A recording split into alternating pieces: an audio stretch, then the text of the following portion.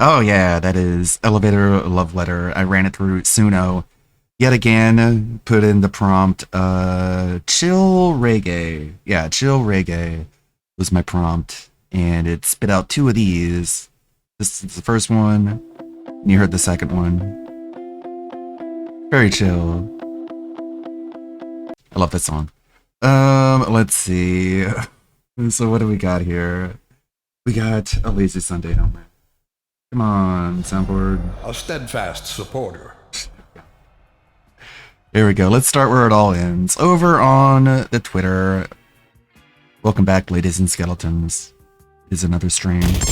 Another Lazy Sunday. I'm going to be editing in the background as usual. We have plenty of videos to take a look at. Not all DSP related. I'm going to do some variety. Check out some different stuff. To celebrate the release of Resident Evil Requiem this week, starting on Sunday, February 22nd, tomorrow, which is today, zombies are invading DSP Gaming. Not DSP Space Gaming.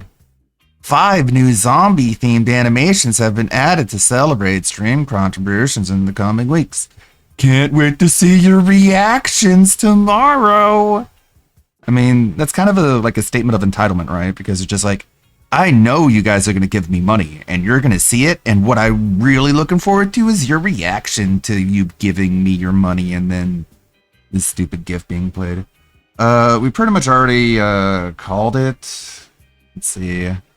The Discords have been on fire trying to figure out what he's going to be playing. Because, you know, whatever it is going to be, it's going to be stupid and lazy and low effort. It's either going to be the dumbest, laziest, lowest effort thing you could possibly imagine, or it's going to be worse than that. It's going to be something like this.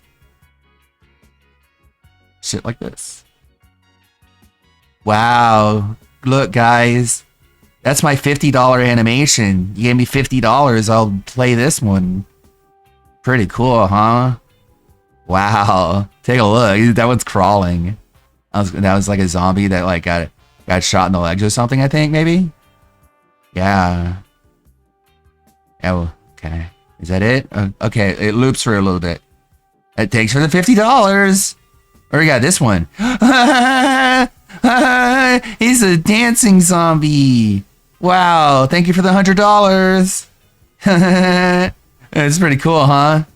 Yeah, I know it's like up there in the corner and it's really small, but fuck you. It's where it's gonna be. I'm not gonna make it bigger, you shithead. Thanks for the $100. Dancing zombie. What do we got next? Oh my god, the zombies are running towards you. Look at that. Oh, are you scared, Jade? Oh no, I put a stick in your wheelchair wheels. Your wheelchair can't move anymore, Jade. What are you gonna do now? I'm gonna run away and you're gonna get eaten by zombies as I escape, Jade. Stupid fuck, thank you for the $150. Thank you for the $500,000. That's the $500,000 animation. Okay, here's the next one. This one's a $2 million animation. Pretty cool, huh, Jax Raxer? I know you wish we could buy a car, but fuck you. No car for you. I'm gonna make better use of that money. I'm gonna buy a monitor, you shithead. You don't get no fucking car, stupid. Who do you think you are, Jax Raxer? You're no king. You're a peasant. Thanks for the $2 million. Hope you like the animation. That's literally what it's going to be. And if I'm wrong, may my credibility be diminished. But that's what we're going with.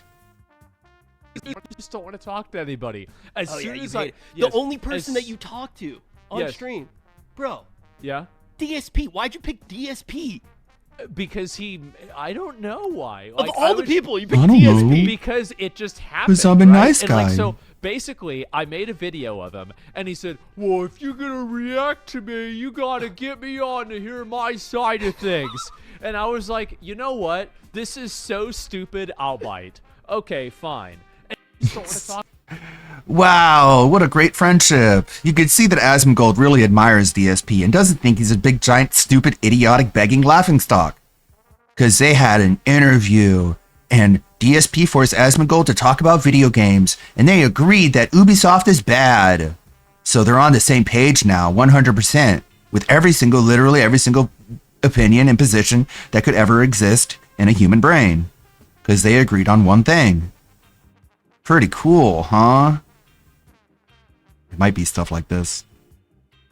I mean, this seems too good for what DSP would choose for his animations.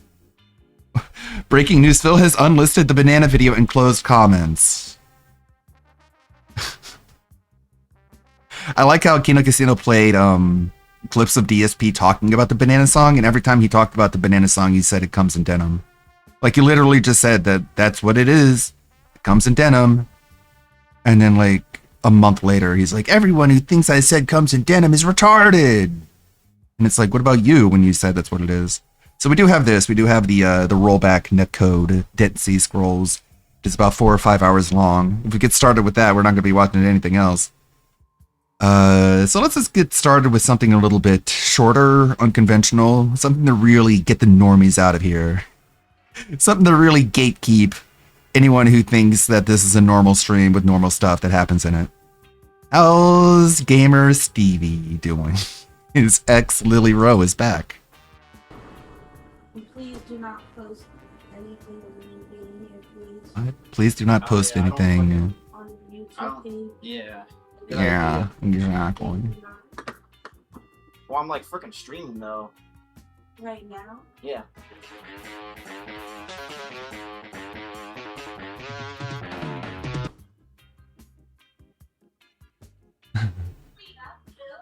It's a great No, song. It's my dad. I love Maximum Carnage. Nope, I didn't clean shit. I'm lazy. Looks better here, though. Thank God. Yeah, exactly. Oh, God. Looks better. I should put that on the soundboard. Yeah.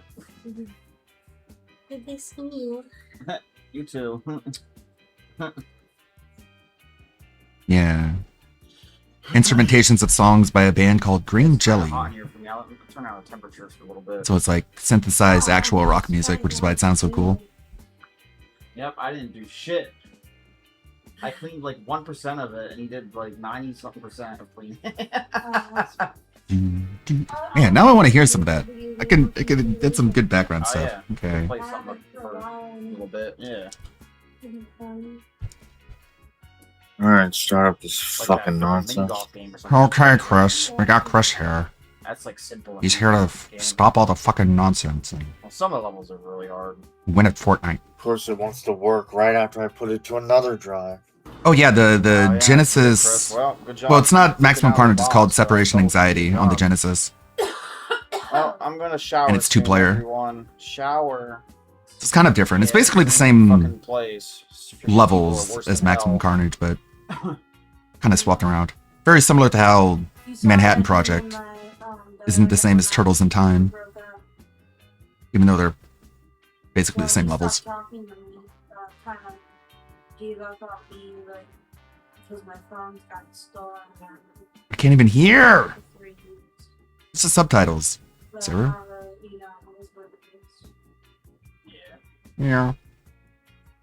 So is this new? Are they like back to living together? Upset about it. No. He's a No. not a very nice person. He's obviously Oh yeah. drug dealing. Yeah, it's freaking. I He's just sober. freaking. Doesn't make any sense. He's used to fucked up.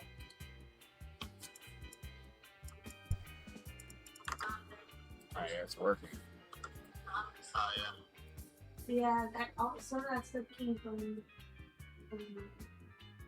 where I was.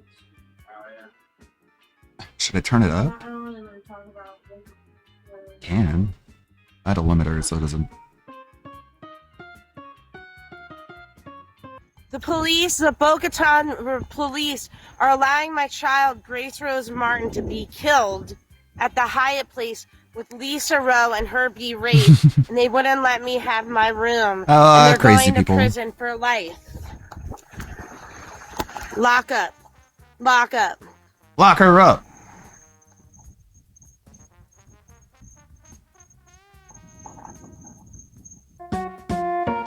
And who is this mystery man? Keith, I'm telling you the truth. But the world is going to end. at Walgreens in Pompano Beach. What a place Me and my for the world to daughter end. die. I'm telling you, the world's gonna end in 99 days. At that I'm the Walgreens. military police, a Corporal 10 in the military. I'm also a Navy SEAL.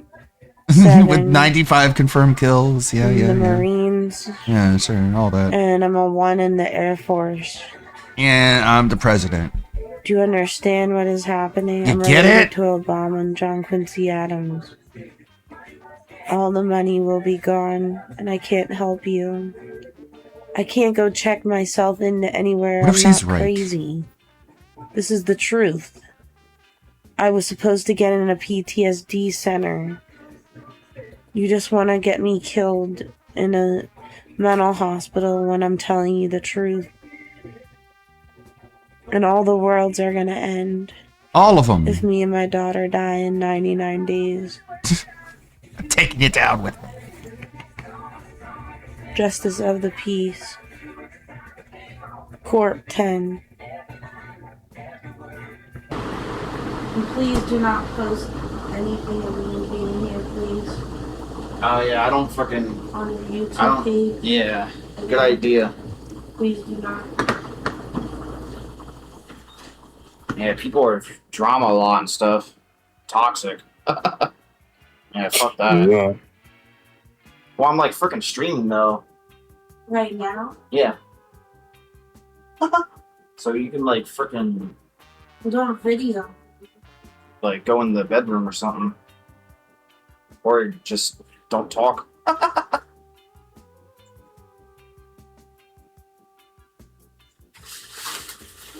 Well, time to get drunk and fucked up.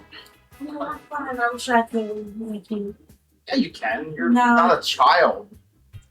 No, I really don't want to. Ah, okay. No, I don't want to break this for you. Alright, cool. That sounds good. You can get that.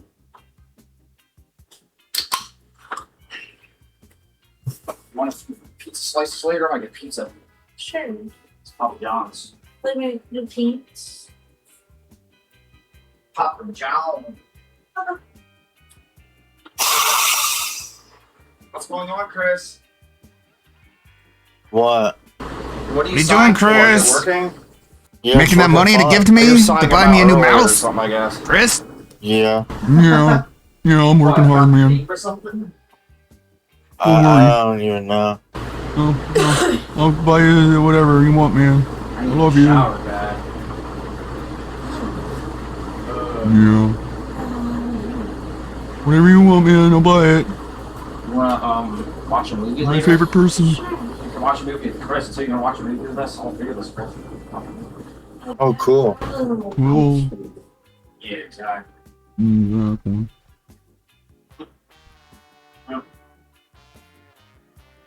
You wanna watch this movie with us, Chris? Later, we can all watch it. Sure, bro. You wanna be a Party cook? chat. You wanna sit in the Sure, cook chair? Yeah.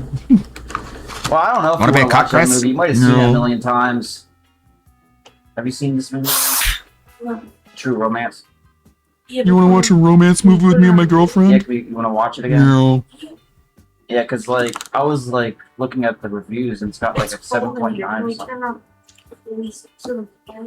Is it porno? Turn on. Just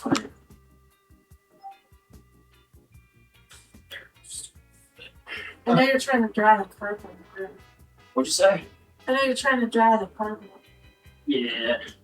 You should add like freshman wash It's being really nice.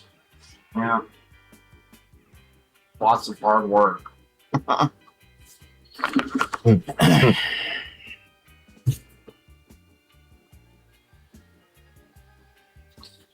Oh, yeah, me and, wait, what the heck?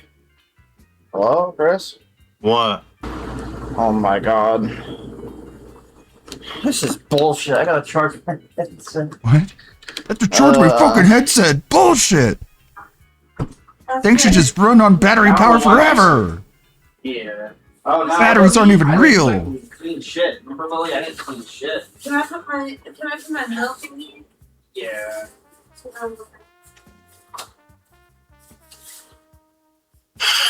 Does anything happen in this video? I mean, it's not like I'd be mad. Just click on it.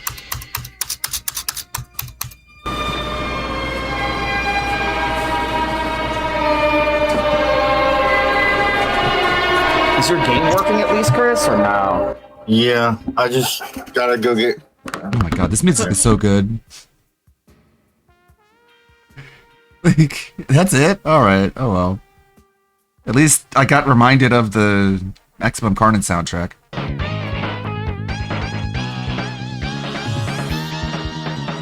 Oh yeah. Classic, man.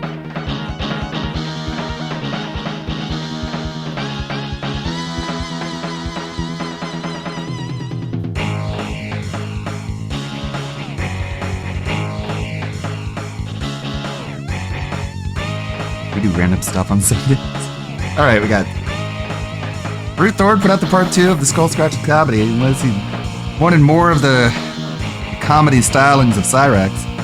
Got Magic Mush with a video talking about X-Play. And old Adam Sessler, the clapper himself. Also have June the King. A couple documentaries I haven't seen yet. The rollback netcode saga.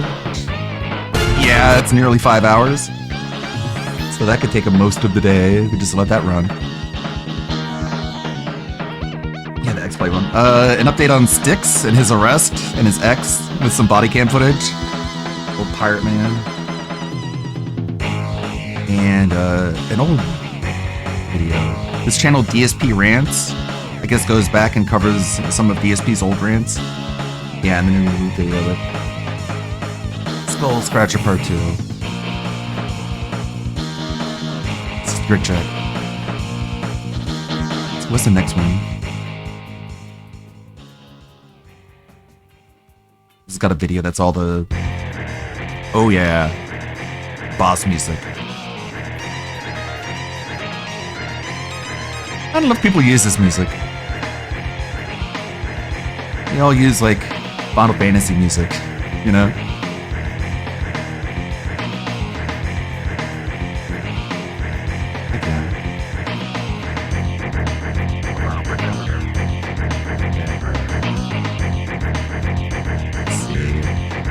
Not sure where to start.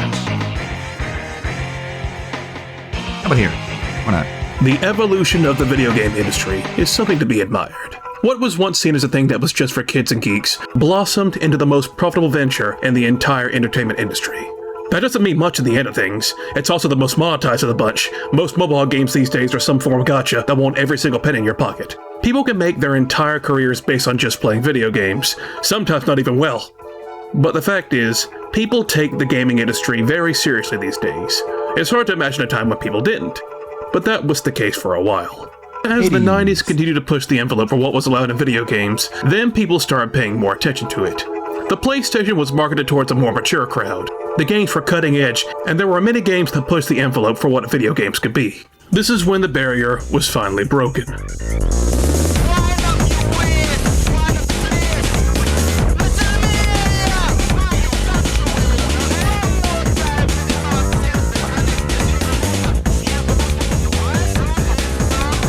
People saw the games that were coming out around the turn of the millennium. That and the then growing popularity. Yeah, I played that one recently. It was a 1-2 Separation punch Anxiety that made people look at video with Alfred. games in a new light. These were both industries people needed to keep an eye on, and even potentially find a not way to super get into recently. these industries. In 1998, Couple years a ago. cable channel was created by the name of ZDTV, which would later go on to be known as Tech TV. It was a niche channel, dedicated solely to covering the ever-growing internet and made to capitalize on the dot-com bubble at the time.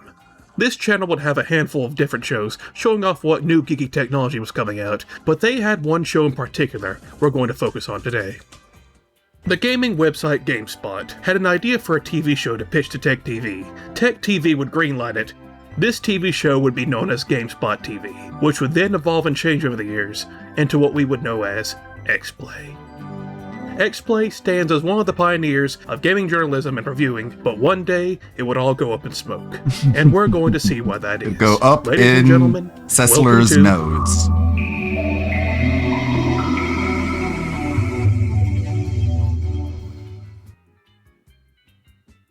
But before we get into the major meat of things, this video was sponsored by ZocDoc. ZocDoc is Get out of here, for ads! but Beg for usually money instead. and where you can make there's well over a primary. Say you're gonna lose your house. Okay, appointment up to top. That's how you do it like the pros. Use ZocDoc for sponsoring today.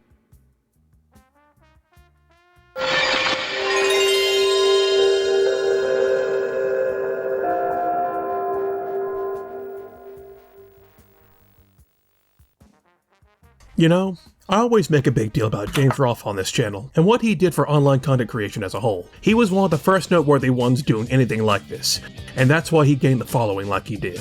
But that's the thing.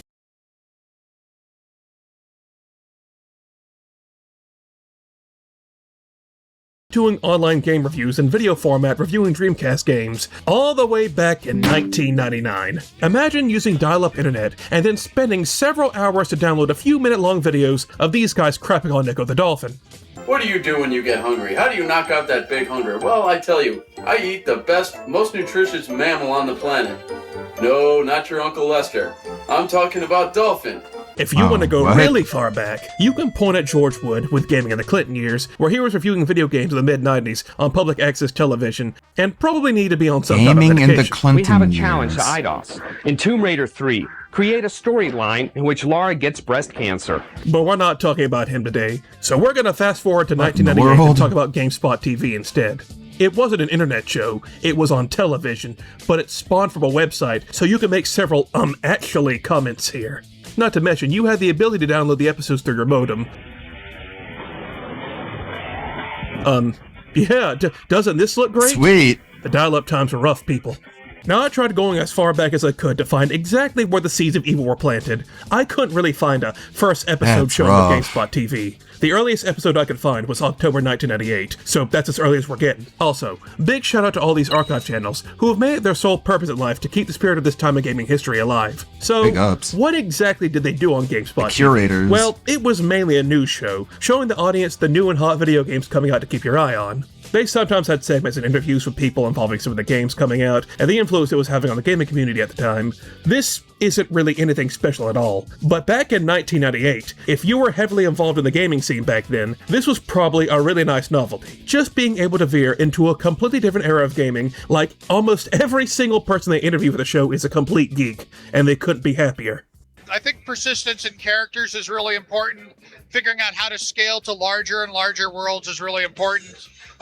It'd be really interesting with a huge number of servers around the internet to figure out how to have an economy that existed between the various servers. Those are some of the longer term research areas that Valve and some of the other action gaming companies are looking at. And let's not forget they would also have reviews of some of the games that came out. The reviews mainly try to come off as informal or professional. It doesn't try to make quips about Buffalo shit or anything like that. It tells you the game's mechanics and gameplay, if they work or not, and judge the games based on that. Nothing more, nothing less. They get the job done, and let me tell you, you'll be pleading for these types of reviews to come back as we get further into the video. So the main thing you should take from all this is that GameSpot TV, and by extension, most of ZDTV at this point in time, was dedicated to a very small niche of people who were interested in the things they covered. It was for nerds, outcasts, Yeah, I watched the typical them person that had no occasionally. real interest in this stuff at the time, minus But- financial incentive. GameSpot TV had a slew of hosts, most of whom originated from GameSpot, but then there was the main female host and the main male host. Don't worry about the female host, Lauren Fielder, right now. She won't be here long. The one you want to focus on right now is this Morgan Whip. This is Adam Sessler. This man, being the living embodiment of the late 90s and early 2000s with those frosted tips, get used to seeing him, because you're going to be seeing a lot of him Got in those this frosted video. tips. Right Very now, 90s. the show isn't the one everyone remembers just yet. It's gotta evolve. In 2001, the name dropped the GameSpot moniker and updated to Extended Play, where not really much has changed. They still did their interviews, their news reports, and their reviews. They cover the PS2, GameCube, and Xbox console launches. The show is still more so about being informative and for the niche audience that was watching it, but that was all about to change. The last episode of Extended Play ended with a several-minute-long segment dedicated to LARPers doing their thing in the snow, and they are taking it super seriously. We're gonna do this by the numbers, everyone. The fighters are gonna be up front. interesting. The casters backpacking the fighters. Who has life spells here? Raise your hand. Onwards to victory!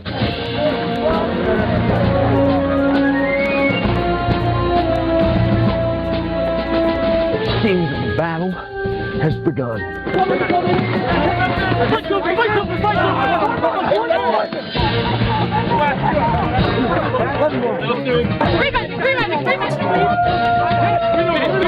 The end of the day, and like all good warriors, it's time to go home. I've seen some orcs, I've seen some knights, I've seen some stuff I'm not going to forget anytime soon. What a comedian.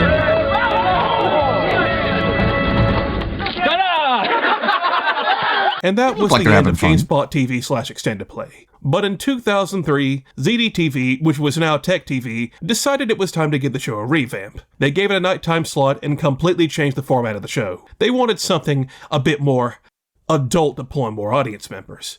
This would be the final transformation into the show that we know as X-Play.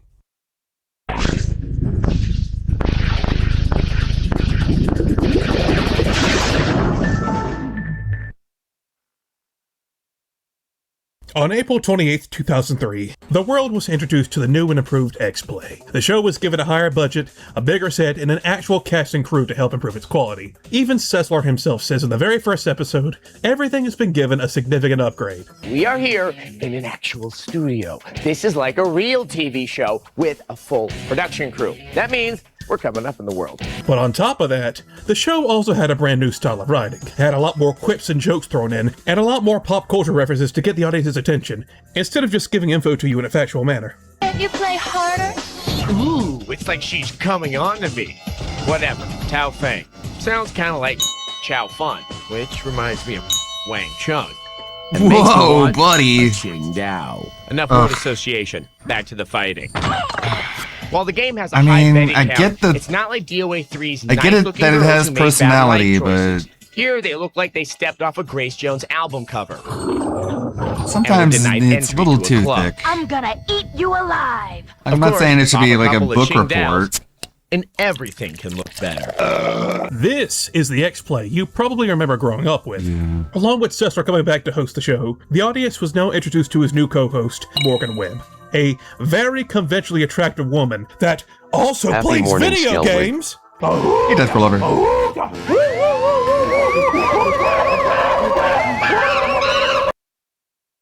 Sorry. A lot of guys that grew up with this show will flat out tell you they watched it just for Morgan Webb because they thought she was hot, creating their first ever parasocial relationships before moving on to VTubers. Morgan for many years would be accused of not even being an actual gamer, because she was a woman. But there's a ton of evidence that points to the contrary. In fact, as you'll soon see, Morgan is perhaps the more generous of the two, and actually reviewed some games honestly and fairly, for the most part. Right now, all you need to know is, Adam Sessler and Morgan Webb are the two hosts, and they're going to be giving you all the gaming news and reviews you could need in the early 2000s. For a lot of people back then, they relied solely on these two for their gaming news, so just keep that in mind as we go forward. A lot more attitude was added to basically everything. There's always a sort of edginess and bite with some of the quips they were tossing out. Here's Dion Wei in Dynasty Warriors 3. And here he is in number 4. Looks almost like the same game. If you bought this title on the PS2 6 months ago, you probably won't be impressed. But if you're a novice, or if you simply love to fight the good, mindless, violent fight, Dynasty Warriors 4 is still second to none. That is one major thing I have to give X-Play credit for. Despite being an integral part of gaming journalism back in the day, if they thought your game sucked, they weren't going to hold back. They didn't really seem to take handouts from publishers. They would rip your game apart and dance on its grave if they didn't like it. Here's the thing. If the game's crappy, we're not going to lie and say it's good because you wrote us an angry email. And we'll be telling you the truth about the sequel too, whether you like it or not. The structure of the show would usually have a few reviews, maybe a preview or two, music. and at some point you would get a sketch comedy skit. Name is what again? The Human Target. The Human Target. And why is you came up with that name? I have been fragged more than anybody in the history of the internet. Now, I've mentioned my distaste for review shows having unnecessary skits in them in the past. I can't really fault them because they had to fill up 21 minutes somehow, and well, this is what you would usually get. Well, I'm not gonna let some stupid game prevent me from a decent Piscean human discourse. Meet Slippy. He's my new buddy that I took around my hometown. Slippy and me became fast friends. He loved the view. X-Play had I can a lot start of to see reoccurring why skit he segments, went on to something to coke. really give the show that kind of flair. You had stuff like Spoiler Theater, where they would talk about the endings of games that had come out in the past and discuss them, or Cessler's Soapbox, where Cessler would get on his high horse, or actually stay on his high horse, and talk about the inner workings of the gaming industry and what was going on at that time. They had segments where they would read emails and posts they would get from the X-Play message boards. They had several top 5 countdowns for multiple topics. They had a segment where they would talk about weird games. They had a section called Games for Cheap Bastards, probably one of the most poorly aged segments in the entire show, because a lot of the games shown off here now cost... Think about these segments, that some of them I noticed are sort of a precursor to what types of trends would start hitting the internet wave by wave. Remember that time online when top 10s took the internet by storm? WatchMojo milked the shit out of that trend. And with Cessler's Soapbox, well, that's just every video essay now, isn't it? If anyone remembers the old school screw attack, before they got sent away to their minds for all eternity, watching some of their older stuff, they were most definitely taking the future look what it is. It's all I hate to say Craig. it, but it's true. In a lot of ways, X-Play was ahead of the curve. They were doing things years before they took off online, and it's no wonder after the show's transformation into this, it exploded in popularity. This new format really took off with audiences. It gave the show new life, and it was easily the most popular show Tech TV had at the time. And if you're wondering, yes, of course I grew up with X-Play. I saw a fair share of it in my youth. I had to have discovered it in, I believe, 2005 when I was just 7. The review that stuck in my mind forever was when they were showing off the Legend of Zelda Minish Cap and Cesar the mushrooms in the game as if it were a different type of mushroom. Can we show this? And my dumbass 7-year-old self thought it was actually in the game.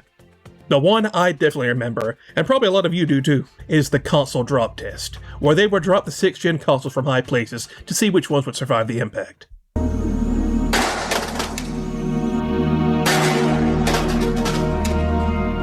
If you were a young teen or adult in the 2000s, you were basically all set with this show. The show had a personality, and that's why people loved it at the time. Perhaps a bit too much of a personality, though. The evolution of GameSpot TV into X-Play is sort of like seeing your young child grow up. And now X-Play at this point was a prepubescent 12-year-old, and he's about to become a teenager. A very rowdy, foul-mouthed, combative, and rebellious teenager. Yeah, it was nice revisiting something from my youth. It is very nostalgic seeing most of this. But as I continued to watch more and more episodes, the further along the show got, that's when things started to crack. Putting the nostalgia aside, I quickly noticed this show had problems, and it had a lot of them.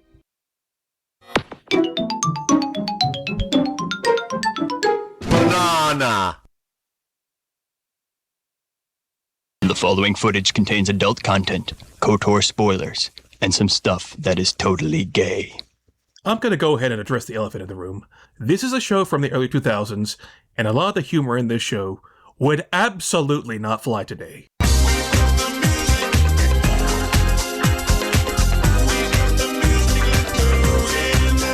Mommy, there's a gay in my game. The 2000s was the edge. I'm gay and that's It was okay, an I don't era have of to rebellion, hide. especially in the world of video games, where there was increased scrutiny towards that industry, as a lot of people believed video games were corrupting their youth. And as a middle finger to those groups, a lot of younger people, and shows marketed towards the younger people, said whatever the hell they wanted. It was a different time. So yeah, gay jokes, they're here. Move along, there's nothing Freudian to see here. Look at that. I got your tail. Nothing at all. Piccolo, do it. Racist jokes, this show's got them. Morgan-san! X-Play! Review X-Play! In the earlier seasons, it wasn't so bad. Maybe you'd get a crude remark or a dated celebrity reference here and there, but as the show went on, they got more and more prominent. One aspect of this I absolutely cannot ignore is X-Play's comments about one country in particular, the land of the rising sun. Since a lot of they video hated games come from Japan. Japan, Maybe that's where X-Play DSP plays gets a it lot of from. them and had some choice words on the country. And let me tell you, Maybe, they do not hold back. We're not exactly sure how, but can Maybe you he really just- blame us? maybe he Who knows thinks it's anything about cool Japanese from history? this. There were some samurai, they periodically themselves a rattler and judo, and they invented a religion that sanctifies small trees and fat guys wrestling. Then we nuked them. That's what they turned into a real country. We all know who will replace us. India, that billion-strong faux vegetarian tech support call-taking behemoth of a nation. or the Chinese, but certainly not Japan, because while they may be technologically advanced and financially powerful, they're already in decline. You search up people talking about X-Play on social media today, and you will see people posting these clips all the time, showing you how racist and xenophobic the show is. I mean, they had it coming. They tried to destroy a wonderful paradise in the Pacific. I'm not a Twitter reactionary. You didn't come here to see an opinion. You can see any average Joe post online about. And I think there's a lot more to it than just calling it racist. All these comments about Japan is performative. It's for the camera. It's trying to entertain their teenage and young adult audience. It doesn't stop how offensive it is, but they just didn't care. There's no point in pointing out how offensive it is, because they already know that. Their constant picking on and mocking Japan is a pretty constant throughout the show. If you're going to be offensive on purpose, I expect some consistency. But sometimes their comments towards Japan don't even make any sense. Damn it! You guys totally wrecked my shop, and I haven't even named it yet! Why would you name a shop? Somebody's got to tell the Japanese we don't name shops. What? We don't name shops? What? Adam, what the fuck are you talking about? This came out of nowhere too, because they ended up really liking Devil May Cry 3. They gave it a 4 out of 5, and yeah, Devil May Cry 3 is a fantastic game. You should go pick a copy up at your local Stop and Mart. I'm not the type of guy who's going to write something off just because it's made to be offensive. But most of the time, the joke isn't even anything unique get it or from creative. those places with Aren't no Japanese names. interests really weird? And don't they have funny accents? Where do you go? I don't know. Our shops don't have names. And some of these skits, well, I don't know a better way to put this. It's like Nostalgia Critic skits before the Nostalgia Critic existed. I'm afraid you can't escape the studio that easily. I've trapped you in a dream world from which you can never escape. Oh boy. I am Mr. Mixius Pitlick. Some people say Mixoplex, but they're wrong! Who? I'm a supervillain. Don't you recognize me? What an ego. I fight Superman all the time. I'm famous. I'm right here, Blair. We're just... What's your dog's name? Princess Buttersprinkles. How's Wolfie? I can hear him really barking. Wolfie's fine. Where are you? Blair Butler is dead. I have to go. Wait! Who's gonna help us assassinate the leaders of the free world? Ooh, I can't wait to stick it to Yikes. Angela Merkel. Is that Handsome Bitches, Tom? no Thatcher. Seriously. I know not what you review, but it's something I can never do. Wait, what about He's the way X-Play taller. monkey? We have a monkey. It's one thing to make a bunch of edgy jokes at an entire country's expense. It's another thing entirely when this sort of attitude starts to seep into your review process. Another thing that's been said about X-Play is that they had a ginormous bias against Japanese games, or more specifically, anime-based games and RPGs, and this isn't a new sentiment either. Even back in the day, people were writing in and posting on the X-Play boards about how much it was obvious Adam in particular couldn't stand JRPGs, which the show would bring up quite a bit. Who the hell is this? Actually, we kind of we cloned you, we made a replacement version of you just in case something happens. He's younger than you. He's more charming than you, definitely. And yeah, he's Adam 2.0. He's wearing my shirts. He's got my shoes. Welcome to X-Play. I hate RPGs. I give it a 3 out of 5. I'm not one to just go off of public perception and cherry-pick clips, and after seeing enough episodes of X-Play and slugging through well over 100 reviews, I can say with 100% certainty, X-Play absolutely had a bias against Japanese games. I cannot tell you how many reviews of RPGs I saw where they were called the game weird or boring and then give it a pity 3 out of 5. Hell, in some reviews, you can tell they really don't want to review these in the first place, but feel as if they have to, as it's their job. Brave Story New Traveler. It's an RPG. It's an RPG for your PSP. And that's just about all you need to know about it. But since I'm legally obligated to give this game a full review, here goes. If it's something mainstream like Kingdom Hearts or something action-oriented, they usually get a higher score than that. But don't ever expect them to nominate something with a Japanese anime or RPG influence for Game of the Year. Yeah, I know turn-based RPGs aren't for everyone, but as the series went on, it feels as if they grew spiteful towards RPGs, and anyone who played them. Their review of Baten Kaido's Origins is probably one of the worst reviews I've ever seen. I mean, just look at this garbage. One of the few RPG refugees that made it to the GameCube's Purple Shores was Baten Kaido's Eternal Wings in the Lost Ocean. Lucky for all 27 of you people who bought it, there's now a prequel, Baten Kaido's origins. All right, the story. Let me guess. There's probably Saw a this young review hero with some recently. sort of memory problem who's fighting a vastly overwhelming Evo fascio magical empire. It's too soon to reveal my hands. This is so The bow like you're wearing unnecessarily really takes the edge off the mean-spirited. evil mastermind thing. Cliche burden boy Yada action yada will yada, save us blah all blah its blah. name, Soggy. Japan, you kind know. of overdue. Ugh. But I'm soggy. Rhymes with Saki. Saki! Which I could use a lot of right now. Soggy. Saki! Does it count as sexual harassment if her wings were asking for it? You can chain the cards together to add maximum damage, but like any card-oriented game, you're at the mercy of Lady Luck. That bitch. There are new tweaks to the Yeah. card system, but the If you changes bought don't these go games, deep you enough probably- to really make a difference. Soggy. Probably got your money back. Will you shut up about Soggy? Soggy. Saki! Saki! What is this humor? Baten Kaido's Origin is an RPG for the We'll GameCube. just keep saying it'll That get funny about says it eventually. all. A 3. Saki! Yeah. Out of 5. Hilarious. 3 out of 5? You did all that. You barely even reviewed the fucking game, and you're giving it a 3 out of 5? The thing is, they weren't like this when they were still GameSpot TV and Extended Play. They treated JRPGs like any other game, and would give them praise if they were actually good. If there's one group that X-Play did despise with a burning passion, that would be the nerds. And it doesn't matter your race, gender, or sexual orientation, you can be a nerd regardless of your background. Hi, I'm Andre, and I'm a black nerd, and I'm angry. These were the people who were usually enjoying the RPGs and Japanese media that X-Play constantly shat on, and were also the ones browsing the X-Play boards and calling them out for their biases. X-Play made it their mission to let these nerds know they didn't care what they thought, and that they were losers. Last review of the show, and what a doozy it is. See, we get a lot of hate mail. It used to mostly come from the Dragon Ball Z fans. Then it came from the Inuyasha fans. And now most of it comes from the Full Metal Alchemist fans. They hate us because we didn't like the first Full Metal Alchemist game, and we said one of the characters looked like a robot in a loincloth. You have to buy your own mat with the game, but once you got it, the fun never stops. Until the guy who's been playing Final Fantasy for like 7 years, when he gets up off his couch and then he starts to dance and then he has a heart attack and then he dies.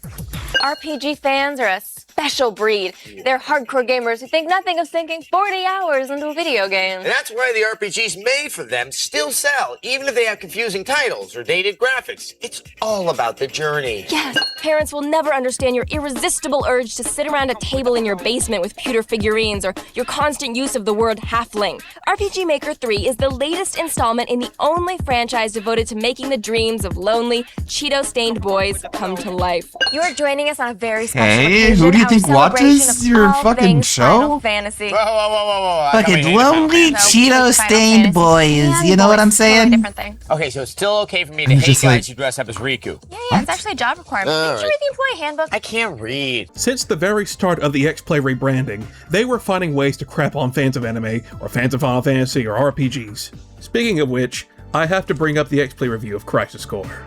Like I said, if X-Play didn't like your game, they did not hold back, and that goes for Crisis Core. They were, not very kind to it. If a game features good-looking guys and incredibly stupid dialogue, you know it came from Japan. Hello to you too. Crisis Core Final Fantasy VII is a prequel that stars a minor character from the original PlayStation game, who now gets his own rich, detailed story. And?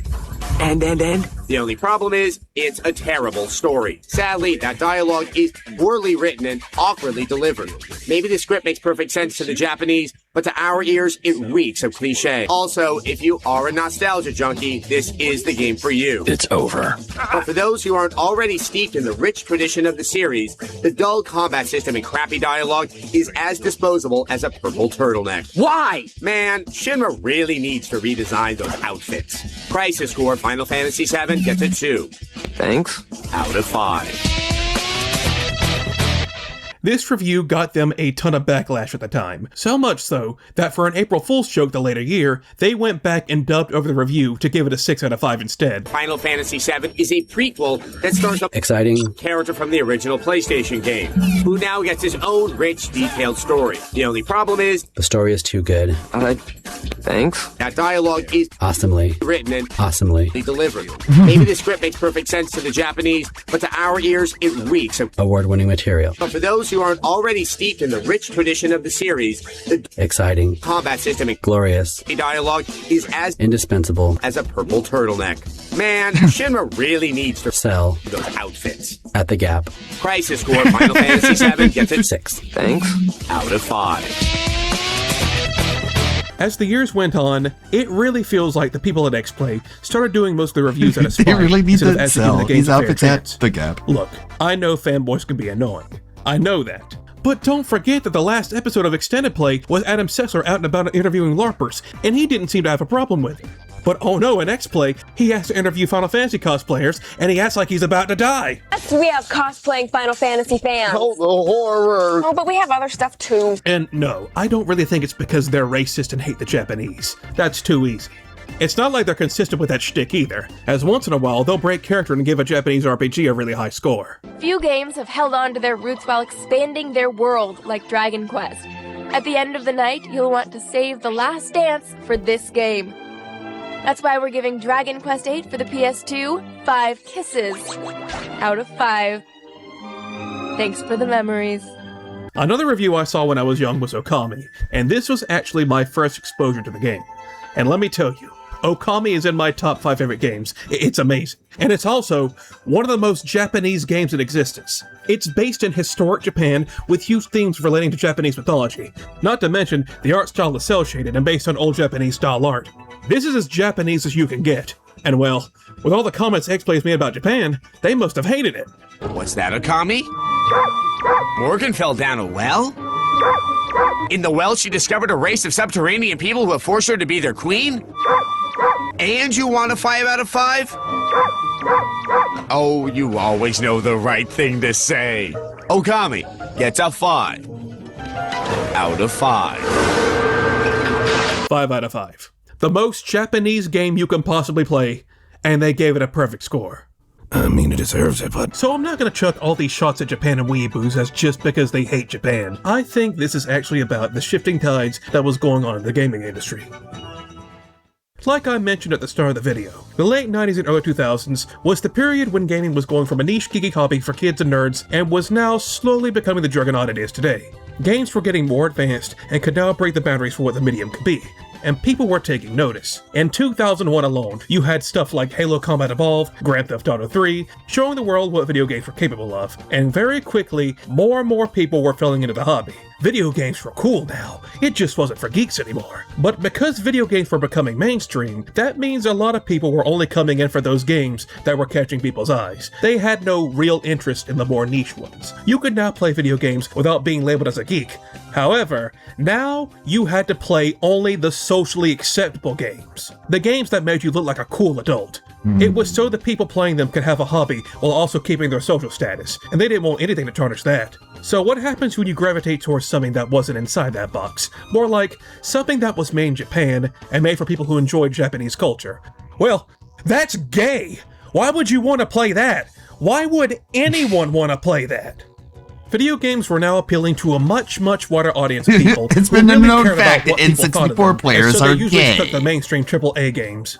And this If you have was a now the Nintendo audience 64, X-Players you might appealed as well be to. The wearing type a that pride only really flag. cared for the mainstream stuff. They were profiting off of the sudden boom in gaming that was going on, the stuff that made gaming look cool and awesome. And well, anime games and RPGs usually had influence from different anime and manga, which was cartoonish by nature. And well, cartoons are for children, and therefore if you liked them, you were childish and or gay. Just finding ways to crap on anime games and anime fans Well, any chance they get shit. is so strange Guess considering I'm who gay. their original Oh, audience well. was. Like, you can look back on Tech TV bumpers and see them advertising anime marathons right before an episode of X-Play. Hell, right at the end of Oh, an USA episode of one, that's Extended cool. Play, I you mean, can I see don't really right care, there honestly, at the but bottom of whatever, the better fucking than losing.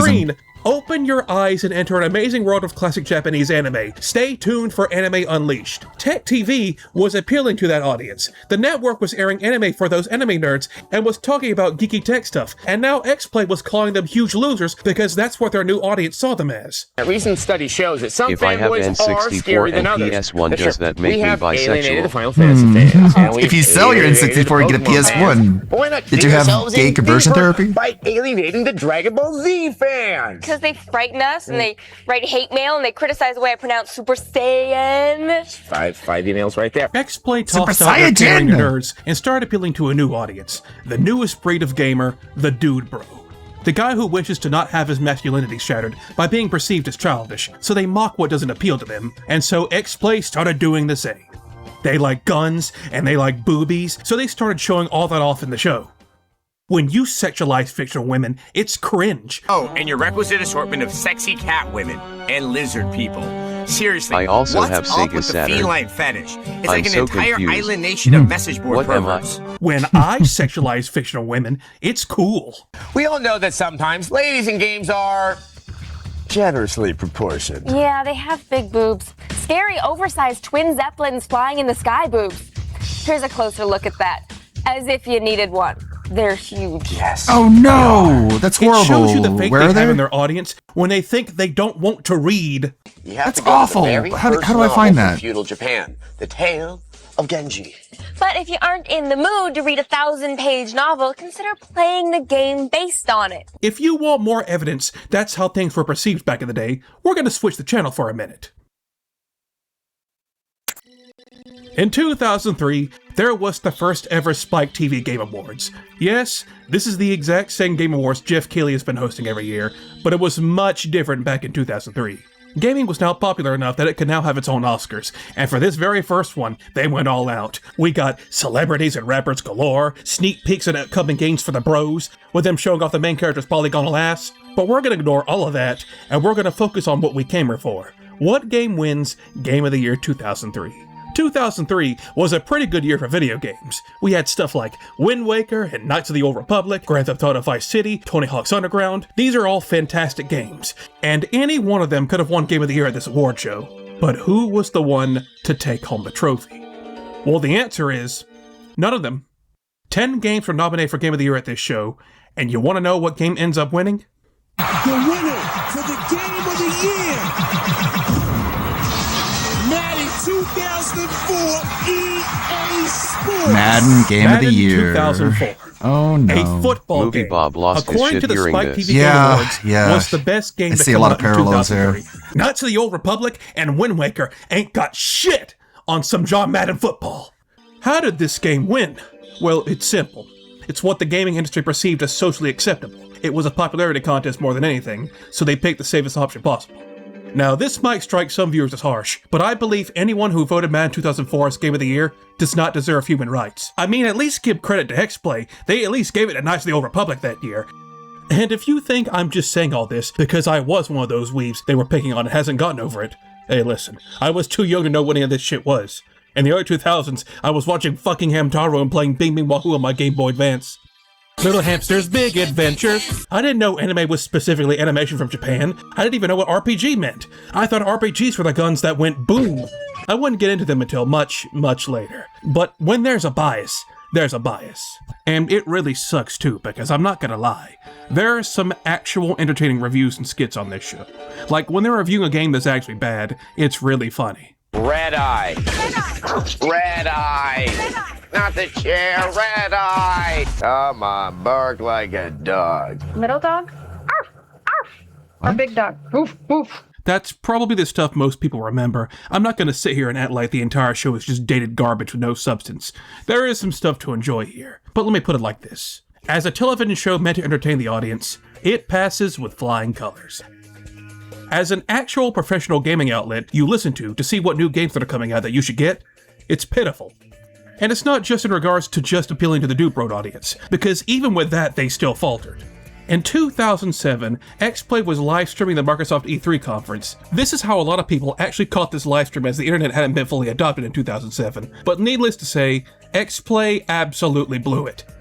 Throughout several times in the live stream, they had to cut to commercial break, cutting out huge chunks of the conference. And while the stream was showing off Halo 3, by far the most anticipated game of the event, they cut to commercial break.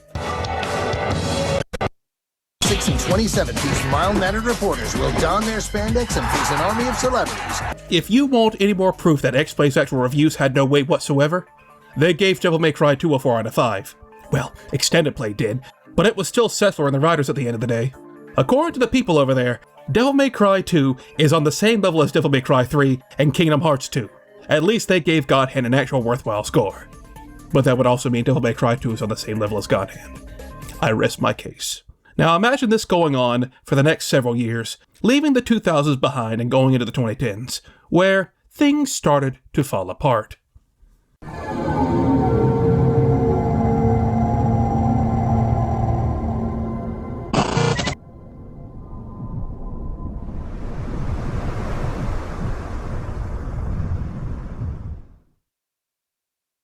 Now, I avoided mentioning anything regarding the networks X-Play was hosted on because I wanted to focus on the show itself first. The average person is not going to know what's going on behind the scenes at a company. Well, yes, X-Play was an extremely popular show when it started airing. Behind the scenes, things weren't looking so hot.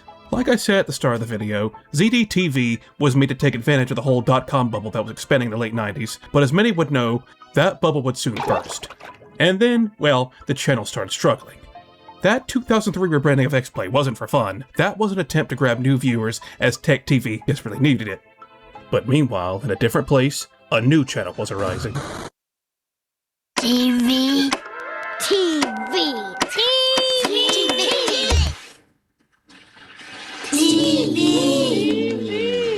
In 2002, a new cable channel by the name of G4 was created, and this channel was created solely to cash in on the expanding gaming industry. It was a channel made for gamers. The entire lineup was content dedicated purely to the gaming industry. Cheat codes, gaming news and reviews, you name it. It was a smart idea. However, G4 in the early 2000s struggled. It was struggling to get any advertisers on board. In order for your channel to survive, you needed advertisers and money, and G4 didn't have either. They needed something big to help them. In 2003, the CEO of Now Tech TV had finally had enough of their mediocre numbers and decided to put the channel up for sale. G4 saw this and saw what they had to offer and quickly swooped in to snatch the sale, and the deal was made final in early 2004. The two channels merged to become G4 Tech TV until the assimilation was completed a few months later, and so it just became G4 again. Now that the two channels had become one, it was now survival of the fittest. Only the most popular of Tech TV's shows were allowed to stay on G4. If you didn't meet the channel's new expectations, the show was getting the axe and you were fired. Of course, X-Play was their most popular, so it got to stay, but everything else wasn't so lucky. Anything that was considered nerdy or geeky was immediately put on the chopping block. Anything relating to anime or all those anime marathons were axed, in America at least. They kept them around for Canada from what I read. Screensavers was another one of Tech TV's most popular shows, and it was transformed into Attack of the Show. It became a lot more about pop culture and current trends to appeal to a wider demographic, and a ton of people who worked on Screensavers were let go. And one of those people was a man named Dan Heward, who would later go online and write a huge blog post about what was going on behind the scenes at G4. Dan noted on his blog that G4 wanted to start shifting their topics from geeky stuff to just gamer and pop culture stuff. This shift caused massive problems with Dan's job, which was mostly screening live phone calls for the show from actual people. Bill, are you there? Yeah, I'm here, Leo. Bill, you're a brave man. When Roger and Carmine showed up at your door, how did you feel about that? A little scary with Scott coming along, but Roger was great. You knew you were in trouble when Scott Harriet shows up at the door. Now those phone calls were meant to be pre-recorded and more so for comedy than actually helpful. But don't forget, the average viewer of ZDTV and Tech TV were nerdy, shy, social outcasts. They didn't know how to be funny. Our first call of the day, it's Christopher in Sewanee, Georgia. Hi, Christopher. All they had to do was review tech. What can I in the do for USA. you today? Well, my question is, what's the difference between CDR and CDRW, and should I get one? Oh, I love that question because I have a kind of contrarian view on it all. I don't agree with the mainstream on this one, so I'm glad you asked. He lost all passion for his job because it wasn't genuine anymore, and he eventually lost his job over this. The most damning part of this entire blog post is this quote by him right here. Management didn't want geeks asking questions on our show anymore. Screensavers and Tech TV was built on the foundation of those nerds keeping their network and show afloat, and once they found a new audience to pander to, they threw them away. They had served their purpose. You have just given me my $1 million! Now get out! What? Get out!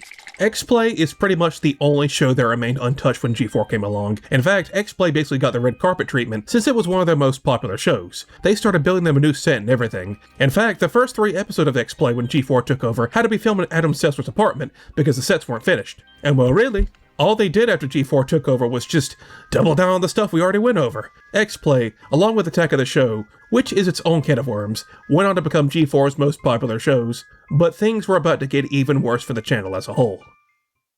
In late 2005, the then president of G4 stepped down and was replaced by a brand new guy named Neil Tiles.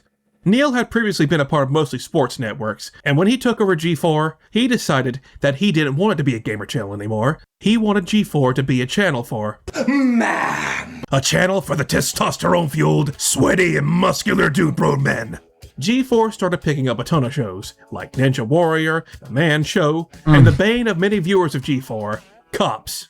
With that rampant, out-of-control misogynist Jimmy Kimmel. Well, let me spell it out for you. G4 was now a network that was in decline. They were doing anything to keep themselves afloat. X-Play themselves would still remain probably their most popular show, but it also went through a number of changes and alterations. They had Extreme Illumination Challenge. That was a great budget, as they were also struggling with competing with the soon-to-be monolithic internet. The strangest change of the show was this set, which has been unofficially called the Spear Set, where it seems they glued glass balls to the floor. What the hell? Why would you do that? What if someone trips on one and breaks something? In 2008, the show got a gigantic overhaul, a brand new set and format, and would stick like this for the next few years. And this overhaul would actually try and go back to its original Games TV and extended play roots, where it's attempting to be a lot more informative than just crack jokes about the games they're playing. The edgy writing and skits were toned down a lot in this overhaul. Cops is a great show. It's still there in some format, but it's we need not to anywhere shame near more where people it who get was. arrested. So it's like they sort of fused the original shows and explained to this new style. You kill me? Who the fuck that? Hey, you cancel that right now. You're hurt. You're hurt real. You're hurt real bad, but you are not dying, Tingle. But the reason for this change was more than likely a result of budget cuts and having less writers to work with and a smaller studio space overall. There's really not much to comment on after this overhaul. It's legit just like all the other game review outlets that were out at the time, and that's to its benefit and its detriment. It's beneficial because now the show isn't hostile towards any of their viewers anymore, for the most part. But this also works against them now because there is absolutely nothing stand out about them anymore. All this gaming news and reviews, well, why would you go to X-Play for that now, when there's dozens of sources that can do that? Maybe if you didn't go online very much and this is still all you had, but by 2008, that percentage of people was rapidly declining. And speaking of declining, by 2010, G4 was on the ropes. Their attempts to make G4 the man channel had completely fallen apart. They attempted to make a couple of new shows here and there to attract viewers, but they all failed. And X-Play and Attack of the Show were probably the only two shows keeping the channel afloat. But those went south too because, well, I'll tell you why that went south. I had discovered X-Play around late 2005-ish, and of course seeing video games played and reviewed on live TV was jaw-dropping to me, and I caught any episodes I could until about late 2007, early 2008-ish. You see, for us at least, G4 was on a very specific cable package. Nobody else really had that package except us. And then the 2008 recession hit us, and because of that, we had to cut back on a lot of our things, including TV. We were no longer going to be able to subscribe to our TV providers because it was too much. Luckily, however, there was a shining beacon of hope, because my mother was a school teacher, and because she was a school teacher, she got special benefits others didn't. That would be including unlimited data for internet access so she could do schoolwork online. After we lost TV, me and my siblings all very quickly shifted over to using exclusively the internet for our entertainment, and because not many other people really had this benefit around the time, we were sort of ahead of the curve when it came to adopting online usage.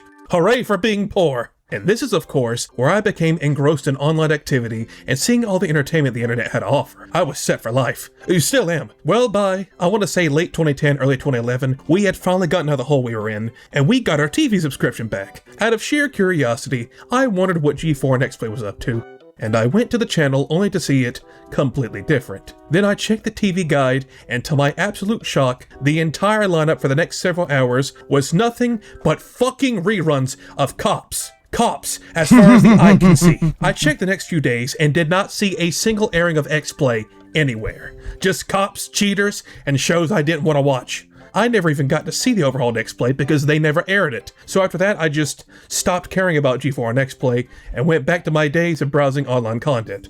People have called X-Play the MTV of video games. But just like MTV, it eventually stopped being about what the channel was made for, just to appeal to a wider audience, and it just wasn't working for them.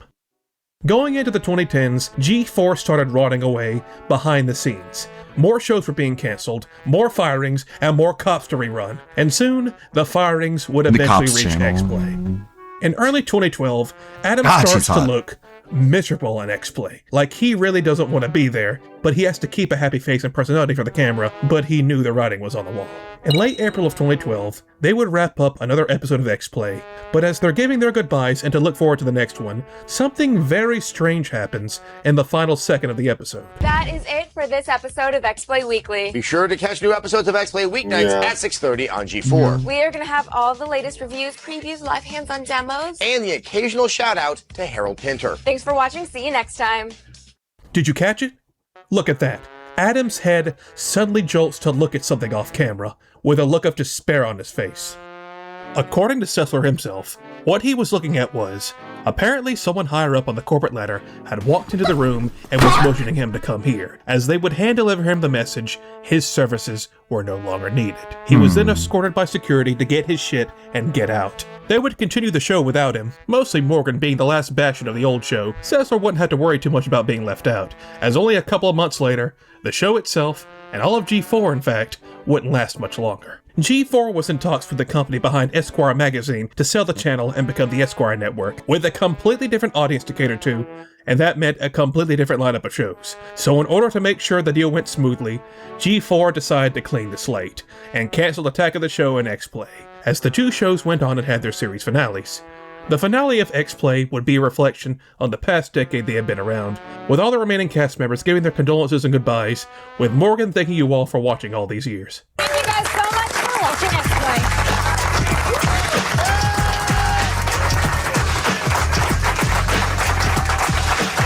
But in a shocking twist of irony, the deal for G4 to become the Esquire network had completely fell through. They killed off their most popular shows for nothing. After this, G4 would continue to air nothing but more reruns of programming they picked up, and reruns of X-Play and Attack of the Show, as more and more cable channels started removing G4 from their TV packages, dying a very slow death, until on December 31st, 2014, as a way to bookend everything, they aired the first episode of X-Play as their final program. X-Play, Tech TV, and G4 was no more.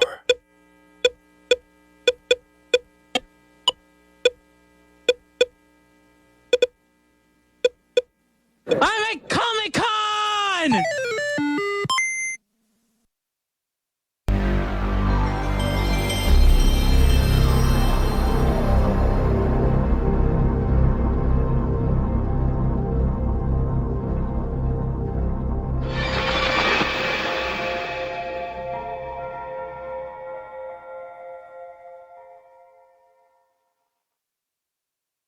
So after X-Play was killed off, everyone just sort of moved on with their lives. No doubt probably going to get other jobs in the entertainment industry. But one must ask, what happened to Adam Sessler? The guy was basically the face of the show, and they just sort of kicked him to the curb. Well, if you're wondering, we're not done talking about Sessler just yet.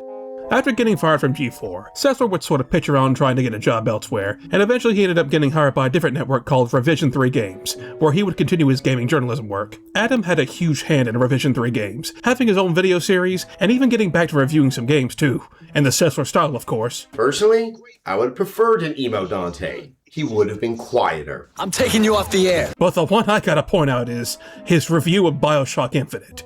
BioShock Infinite, for those who don't know, was a game that was universally loved when it first came out, but over the years, people have started to sour on it. Its reception is a lot more divisive these days. But since this review was when the game first came out, Sessler thinks it was God's gift to mankind. He even brought out the dictionary for this one. This moment, in its odd quietude and musical anachronism, is one of numerous tableaus in BioShock Infinite that catapult this exhilarating meditation. BioShock Infinite is filled with these details at every moment, manifesting a verisimilitude that is at once mysterious and exacting. To not stop and linger at these details, along with the audio logs, is to miss one of the greatest pleasures in video games. While the backdrops themselves are as stunning as everything else in the game, verticality, landscape variety, and Elizabeth's hair powers provide deeply gratifying inventiveness to the proceedings that control smoothly and precisely. Adam sort of became the face of Revision 3. I mean, he was sort of the only guy there with any notoriety. But also when you watch some of his interviews, particularly the ones at E3, I know you can tell Infinite has there was issues. now an added component to his demeanor. Everyone, E3. Like Infinite has a lot less gun customization than the other games, and the power-up system is kind of random in Infinite, which can be kind of annoying, especially if you like a certain build and you're doing a run and this is not giving you the things you want. But other than that, it's a good game. Vivid Touch Booth. This game we're about to see next. Oh my god, this clip is wild, bro. I love this one. Like, look at him. Sort of the only guy there with any notoriety. But also when you watch some of his interviews, particularly the ones at E3, you can tell there was now an edit component to his demeanor. Everyone, E3, Rev 3 Games, Vivid Touch Booth. This game we're about to see next really is one of the most unique offerings out here on the floor. I interviewed on the first Forza. So now you can look at something and be like, oh, Adam is that bad. I finally realized it. Can you explain away how the spirit world exists? Man. Just the idea he thought no one would notice. Pretty much sort of wiped off the face of the earth. How do you sort of build that into... is there any sense of regret? The Insane Clown Posse shared their views on the staff of X-Play. Mostly they're all crackheads and drunks and stuff. I mean, they weren't wrong. Revision 3 wouldn't last very long. Only until about 2014 until it was shut down. The YouTube account hasn't been updated for 11 years, and that was another chapter in Sessler's story down the tubes. After this, he would just sort of piddle around. He would pop up here and there. He and Morgan would reunite for 1 year in 2015 to cover Bethesda's E3 2015 conference. And those details were, of course, really oriented at the fans who have played previous games and going to be able to pick out little references and little things that were in the previous games. But after this, nothing of note would happen for several years. As the 2010s were going along, there was a disturbance in the force. A disturbance involving gaming journalism, a giant dancing peanut, and things were never the same. Due to its age now reaching over a decade, people started feeling nostalgic for X-Play, and while it had many problems, it also represented a simpler time when gaming journalism didn't take itself so seriously. There definitely was an appeal to X-Play, but who it was appealing to and whether it was worth it in the end is up for debate. A lot of people missed X-Play and wished it would return in some shape or form. But, as they say, be careful what you wish for. Some people in positions of power at Comcast saw the growing nostalgia for X-Play and G4 and came up with a brilliant idea. On July 24th, 2020, this video suddenly dropped online.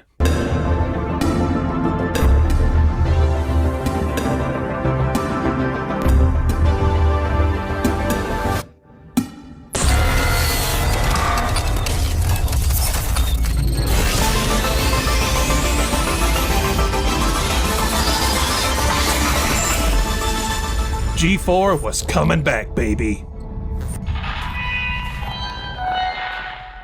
A few months later, a ton of people from G4 would come back for a very special G4 holiday reunion. This would of course include people from Attack of the Show and Cheat, but most importantly, Adam Sessler and Morgan Webb would come back for the first time in years.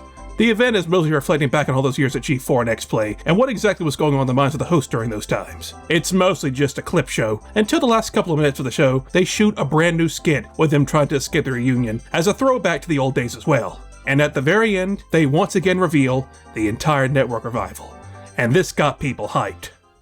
Now this revival of G4 wasn't some smaller scale thing. Oh no. Not only did they start making content on YouTube and Twitch, they went the full 9 yards with this revival and brought the whole damn channel back.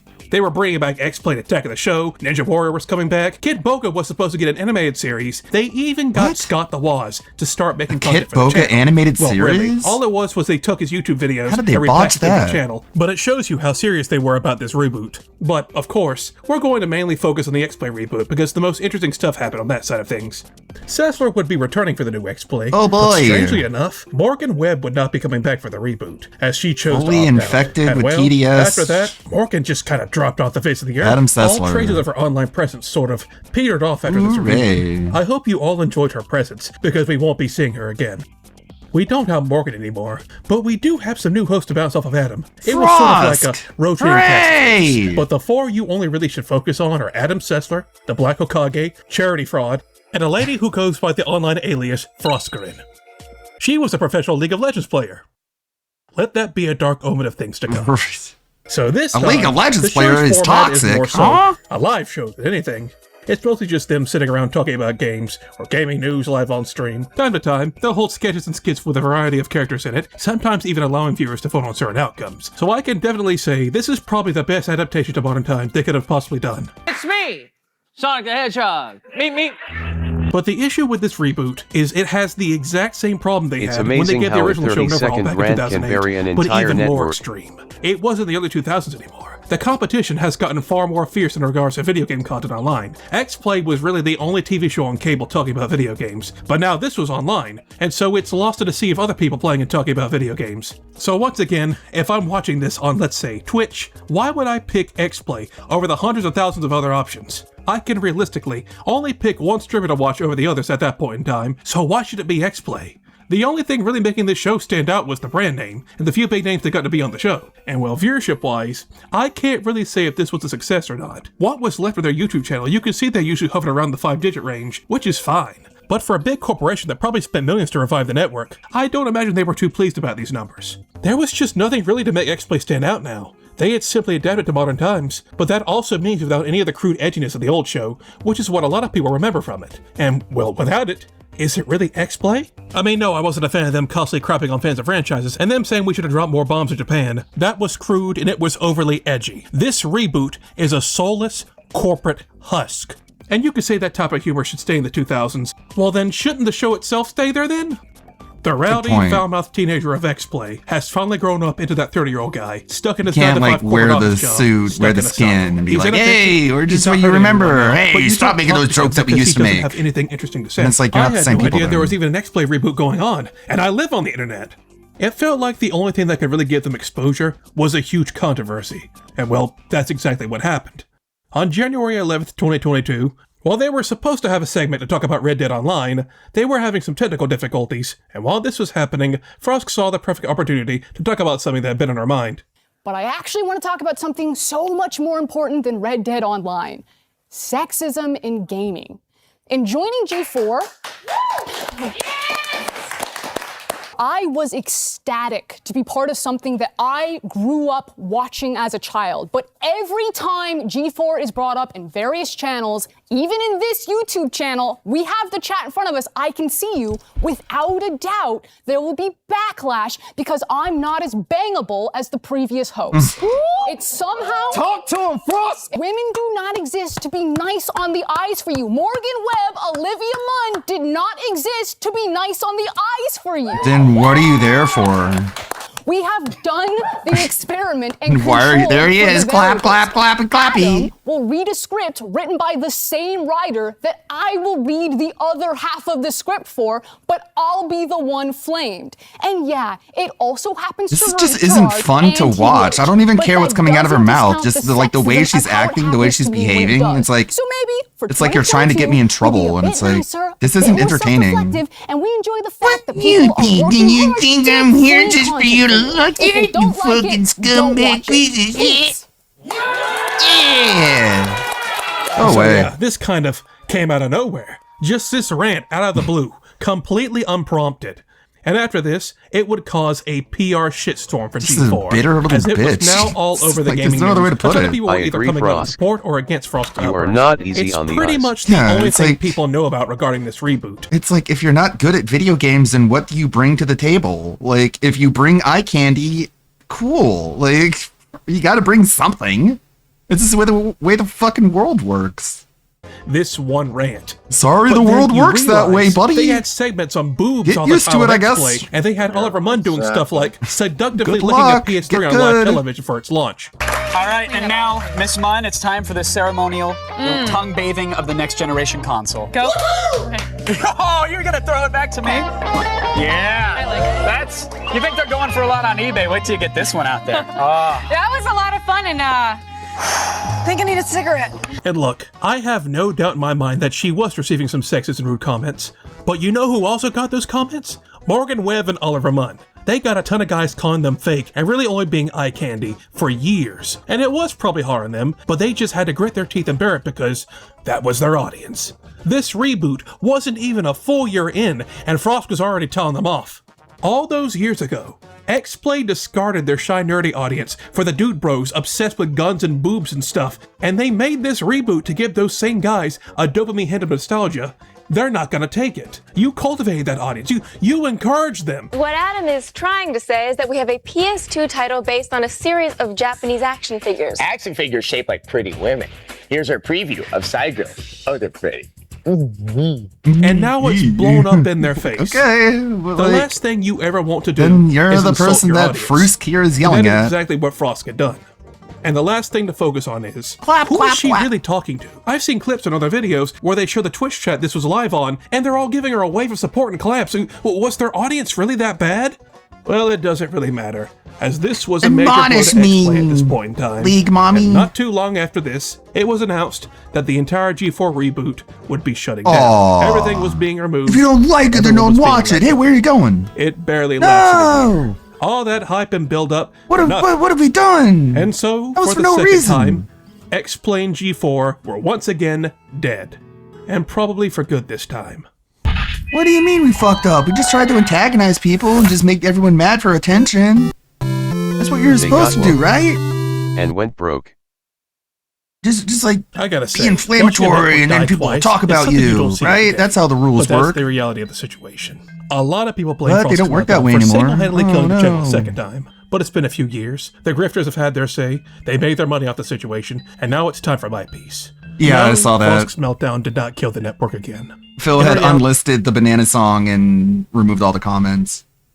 Because we're all just too retarded, obviously. We can't fucking figure it out that he didn't say it comes in denim. Instead, he said, here comes the Nana or here comes Nana, depending on what moment you're hearing him talk about what he was saying.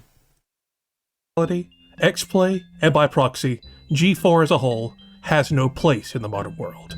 It served its purpose all the way back in the 2000s, but those times are over. After G4 died a second time, Frosk and the rest of the crew moved on to greener pastures, I think. But first we must talk about our favorite Cessman one last time, as he Bury still the truth wasn't done all you yet. want philosophy, but it Whenever will always people mock come the in fact that denim. Reboot failed on social media, Adam Sessler would have a complete meltdown. Oh yeah, that's a major factor I forgot to mention. Adam Sessler was a very active Twitter member for many years, and whenever anyone would show distakes for an X-Play review, Sessler would sometimes respond and double down on it, usually insulting the person in question.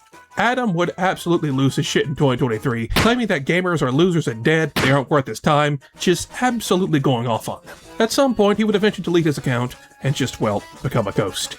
Apparently, he had started up an AI company that he would later sell to Reddit, because of course it was Reddit, and well now, he's probably set for life. This man had been there since the start. Over 20 years of dedication to this one show, he was there through every major restructure, he probably saw hundreds of people let go in his time. He was there for the death of G4, the death of Revision 3 games, and the second death of G4, and in the end, he made out like a bandit.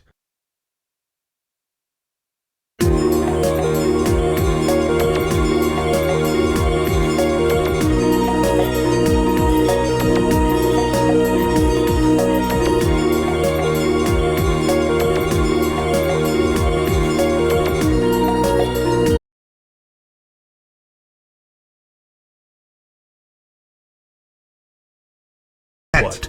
It stands as Okay, we're back. Back very quickly. considered weird. It still lives on as a piece of their childhood, no matter what. I did hear that Adam Sessler found out about this video, and it sounded like he didn't even watch it. He was just like very reflexive and just how mad he is that anyone would. I mean, Adam Sessler knows that he's so fucking toxic that if anyone made a video about him, it was not going to be positive anyway. So he's right in assuming that the video made him look bad, and he just reacted without even watching, which is like a bad look.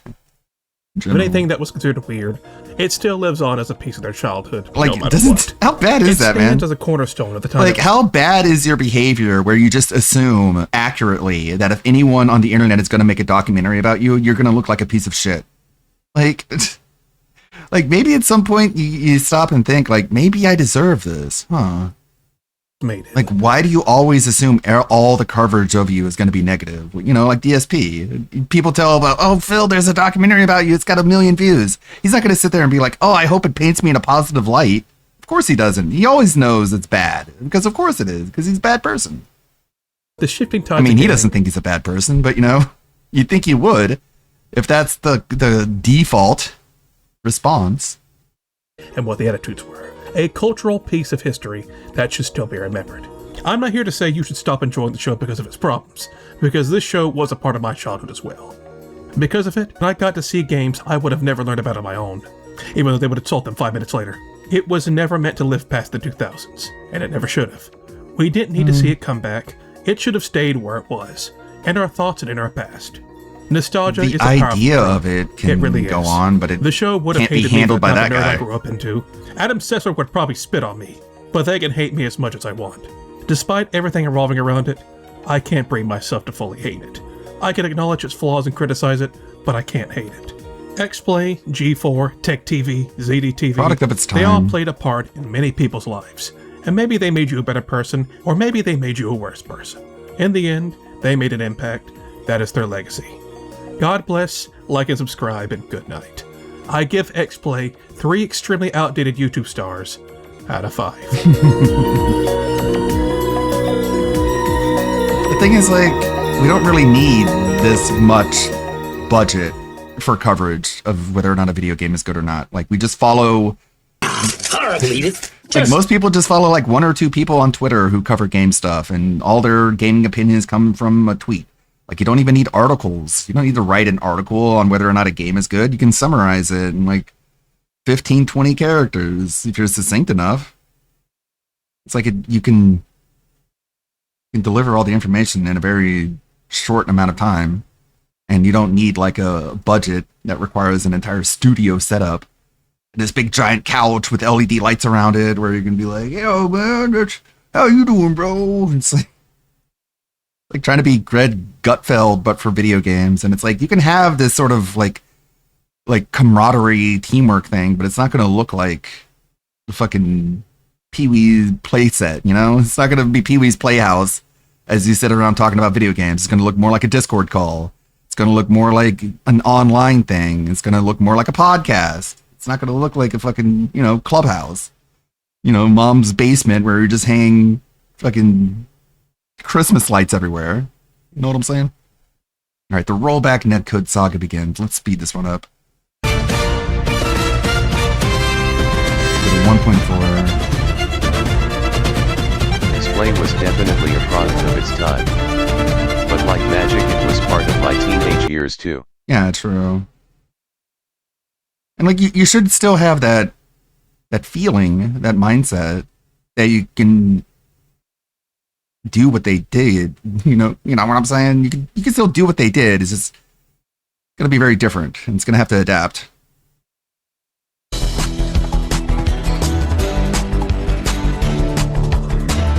Hey now, what's up everybody? It's Saturday Night Style coming at you live here. Return to the Dead Sea Scrolls.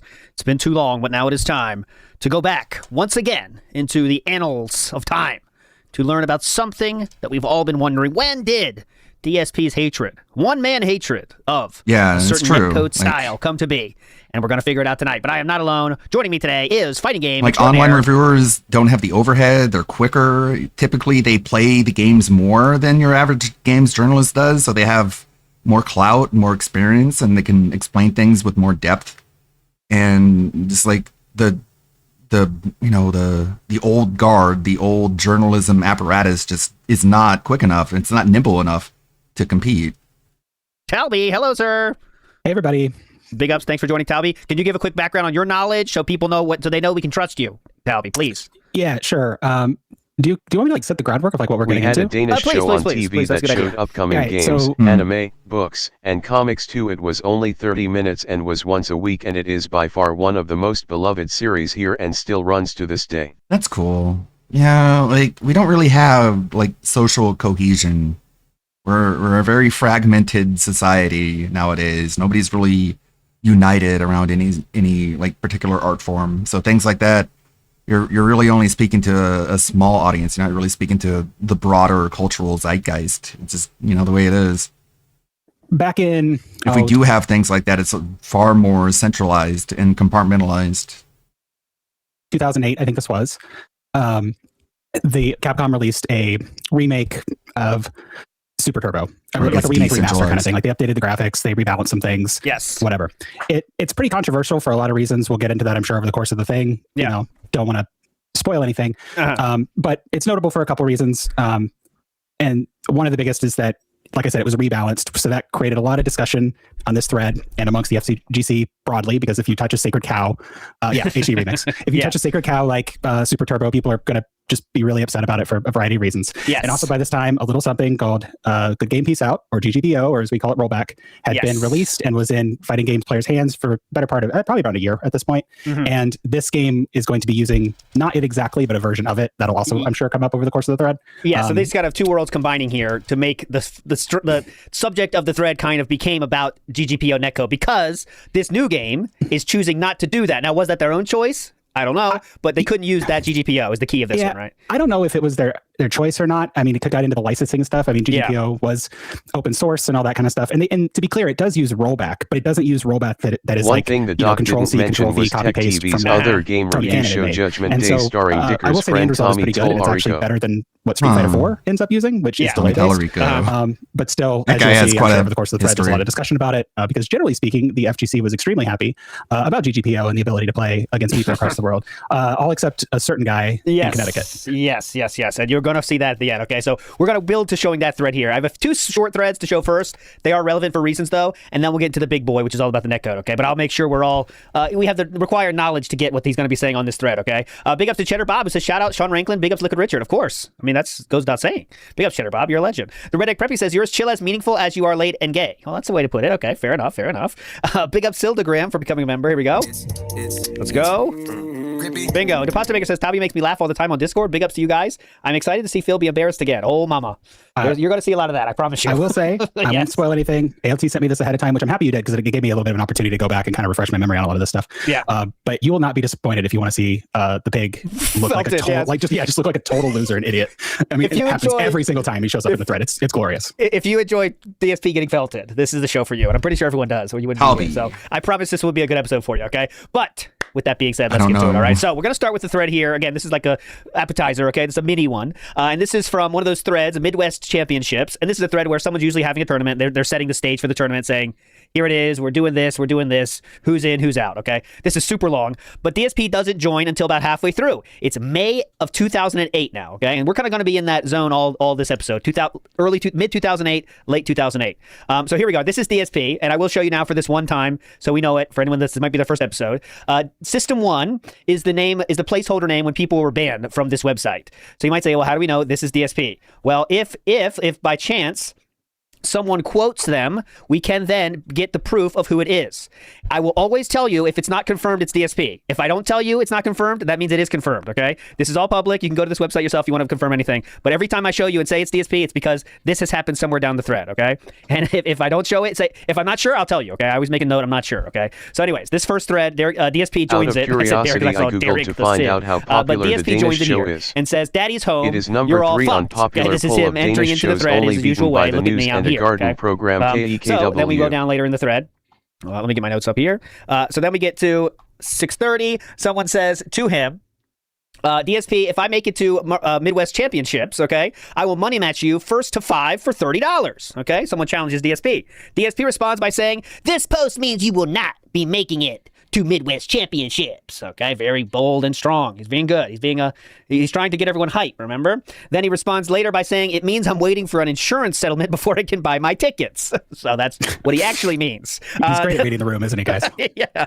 Now, the reason I'm showing this thread is because now here comes a name you may have seen before if you've been watching the show for a while. That is NKI, okay? NKI's had a few feuds with DSP we've seen, and this is the start of another one, okay? He's going to be a player tonight, NKI, in the story. And he says, race to 10 for $50, okay? Then NKI finds a lot of support. Oh, shit, Nick is hungry. This I would like to see. $10 on NKI. I'm with Huntbug. $10 on NKI. A lot of confidence for Philip.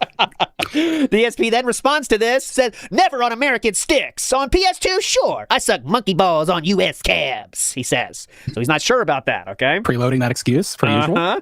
And when it's not a loser, he'll always do it. NKI responds to that by saying, arcade, PS2, Dreamcast, whatever. As long as it's not CCC2. What's that, CCC2? Talby, do you know? Was that a joke, CCC2? So he says, as long as it's not CCC2, what could that be? Capcom Classic Collection. I'm trying I think it's a joke. Yeah, but as long as it's not PC, Game Boy Advance. I mean, there's Game Boy Advance version. Yeah. He says, "Let's get this money, okay?" And then DSP responds, "The confidence now gone. Then I guess it's not happening. I no longer have a DC or a DC stick. And converters lag. So that's that. No idea why people refuse to play on Capcom Classics Collection. Big ups, Guro. Capcom Classics Collections too. Every console version of ST is pretty much equal ass, so it doesn't make a difference. I'm sure there will be just as many complaints after EVO if they end up using DC ST as projected. There's just nothing that comes close to real arcade. Then someone responds, did you even read the links provided to you in the other thread about the gratuitous input lag on that form of the game, Capcom Classics Collection 2? If you're concerned about converter lag, yet this doesn't bother you, so what was that post? Basically, it's very you got to be in the world to understand the post. It's very detailed, and it's all about how that game lags worse than even converters do. Okay, that was an NKI who of course now we can't see the links here. I would show it to you, but he laid out in great detail how the Capcom Collections is the worst way to play the game. It's even worse than Dipswitch, the converters, right? If you want to go from one system to another, whatever, with your sticks, okay? So it sucks. Then everyone kind of agrees that it's not the best way to play, okay? And then we go to NKI, responds directly to Darkside Phil and says, like he has shown before, it has massive input lag. If you're too lazy to actually read text, here's the direct link to the video. Okay, fortunately, they don't have the videos gone. He then responds to DSP saying every console version of ST is pretty much equal ass. NKI says, I thoroughly disagree. DC version is very good, PS1 version is okay, and the Capcom Collection and everything else is garbage. If you don't want to play me for money, that's fine, but please don't make stuff up, especially when extensive testing has been done to prove to the contrary. All right?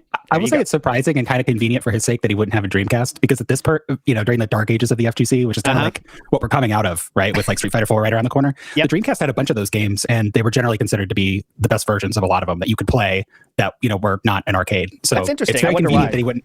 I think it was just because at the time, like the PS1 ports were always really nerfed from what the arcade could do, graphics wise and input. And the Dreamcast was just a more powerful console, and they put out a ton of, like in the 2 years that thing existed, they put out a ton of Capcom fighters on it. Okay, so, interesting. Yeah, with the guy that has all the consoles, I wonder why he didn't have that. I thought, it'd be surprising. It'd be surprising that all of a sudden, when there's a money match, that he just doesn't.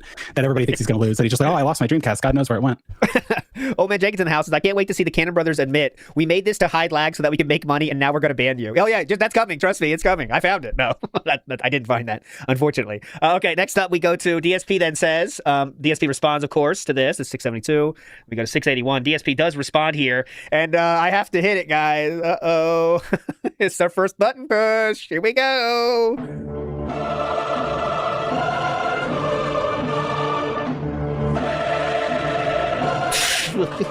Okay. Not the biggest we ever see, but the nice start, let's say. Jesus Christ, bro. So I have to read this one. Here we go. I try not to be a dick, but people just love to put me... This is such a wrestling promo, isn't it? People just love to put me in that position. What? He literally, he loves doing his like Triple H at the beginning of Raw, like 20-minute promos. I'm not an asshole, but you wrote it out who of praised me. every console version of ST pre-Evo and then shit all over them directly afterwards. No more. When asked why the abysmally bad PS1 version of ST was used at Evo 2005, where Supers didn't even come out, the reply was, NKI playtested it and said it was great. Of course, he got 5th, so Chun is probably really good in that version. Then fast forward to Evo 2006, where you were on stage demoing CCC2. Yeah, I have a Dreamcast No under my idea bed. why you got that chance. I love it. And you said it was excellent. The game came out that fall and was used at Evo, yet it took you until after it was used at Evo to find it had input lag? Oh, I said it in another thread, and I'll repeat it, since you obviously didn't read. There was no console version of ST that is good. They all have their subtle, and sometimes not so subtle differences from the arcade version. Yeah, of course. Even emulators like GGPO have certain issues. It's inescapable. In fact, there are no console ports of games that are exactly the same as the arcade. Third Strike, CVS2, and MVC2 all have noticeable differences. However, these communities have just collectively said, fuck it. We're using one certain version, and that's it. The problem is that every year someone like you speaks up and says, hey, this new version is better than all the others, and that is what we should be using. And then everyone jumps on the bandwagon, and Evo says, shit, we have to use what the players want. God, how much more do I have to read? Let's recap. Blah, blah, blah, blah, blah. Yeah, I'm sure it's easy to practice get used to a game that's completely different every time you go to a tournament for it. When is someone going to speak up and call bullshit? My question is, why do we listen to NKI and other people year after year instead of doing what makes plain sense? How about this one? I can guarantee that after Evo this year, people will complain that the DC version of ST, dip switches or not, has problems. Now, what is dip switches? Just for those wondering, Talby, because this dip switches is going to be a topic of conversation here. Dip switches. What are they used for? Sorry, what was that? Don't check out. What are dip switches used for, Talby? What are they used for in fighting in the context of fighting games, please? I never really used dip switches, so that's a little outside of my realm, to be honest with you. Okay. And I don't want to speak out of term about something I don't know anything about. So my understanding is that there are little settings you could do in the arcade to change how shit works. Is my understanding. If anyone in chat knows, it's fine. But I think it's like, for example, you might say you might change things such as I don't know, the AI settings or something. I'm not sure. You could change things about the game, basically, the dip switches. So they were talking about, sometimes you have to make sure you know the dip switches all have the same settings and shit like that when you're running a tournament, all right? But that's what he's talking about there. Okay, yeah, DSP already put Talby to sleep. Definitely. He said, we'll look him up there. I'm sorry. I was zoning out looking at that wall of text. So last two paragraphs here. So in conclusion, NKI, although I'm sure you think that your research is in the best interest of the community, it is not. That is an amazing sentence. Research is bad for the community. Dumb shit. Stop researching shit. I don't want the info out there. Sure, you may have proved that there's some input lag on Capcom collections, whatever, but now everyone who adopted that version for last year's EVO needs to completely throw it out. Get a DC with this dip switch save, buy a new DC stick they can use, because all converters add input lag, which just brings back the problems from CCC2, and then throw it out, all fucking out after this EVO, since they'll be using SDHD next year. Great idea, thanks, buddy. How about this? The next time you have a bright idea, keep it to yourself. Why would you throw it out? Because he's saying, like, you have to throw out the knowledge you've gained from the year. It seems to me like he literally is like saying you have to buy all this stuff, right? Get the DC with the dip switch, great. Get the stick, and then because they're moving to SDHD, then you got to get rid of it. I'm sorry, Dreamcast is a great system. I don't know why you would get rid of yours. I have one. I love my Dreamcast. He's really trying to make sure like everyone just like dedicates their entire year to this version of the game, and like he doesn't want to throw all that effort away. Is what he's trying to say here, I guess. But all right, moving on. So now to get this thread back on track, I again have to praise Jason Wilson for holding MWC every year and being a stickler about using arcade cabinets. Now remember, this is that time, like Toby said, where we're moving from just arcades, right? We've realized now there's a bigger world out there, and some people DSP were fighting it tooth and nail, right? But, arcades were by the mid-90s. They were dead. They're gone. Yes. And the reason I was calling it like the dark ages of fighting games is from 2000-ish until really Street Fighter 4 comes out in 2009. There were a few games here and there. I don't want to say there wasn't anything, but there just wasn't a lot of big games, especially Capcom fighting games. Online play was just not really a thing yet. Like, yes, like PlayStation 2 had it, Dreamcast had it very early on, but of course it was pretty bad. Back then, people just didn't have the internet for it. And really the first thing that brought people, like, I guess, out of the darkness was like GGPO, honestly. And then that was the first thing, but that was amongst like the hardcore people. And then a lot of people got brought in because Street Fighter 4 ended up being such a big hit. And that's actually like when I kind of got back into it, because I was into it as a kid, and then I got into it, I guess on DSP's level, I'd be a little bit of a quote unquote 09er, because I was like, oh shit, they're making a Street Fighter 4. That's sick. Like that, and it's going to have Xbox Live and all this stuff, and I can actually play with people, because I lived in the middle of nowhere at the time. So it was, good for me. But there's a few people that really didn't like the arcade thing, obviously, but there was less and less by this point. But DSP is still wishing we could just do arcades, and that's, Yeah, and I installed the emulators and stuff on my school laptop and got a controller and played people online. It was really, at the time, it was like the coolest fucking thing in the world. I didn't care if it wasn't arcade perfect. You know what I mean? Like, that's how most people take it. Understand the downfalls of online play. But all right, here we go. NKA responds and says, Phil, our discussion no longer has anything to do with the Midwest Championships, so let's take it here, and we will do the same. Okay, so we will go to our second thread of the night, which is just a continuation of this one. Okay, now what happens here? Well, NKI says this is pretty good. So this one says this is a reply to a post that DSP made. The conversation is getting off topic and deserves its own thread. Derek Side Phil says, aren't you the person who praised every console version of ST pre-EVO and then shit all over it directly afterwards? Before EVO 2004, I said the DC version was good, which it is. After EVO, I pointed out a few things that were wrong with it, things that weren't a problem in the PS1 version. Before EVO 2005, I said the PS1 version was good, which it did appear to be. JSJ also agreed that it felt pretty accurate. After EVO 2005, realized the PS1 version is not so good. I made a mistake, admitting to my fault here. Then EVO 2007, he said, I said there was something wrong with CCC2, which there is. After EVO 2007, I said there was something wrong with CCC2, Triple C2, which there is. Then he goes to quote DSP again. When asked why the abysmally bad PS1 version of ST was used at 2005, where Supers didn't come out, NKI responds, show some evidence that Supers don't come out in the PS1 version. Hey, I was watching him play fucking E Honda last night. Supers don't come out in Street Fighter 6. So I'm sure Supers don't come out for him. That's after perfect inputs, by the way. Yes, he's perfect the best, inputs, as we know. So he's doing the exact same thing. He held up the controller and showed it. So he put it right up to the camera. He's like, I'm pressing the button.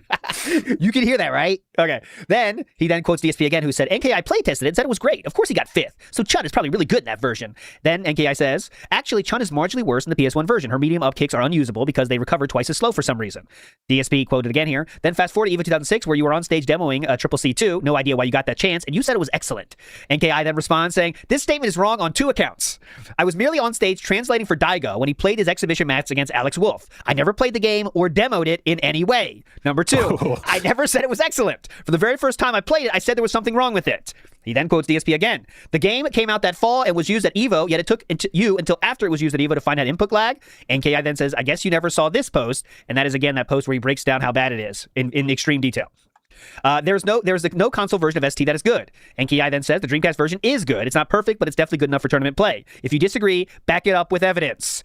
He then quotes with DSP, who asked, my question is, why do we listen to NKI and other people year after year instead of doing what makes plain sense? NKI says, because I at least take the time to actually test stuff out instead of just making wild, random claims without backing them up. He quotes DSP last year. Oh, yeah. That's why I put this one in here, guys. All right, so then NKI quotes DSP one more time. So in conclusion, NKI, although I'm sure you think that your research is in the best interest of the community, it is not. NKI responds with, so you think that instead of actually testing out different versions of Super Turbo to see which one is the best, we should just blindly pick one of them, say Triple C2, and go with that, no questions asked? Sorry, but that seems like a terrible idea to me. And you can do whatever you want, but I think most people would rather not live in a fantasy world where old characters have faster walking speed than new characters, Triple C2 doesn't have input lag, and Dreamcast Sagat's Tiger Uppercut is toned down. He then responds, the last one here is another DSP quote, because all converters add input lag, which just brings back the problem from Triple C2. NKI responds, this is the last part. 1 frame of input lag from a converter is fairly negligible. 4 frames of lag from the Capcom collection is pretty bad. And your statement above confuses me. You said that you felt nothing was wrong with Triple C2, which has 4 frames of input lag, yet you're worried about 1 frame of input lag from a converter? I'm confused. So, then we go down. DSP does... Darkside Hannah Claire. That is a name in Phil's Kick chat now. No, she's married, happily married. Respond quite quickly Phil, and in DSP who's unhappily married. This is a random person says, go NK, I love your combo videos. Just want to show you that. And I will hit it again, unfortunately. Here we go. Oh my god. Stop. I was so busy back then, working hard. Okay, so this is longer than the last one, unfortunately. So here we go. I'll just try to hit the highlights. This is the first and last post I'll make in this thread. Yeah, because you already got blown the fuck out. That's fine. Well, that's not even true, but okay. We're going to say it now. This is the last post in the thread, guys. I'm not saying anything else. He would say more stuff. Because my original post in the Midwest Championships thread is my real feelings on the issue. I'll just reiterate some points. EVO has used 5 different versions of ST now. Every year it was somehow NKI who was involved in supposed testing of the game to find out if it was valid to play at EVO, and then the inevitable tearing down of the game post-EVO after everyone complains. Oh, I have no idea. Yeah, go ahead, please. Just really quick, yes, they were at that time. They were shifting amongst a ton of different versions of Super Turbo, but that's somebody mentioned this in the chat earlier, and it's 100% correct. It just wasn't rational to take arcade cabinets and move them around the country to be able to do tournaments. So people had to find some kind of solution, and people were trying to find what the best solution was, and through iteration, sometimes there's failure. It's not that big of a deal. But DSP believes that if somebody makes a mistake, that they can never come back from it. Yes, even though he can make infinite mistakes and is expected to, that it's expected that that was the old me. Yeah, so it's just really wanted to amazing. point that out. It's not as big of a deal as he's making it out to be. It's really amazing, and this you'll see in all this SRK shit we've shown, guys, is that DSP expects everyone else perfection from everyone else, but then grace with every mistake he makes, right? He wants forgiveness for every mistake he ever makes, but gives none for anyone else. He will never let people forget when they made a mistake. It's like with the games like No Man's Sky or whatever, it came out, it was in kind of a crappy state, and now No Man's Sky rocks, but he can never give it credit. Or Cyberpunk 2077 is another one that's like that. He'll never give the game credit because, I'm not saying, it sucks that those games came out and weren't very good, but I respect the devs for putting the work in and making them good. And Phil's like, oh, you made that mistake. We can't trust you. You suck. Fuck you forever. Now, yes, I might have jacked off on stream back on May 1st, but you have to forgive me for that. Yeah, I beg you every day for money, but you got to forgive me for that. Yes. It's just... all these people, guys, all they're doing, is trying to make the best tournaments they can. I don't know why he expects there's some nefarious meaning of NKI choosing, I think this version's the best. Fuck you. What are you doing? We're just trying to make it the most fun it can be. What the fuck? Someone else in chat pointed out Street Fighter V too. It's the same story. That game came out in a pretty crappy state, but by the time it was done with its run, it's pretty good. I prefer Street Fighter 6, but there's things about Street Fighter 5 that I kind of miss in Street Fighter 6. So he just never can give anybody a inch of grace. It's pathetic. Yes, it's amazing. He acts like they're trying to kill him or something. He's like, no, we're just saying our opinions that this dude did massive research on, NKI did. And it's like he's acting like he insulted him or something. What? He's not insulting him. He's trying to help. But anyways, I have no idea how NKI became the official collective voice of all console ST players, but apparently somehow he did, and Evo does whatever he says. It seemed like there's a bandwagon attitude of if NKI says it's what's best, it's what's best, and we should just trust him to make sound judgments. I disagree for reasons you will see below. Check attachment 3. If you'll direct your eyes to addendum 4A, you'll see. I hope my email finds you well.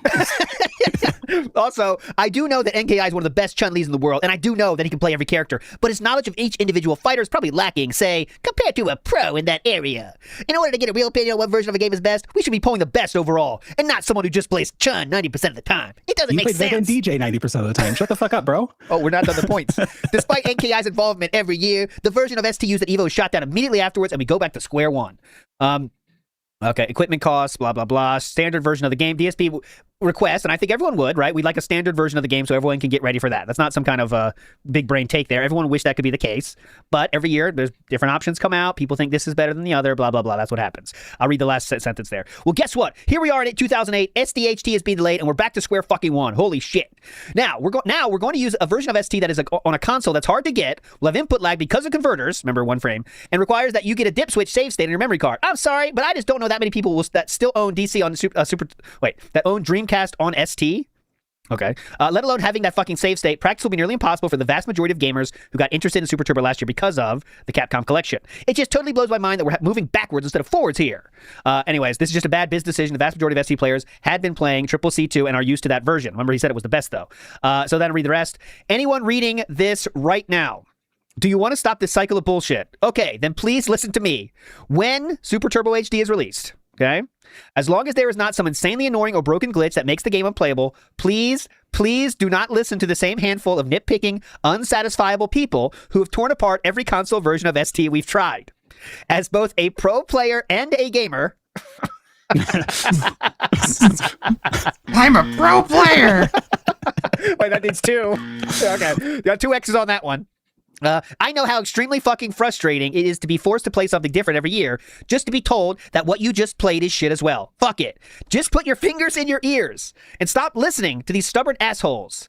SDHD is the new ST, period. Hey, Dominic, story. how's it going? Fucking over. Hope we're doing good. And now back to GTA 4. Still editing more Captain Alex. In fact, be the end of the story. Because this might be a spoiler alert, but people still play Super Turbo in tournaments, and they do not play STHD. No. Okay. That's all I'm going to say. And just to reiterate what he's saying there is NKI was the guy that would put hours and hours into his studies to show how the games were different than different versions, you know? So he's saying, ignore NKI's research. Who cares? Accept everything. Just choose one version. Now, again, it'd be good if there was one version everyone agreed with, but it still was worth studying which one's the best and shit like that. Saying the downfalls, all right? DSP saying, don't worry about it. Just accept it. But okay. Few more things here for this stream. Devil Jin agrees. I want to show you. I always don't want to hide anything. Someone does agree with DSP here. Says, I like DSP's sentiment. I'm not a huge ST player anyway, so it doesn't really matter to him either. But Arcade Perfect ST would be nice, but that will never ever happen, especially now that EVO is a console-only event. ST is the stupidest fucking fighter of all the EVO games, and it's because of all this hardcore-ass nitpicking that only people over the age of 30 care about. DSP would be in that age bracket. Yes. You know what? Honestly, kind of a base take. Exactly. a little bit true. It really sucks that so much is invalidated each year due to people being super nitpicky about ST. And I think that is true because the ST players at this point are already the old dinosaurs, right, Talby? At this point, if you're playing ST, you're a dinosaur confirmed already in 2008, right? I mean, really, if you're playing the old version. Yeah, I mean, part of the reason I am a little unaware of some of these things with like making ST work is like I wasn't playing ST. Like I played it as a kid because it came out in 1994. This ages me. I would have been 6 years old when Super Turbo came out. And so, yeah, I mean, by then, most of the people had already moved on, up and on to other games. Yes. And, or they'd retired, or, the Cannons, for example, like they moved into game development. Yes, people still played it. People still cared, but like, and it's a great game. I've played Super Turbo. I like Super Turbo. No hate towards Super Turbo. But like by this time, there had been multiple versions of Street Fighter that had come out since Super Turbo. We had 3 Street Fighter Alpha games. We had 3 Street Fighter 3s. We had Marvel vs. Capcom 1 and 2. We're about to have Street Fighter 4 right around the corner. Like, people moved on. Yeah, that makes sense. And so those people, though, the dinosaurs, have a special place in their heart for that game. They always will. So that's why I think it's a very heated conversation about this game, and they want to get it perfect. So as NKI loved this game, and he wanted to get the best version possible. He studied a lot, and here we are. And I agree. Fort Worth raised. Street Fighter 3 is indeed, Third Strike is the much better game. Street Fighter, like Third Strike. I love Third Strike. That's kind of more. That's more my speed. There you go. So NKI does respond directly to Phil here and says, Phil, I actually agree with your overall sentiment that having to use a different version of ST every year is stupid. I just have two main problems with your posts. Number one, you fail to realize that we've made considerable progress. We now know that the DC version is the best home version. Triple C2, the PS1 version, AE, we'll never use them again because now we know. Number two, you regularly make up random stuff and pass it off as truth. Savage. And he gives an example. Go ahead, Tommy. Go ahead. Just to say, another base take. Yes. True, absolutely true and factual take. Like this, it gives an example and says, I mean, in 2004, you had a version where the hitboxes were all wrong. In 2005, the same. NKI says, prove it. Unless you're holding some secret information, there is no evidence to show that the PS1 version or the DC had any differences in hitboxes. Okay? That's, again, DSP, prove it. You can't just say shit. Prove it. Okay? Now we go down to... then is this one right here? This one, yeah. Someone says, DSP, I hope you mean, this is not DSP, but someone talking to DSP Shirt says, DSP, I hope you mean STHD, the arcade perfect mode, is the new ST and not the remix mode. Number two, you are not a pro player. Are you making complete living off Street Fighter? No, you're not. Number three, ST is a classic and the oldest Street Fighter still being selected at EVO. EVO should make an exception for this game and honor it by having it be the only arcade turn to get EVO. Console versions will never do this game justice.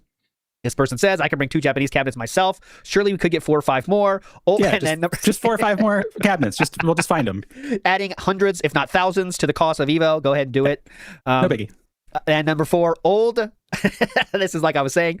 Old men Super Turbo players are picky and fossils themselves. They do not like change. And there we go. They're talking directly to As DSP. David Serlin would soon find out. Yes. Oh, mama. FM Jaguar, a legend around these parts, has a lot of great posts. He says the best home version of Super Turbo is on GGPO. So I just correct. At that time, foreshadowing absolutely again. Correct. Yeah. Foreshadowing again. Here is, now this one I cannot confirm is DSP. It's one of those. I can't confirm it, but who knows. Here's what I think. I don't think it is actually. But someone says, here's what I think, and most people in SRK think, adapt and overcome. All right? It's if Styx games, version of games or whatever don't feel right to other Styx version, then you need to adapt. Oh yeah, it's definitely not DSP. That's Sorry. definitely not Phil. Absolutely not DSP. But I want to show this one anyway. Just look at players like Justin Wong and PSX. Yeah, it's not him. They play with handicap sometimes and still manage to play decent and don't really complain about Styx versions. Bottom line is this. If you blame shit on game that you are losing, then you might as well not play. When I started playing Street Fighter in the arcades back in 91, we'd still play when some buttons didn't work and managed to get decent matches. Exactly, so it's not DSP.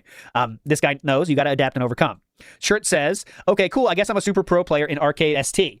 This is, by the way, I was saying in my head too, just throwing more nitpicking into the nitpicking pile would have been better off saying, when you type DSP, it makes me mad. This person saying, a pro player, he used a top player, okay, defending DSP a little bit, all right, wanted to show that.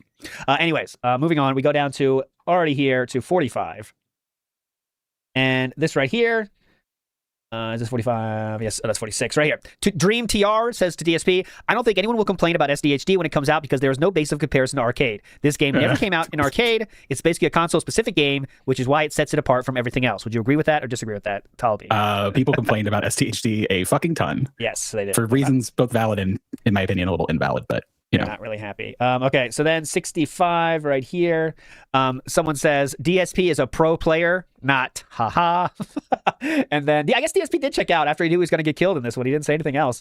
But I did want to bring up a Watson on the last post in the thread. I don't know if this is a dig on somebody or not. I can sense sarcasm, but I'm not quite sure.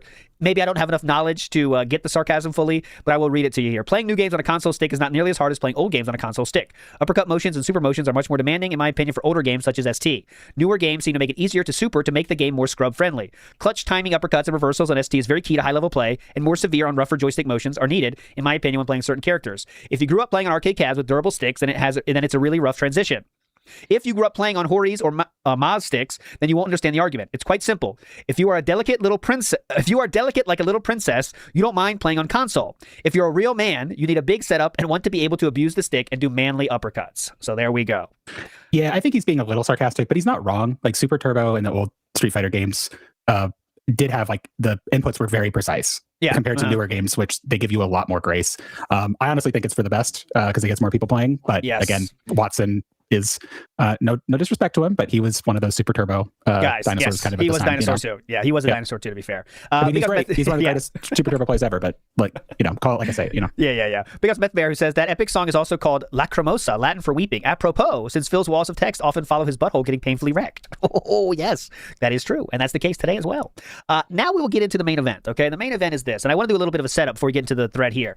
So GGPO, what is it? Right? What are people saying about it? What has DSP said about it? Let's go through the years a bit before we get into the main thread. So in 2006, if you can believe it, 2006, Tom Cannon comments on a thread here about how far are we from online for all fighting games? This is like a fossil, I thought.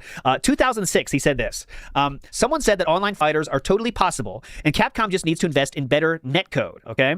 He then says, he then responds to that with, even with the best network code, you still have to cope with real latencies in the internet. There's no getting around the fact that it may take 50 milliseconds or longer for a packet to move from one physical NIC to another through the internet, no matter how good your client-side code is. Client server just makes the problem harder, as now all your packets have to take 2 big jumps through the internet instead of 1. So you really want to do peer-to-peer. This opens up a whole new can of worms, synchronization and the two generals problem, time skew, etc. Yes, these are all solved problems, but even if you solve them, you still have to deal with those 50 milliseconds. One more point here. Someone else refutes that fighting games over the internet are not possible due to the laws of physics. This is a time, guys, where people said, maybe we can't do fighting games on the internet. Maybe it's not worth it. There was a world when that was a thing. Okay, and I know it was before your time too, Talby, but there is posts here where they said, fuck it, we can never do this, all right? People were thinking like that. And it was a big problem to solve. Of course, delay was the first way people solved it, but GGPO was another way to try to make it even better. But here's him talking about that. Someone else refutes that fighting games over the internet are not possible due to laws of physics. Okay, then he says, sort of. It takes roughly 13 milliseconds for light to travel from LA to New York, which is less than 1 frame of latency. So if you had a line of sight between 2 consoles on opposite sides of the country, a really powerful laser, and some really cool networking hardware to use it to transmit IP, you could do an online fighter with 1 frame of latency. We're probably not going to get that though. So what can you do? You work around it. Virtual memory is a great example. Way back before virtual memory, it was impossible to allocate more memory than you had in your machine. Your entire OS application, all of its data had to fit in there, and you were done. The solution was to come up with a new memory management system which would use the disk as swap space and could transparently page memory in and out. Now you can use more memory than you actually have, defying the laws of physics. It's like magic. You could probably do something similar with fighting games. Acknowledge that you cannot transmit a packet in less than 1 frame, and focus instead on creating the illusion of a zero frame latency game by using magic tricks to hide the packet transmit time. If anyone solves this problem, it will be with good netcode to minimize the transmit latency and enough secret sauce to hide the latency that's inherent in transmitting packets over the internet.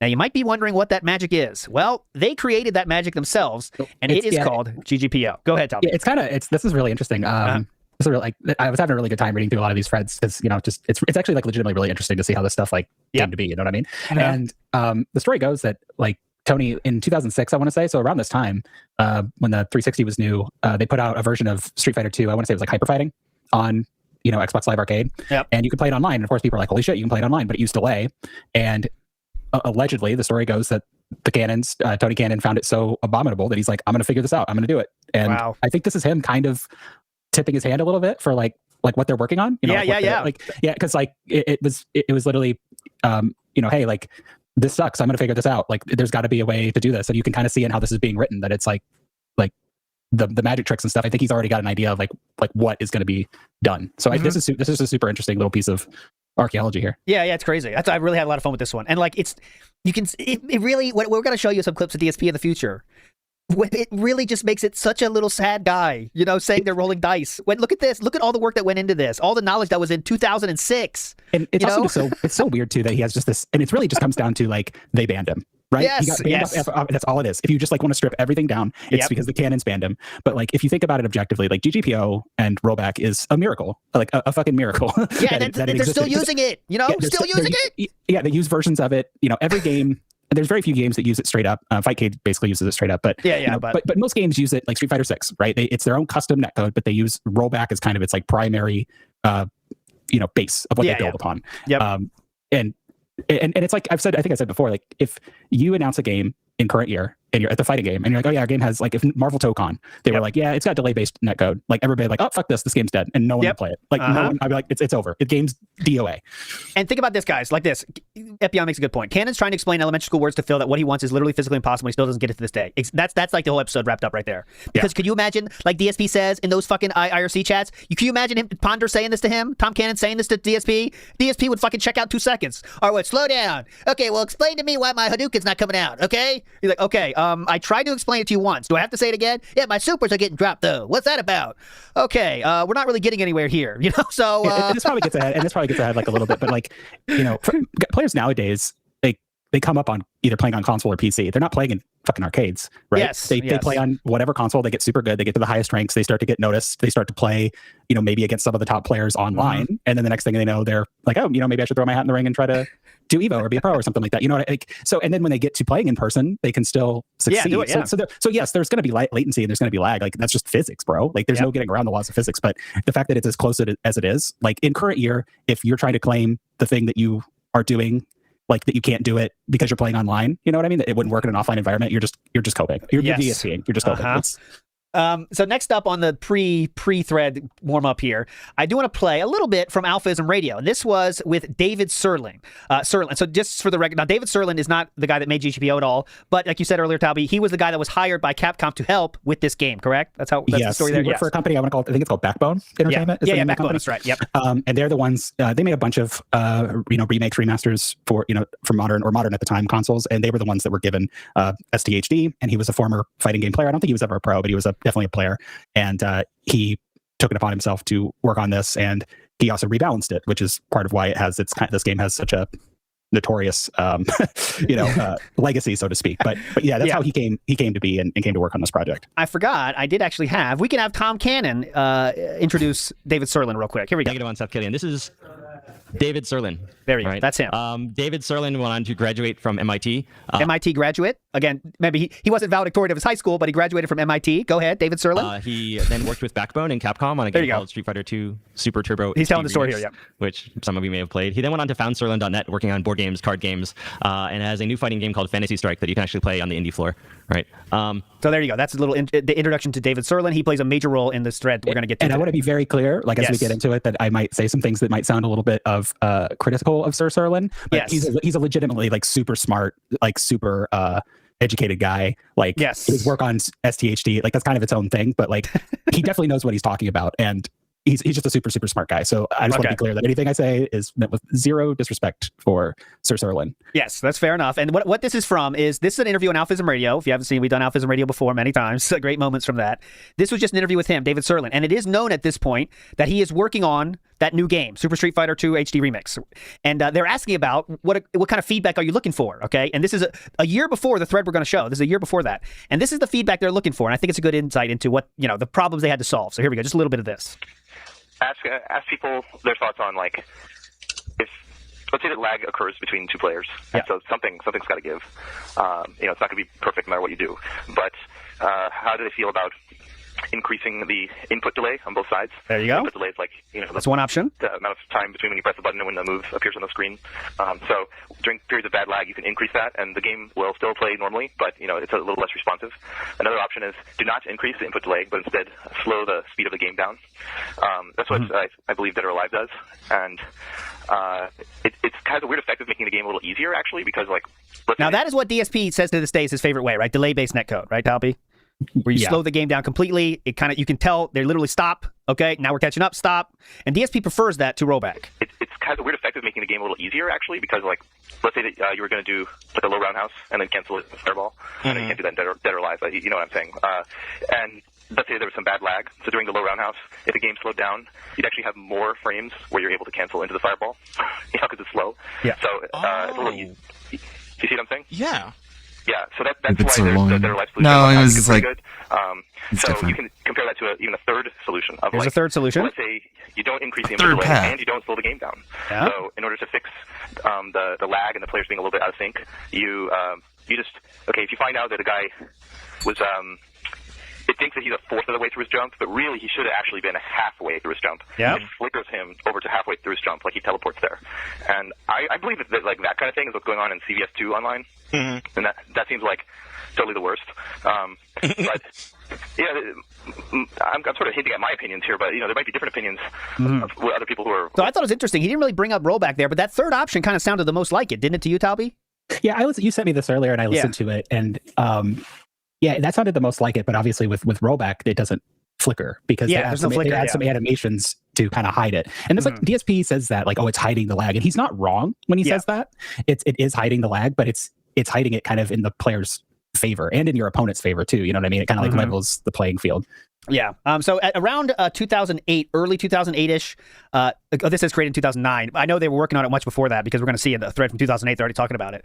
But maybe it wasn't officially released or whatever. This website's still up to this day. People were playing it back in like late 2007, 2008. Like it had already been kind of out and about and added to emulators, but it wasn't like put out to be like an open source thing for people to use yet. It was just kind of a community thing. If you knew, you knew kind of thing. And this website's still up now to this day. ggpo.net. It was something you downloaded yourself and would have to hook up yourself, and it was all free, obviously. And people in SRK were playing it already at this time. So before crazy how they made money off of something that was free. I know, totally free, by the way. Use whatever you want, and they could have charged a fuck ton of people would have paid it. Now people might have been pissed, but people would have fucking paid it. Big ups Boat Night, so I'm still in line at Walmart. Big ups Boat Night. This is interesting. So this is I'm gonna show two explanations. One's kind of like the quick and dirty explanation. This guy explains what rollback netcode is as well, and I thought it was a good explanation because we got to make sure we all understand before we get to the thread about what exactly rollback netcode is. Okay, so here's a good explanation from this dude. How rollback netcode works is that we never wait for the next frame. We still have our delay of, let's say, 2 or 3 frames, whatever the developer thinks is right. So we're still going to wait 3 frames just to wait for things to get to us. So let's say we're at 90 ping in rollback netcode. 3 frames later, my inputs are going to play because we have that delay of 3, and I've got your inputs now. It's going to play. It's just like delay-based netcode. It's literally identical. Rollback is delay-based netcode, but it's got more features. So what happens when I don't get your input or the delay changes? That's what rollback does differently. Instead of stopping and waiting for your inputs, what rollback does is it says, I have my local inputs. I'm going to the next frame. I don't care. I'm going to predict what my opponent was doing. And all we do for that prediction is we just replay whatever was happening on the last frame. If they're holding forward, it's a pretty safe assumption that they're probably going to continue to hold forward. Maybe they stopped, maybe they didn't, but we're going to pretend they did. But in most cases, I would say 80% of the time in a fighting game, you're in a committed That's coming later. You've already jumped. There's nothing you can input to change that. You're already in a Fierce Punch. That's the next 45 frames of your life, is you doing that Fierce Punch animation. Nothing can change that. So if that hiccup happens to happen during that time, literally no visual artifacting can happen. It will be exactly what the game thought it would be. But in the odd cases where somebody was walking forward, we thought they would continue to walk forward, but they actually jumped or they actually hit a button. We're going to get their inputs a few frames later because they dropped them or because the ping went up. And then the game is going to be able to. I don't think DSPS is even capable of understanding this. Like, it's beyond his mental capacity. What we get match exactly what we guessed. It's like, what? State in one frame, back up to the current frame, totally invisible to the player. I didn't even get it. So anyways, I'm right and I'm smart. Invisible kind of correction. And you're dumb and this is bad. For a punch, right? You'll have anticipation poses. Your character. I think you get the point here. Also, now, since that wasn't enough, we do have, we have an explanation, but DSP is going to tell you what he thinks of that explanation in real time, okay? So this happened on DSP Reacts, just to make sure we're all on the same page here. This is great thumbnail. That's like a nightmare blunt rotation. Jordan Peterson, Rio DSP. What do you mean by what? Tom Cannon sitting there. Want to talk about rollback netcode? Maybe I am a lobster. DSP's trying to fight him. Oh, no, he wouldn't try to fight him. Oh, actually, I like it. The Daigo Parry. Okay, here we go. Let's go. Right there with bad quality. It's not, now I have a microphone that it picks up the audio much better. So that's why this is a little camera mic. Sounds a lot different. Oh, yeah, he already had a great mic. Okay, what is next? Here we go. Man. In fighting games, performing the Daigo Parry or certain combos requires precise timing. Press an input a moment too early. There we go. Too late. Why rollback netcode is better? Okay, let's fast forward and find out. All right, let's fast forward. He gives a shit. Both screens. But this is terrible to play in. Fuck this! Unless the delay between both players is very short. Not everyone has super good internet connections, and not everyone lives in the same region. If everyone could play offline together, lag wouldn't be a problem. Exactly. But we live in a world where arcades die and viruses live, so net play matters a lot. Sadly, there's no way to remove the delay between 2 distant online connections, but Tony Cannon discovered a way to make it so your move appears immediately, even before it reaches your opponent. Cool. I started working on this around in like late 2005, early 2006. Wow, 2005. There you go. That's when we started talking about it. So when was that post I showed earlier? Let me see. It was March 2006. So he's already in the process of working on it when he wrote that post. So it is like what I was. They were kind of teasing us a little bit with what was being worked on. I love finding shit like that. That's really like finding a fucking fossil. It's awesome. Because all the games that were coming out for the consoles just had really bad delay-based netcode. What's insane about this technology is that it's achieved by predicting the future and time traveling. Seriously. 2015? Yeah, this is why DSP thinks, by the way. You're going to get to that. It's not the first time you're going to hear Back to the Future today. DSP got featured in a Quora gaming video. Because it's guessing. Yeah. I've told you guys Here you this a go. million times now that Get ready. this rollback netcode, it literally rolls the dice. Okay. Oh, you were close there, Philip. It's rolling dice. It literally rolls dice Uh-huh. to decide what No. happens. Yeah. Half the time you're not getting the right outcome, but oh well, there's no lag. It's like, what? Actually, you might see it earlier, but 90% of the time, just doing the last input is correct in a fighting game. Yeah, just he by like normal almost. play. The thing that's so frustrating about hearing him talk about rollback is that he almost understands it, and then he just like veers off at the last second into just absolute insanity. Mm-hmm. But that's okay, right? That's Anyway. okay. Maybe we're in the future. Let's say there's 45 milliseconds of delay between you And now he's already checked out. So like they could say the most amazing explanation here, and he would get it. It would click in his mind, but he can't. He can't say that anymore. So he's already checked out here. This means nothing. your opponent. But for you guys, I want to play it. If the character you control has no lag and your move comes out before the input reaches your opponent, what does your opponent see? If you kick and your opponent's side sees He's it just 45 thinking about milliseconds later, Hogan. both sides are now 45 Hogan's. milliseconds out of sync, which is no good. Hogan's. But there is a way to get it in sync. Hogan's. When your opponent's side receives your input, it can just skip That the was first the 45 Backstreet milliseconds of Boys. your I know picking. them. I listen to This them. could look weird or choppy. They're hot. At full speed, Hogan's. it's hard to tell. It's like when everyone starts singing Happy Birthday, Hey, but you join in a Cake. little late. You skip the first words I of the song, like so you'll be in Cake. sync. And Hogan's. rollback happens But your within the opponent first receives all your frames of actions an 45 animation Hogan's. happening when it What says do you look know like the to them time in where the you meantime? can't input In our anything kicking else. example, It's you were not shown to that be just hard to standing there for 45 understand. Here's where, Exactly. well, check this out. Hogan's. seconds before kicking. So uncomfortable. Their side think you were just standing there because Hogan's. it was its best guess. It was a wrong guess, but it was reasonable considering Where's you were my standing there previously. phone? At any given Where's side the will game? the opponent is currently doing based on the previously received input. What's crazy is most of the time it's correct. Yeah. This is because it doesn't take a fortune teller to predict things one frame into the I future. daily Yeah, street. it rolls dice, right, Philip? Here's where the dice part comes in. Assume the thing you did last is the thing you do next. Like, Whoa. Yeah, hold on a minute. I He don't must have like skipped this the dice. guy. forever. Oh, you were holding back to block? I'm He makes me feel bad when I look at Guess what sleeping him. cats will do in the next frame. If you I guess didn't even sleep, hear what then he you might just said. be a precog. Philip? Obviously, you knew the answer because you saw what they were doing Cats. previously. Philip? But just like a Look at the precog, predictions kitties. can be wrong. Yes. That guy's Tom To clearly Cruise. show what happens with incorrect predictions, let's just say there's a huge 5 Hogan's. millisecond delay with your opponent. If your opponent is walking A forward, look your side will inside the correctly predict mind their position of because there's only Darkside one Phil. direction to predict forward. But if That they suddenly do something lady different, like has jump, your bare side legs. I don't like that. didn't get the memo yet. Like Cover actively those trying legs to up, not you listen. slut. But the moment your side receives the news that your opponent jumped 500 milliseconds Hogan's. ago, it will instantly roll them back to your opponent's correct position, which is in midair at this point. Hence, rollback netcode. Remember, this was an extreme case. I With can't normal even delay, pay the amount of attention rollback because speed the calculated woman is by those- over-sexualized. Rollback netcode works because when the predictions are correct, things are in sync. Hogan. Philip? When it's not, it gets corrected before anyone notices. Sometimes huge lag spikes can go unnoticed if all the predictions are Hogan. correct in that time, and you might be surprised just how often the predictions There's are nothing correct. going How on. fast do people move the controller? How many No inputs mental are there? Unless you have exertion. fucked internet, you shouldn't be seeing whole moves get rolled back like Phil thinks is happening. Yeah, like I thought he had really good internet, and everyone else has shitty internet. Right when he starts talking. All right, now here's my Hey, straw. shut up. Yeah. I don't like how you made me feel. When he was doing the interview, and he would like try to cut one of them off, Yeah. before they could start. Oh talking, man, so he I could, like, forgot put how his bad narrative out DSP into the Reacts world. was. It's the same Yep. fucking Oh, shit. He has to say no. it first. So here's why it's wrong before you get the truth. Okay, so here we go. This is why it's wrong before you hear the truth. Yeah. Shut up, Tony. I got this. I'll handle this, Tony. And you might be surprised just how often the predictions are correct. How fast do people move the controller? How many inputs are there? Because probably. And here's why this netcode is complete bunk, and people don't understand why it's junk. Okay, go because ahead. it allows for people who play exactly the same all the time to always have advantage. Okay, if you watch the video, you would know how stupid that fucking sounds. But unfortunately, he didn't watch the video. He's not listening. He legitimately thinks that it's like this AI that's like collecting information in this Yeah. giant hive mind that understands like that it's crunched the data and it understands that like, yes, 95% of camis when they do a low medium kick, they confirm into this. Yeah. So if that's not, so it just gives it to them like no matter what. And Even if But they he's don't probably press writing down it. right now. Okay, this is Cammy. What? Okay, she's probably getting him in the corner. Okay, I got it. Like, and that's It's just crazy like on it its face, predicts but your also, moves and just the does it flip side for of that is, you. let's assume for just 1 second that is That's what he true. says. Like Philip is like seeing beyond the Matrix. So would you think he'd be able to like counter that and be like the greatest Street Fighter player of all time? oh my God, get too deep. One would Can you think. imagine the amount of computing power that would take every single frame? They're AI guessing what they're doing based on the previous frame. Wow. I mean, if you like, not to get too deep into like AI stuff, but if you read about the amount of compute that they use just to do, just to answer your basic question, Yeah. like what is rollback netcode on ChatGPT? Like if you extrapolate that to like, thousands of players at the same time, gathering data on all these different players and how, different characters work, it would just like there'd be like a million data centers that are just like dedicated to Street Fighter 6. Yeah, that's pretty intense. And, like just Street Fighter 6. A DSP, like when he's 90 on his deathbed. I have seen them. Fields of AI farms, all for GGPO. It's incredible. The cannon's covered up the whole time. Yeah, that's true, big guy, too. The worst part is that the netcode corrects to what input is received. It doesn't actually give the person what it predicts. That's another break in his fucking argument. And it's the biggest one because it literally just says, oh, you weren't doing that. Okay. And it goes back to what is right. Yes. So if in this, again, we go back to the Cammy example, if they're not confirming into a drive rush after hitting you with the medium kick, then it'll just not do it. Yeah, because for his argument to be correct, it predicts and then overcomes what you actually input. That's what DSP wants you to believe, guys. Well, let's go all the way through.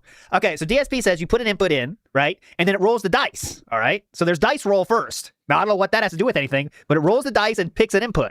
But then it adds the modifier on if you're using a pattern, right? So then it says, okay, he's using a pattern and we rolled the right dice. Now let's give him the full pattern to beat DSP. I mean, basically, right? Yeah, just give him all the buttons because that's what he's going to do anyways, right? Tony's got with this. I mean, just look at his setup alone. I mean, God, if they end up putting the buttons eventually, we won't need to roll it back. Like a Lego Mario behind him or anything. Yeah, this like, setup how sucks. are we supposed to believe what this guy is saying? His ceiling's so low, by the way. I mean, he might be able to touch his ceiling. It sucks. Where's his soundproofing foam? This guy sucks. He's a loser. He's poor. What they're saying. It's going to assume that what you were just doing is what you're still doing. Philip, what about the dice roll? So what if you always do the same thing? So you always get what you want because the code favors you. What about the code does not the code favors you? Ah, yes, a player that does the same thing many times. I favor them. someone who's unpredictable? What about someone who mixes up what they're doing all the time? That's their game style. I'm unpredictable. That's why I lose. What about someone who has a reactive play style? They wait to see his algorithm hates my unpredictability to stop it. And then the rollback netcode will get your correct input, sir. Well, that's not favored by rollback netcode. I don't think anything's favored. If anything, based on how rollback actually works, it would favor the reactive player. Yes. But, okay. If anything, I mean, it really doesn't. You know what I mean. It doesn't favor anybody, but if it did, it would. It would. Yeah. If you are many times making it roll back, then it would look a little bit different to the person you're playing, which would be an advantage, right? This netcode says just do the standard thing over and over. Standard thing over and over. What is a standard thing? Okay. Always the thing that people do, I guess. The rollback assumes you're still doing the same thing. But then it fixes itself based on what you actually input. This goes into him not understanding like frame data in any meaningful way. Right. So like if you hit jab for most players, for most characters in Street Fighter 6, I want to say it's like 4 frames. Right. And this is at like the way rollback works is at every single frame. So if you're not matching jab, there's no way it would finish the jab animation because it wouldn't get through the full 4 frames. It would go back to whatever the right thing. It would roll back. This is one of the dumbest things, guys, and we really don't talk about it enough of how you dumb are not this reacting to is. frame one of a locked 5-frame animation and film. I hope you understand that. Like he acts like he can just cancel out of everything, and therefore being a reactive player is even just like even possible to the extent that he says it is. It's like, no, when you kick, you're locked into those frames of that kick. And none of your inputs are even going to register at that point because your character is unmovable. You're already committed to the move. More than ever after this episode. The netcode 100% skews what you're going to see as an outcome online. What the fuck does that mean? The rollback netcode skew. Let's hear it again. I want him to explain this one. Skews. Just think about that. Okay, go ahead. Just think about my thing that made no sense. What you're going to see as an outcome online. Okay, so it skews what you're going to see as an outcome online. Remember, rollback netcode, the goal of rollback netcode is to get the inputs, and whatever you do, that's what the player does. It might have to roll back a frame or two, but it does do what you said.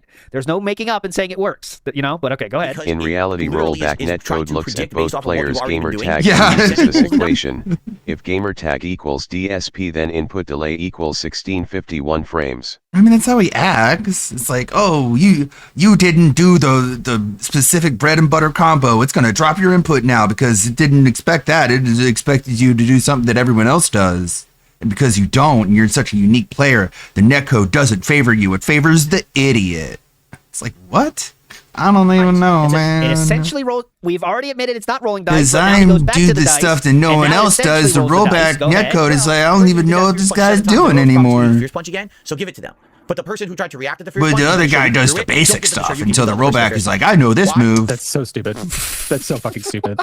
Because a fierce punch is generally like the way it works in most fighting games is the stronger the action is, the more the trade-off is. It's a slower startup for more damage. So it's the worst possible example because, again, it's going 1 frame at a time. So if you were not inputting heavy punch, it would roll it back. It's so stupid. All right. Oh, because that's rollback netcode, bro. It's just give you the same thing over and over. Bro. And then if it happens to catch the mistake, it'll try to fix it after the fact. But it's too late. The game's already ruined. That's rollback netcode. Nope. Okay, wait. It's too late. Yeah, rollback netcode says, no, it's too late. Fuck it. We've gone too far. Just give him a level 3. Just give him a level 3. Yeah, do the super. Make Cammy. Yeah, Cammy, corner. It's too late. The game's already ruined. That's rollback netcode. That's what people think is good. Oh, that's the best. Dude, what are you talking about? You're literally favoring people who play like dunces. People who literally do the same fucking thing all the time. Yes. They don't think. They just play. You favor them.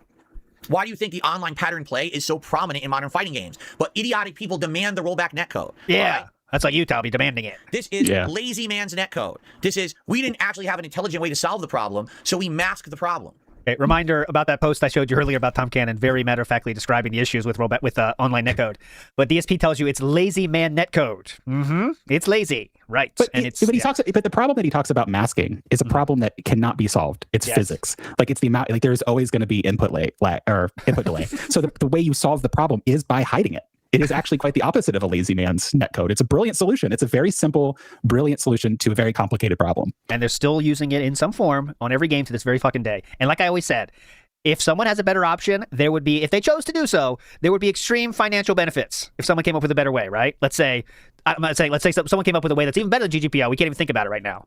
Yeah, there would be financial benefits for that. So it's not like people weren't trying. Every modern fighting game when he plays a grand total of one modern fighting game. Yes, develop that netcode and be like, "Holy shit, bro! How did you do this?" Yes, I guarantee you that he wouldn't get pissy about it. That he wouldn't have streams like DSP being like, "Well, here's why that new he tells people to watch his full stream for the full context, yet he doesn't finish watching the informative video. Solving the problem. That's exactly what this is. Because rollback netcode makes the match look like it's not laggy, when in reality it's not. You're actually not getting the outcome that actually happened on the controller. You're getting whatever the netcode guessed was happening. No, you literally are though. Yeah, that's what this whole video. He's watched half of it. The video said that's not what happened. So why are you saying this? And then it might happen to fix it after the fact. The other thing they haven't. It might happen to fix it. Okay. And I don't know if they will. Dropped inputs. Rollback netcode has a significant amount of dropped inputs.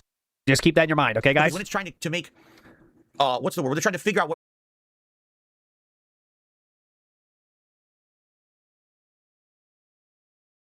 Damn it! In the 2000s, when he was trying to.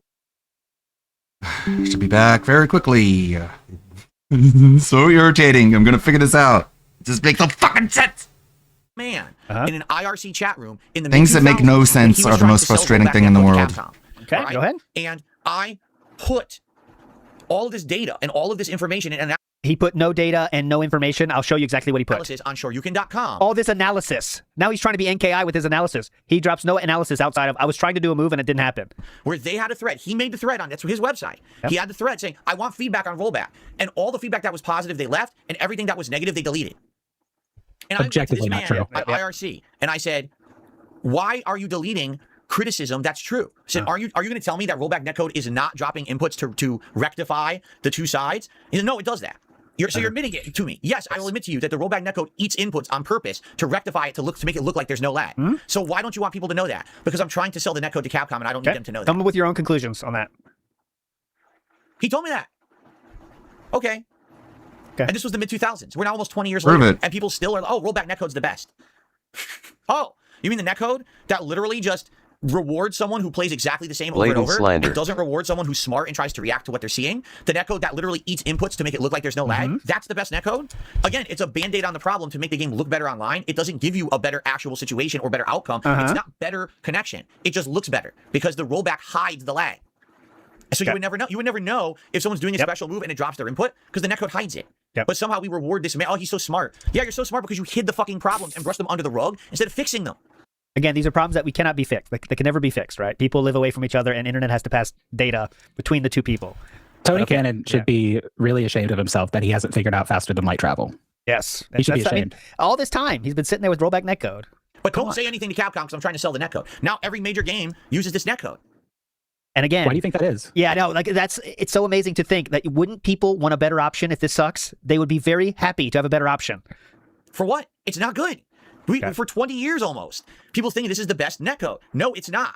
You need to, there's much, we could definitely, if people wouldn't just accept this as the solution, all right, we would have people actually actively trying to fix it. But instead, people have just accepted rollback's the best. We can't get any better.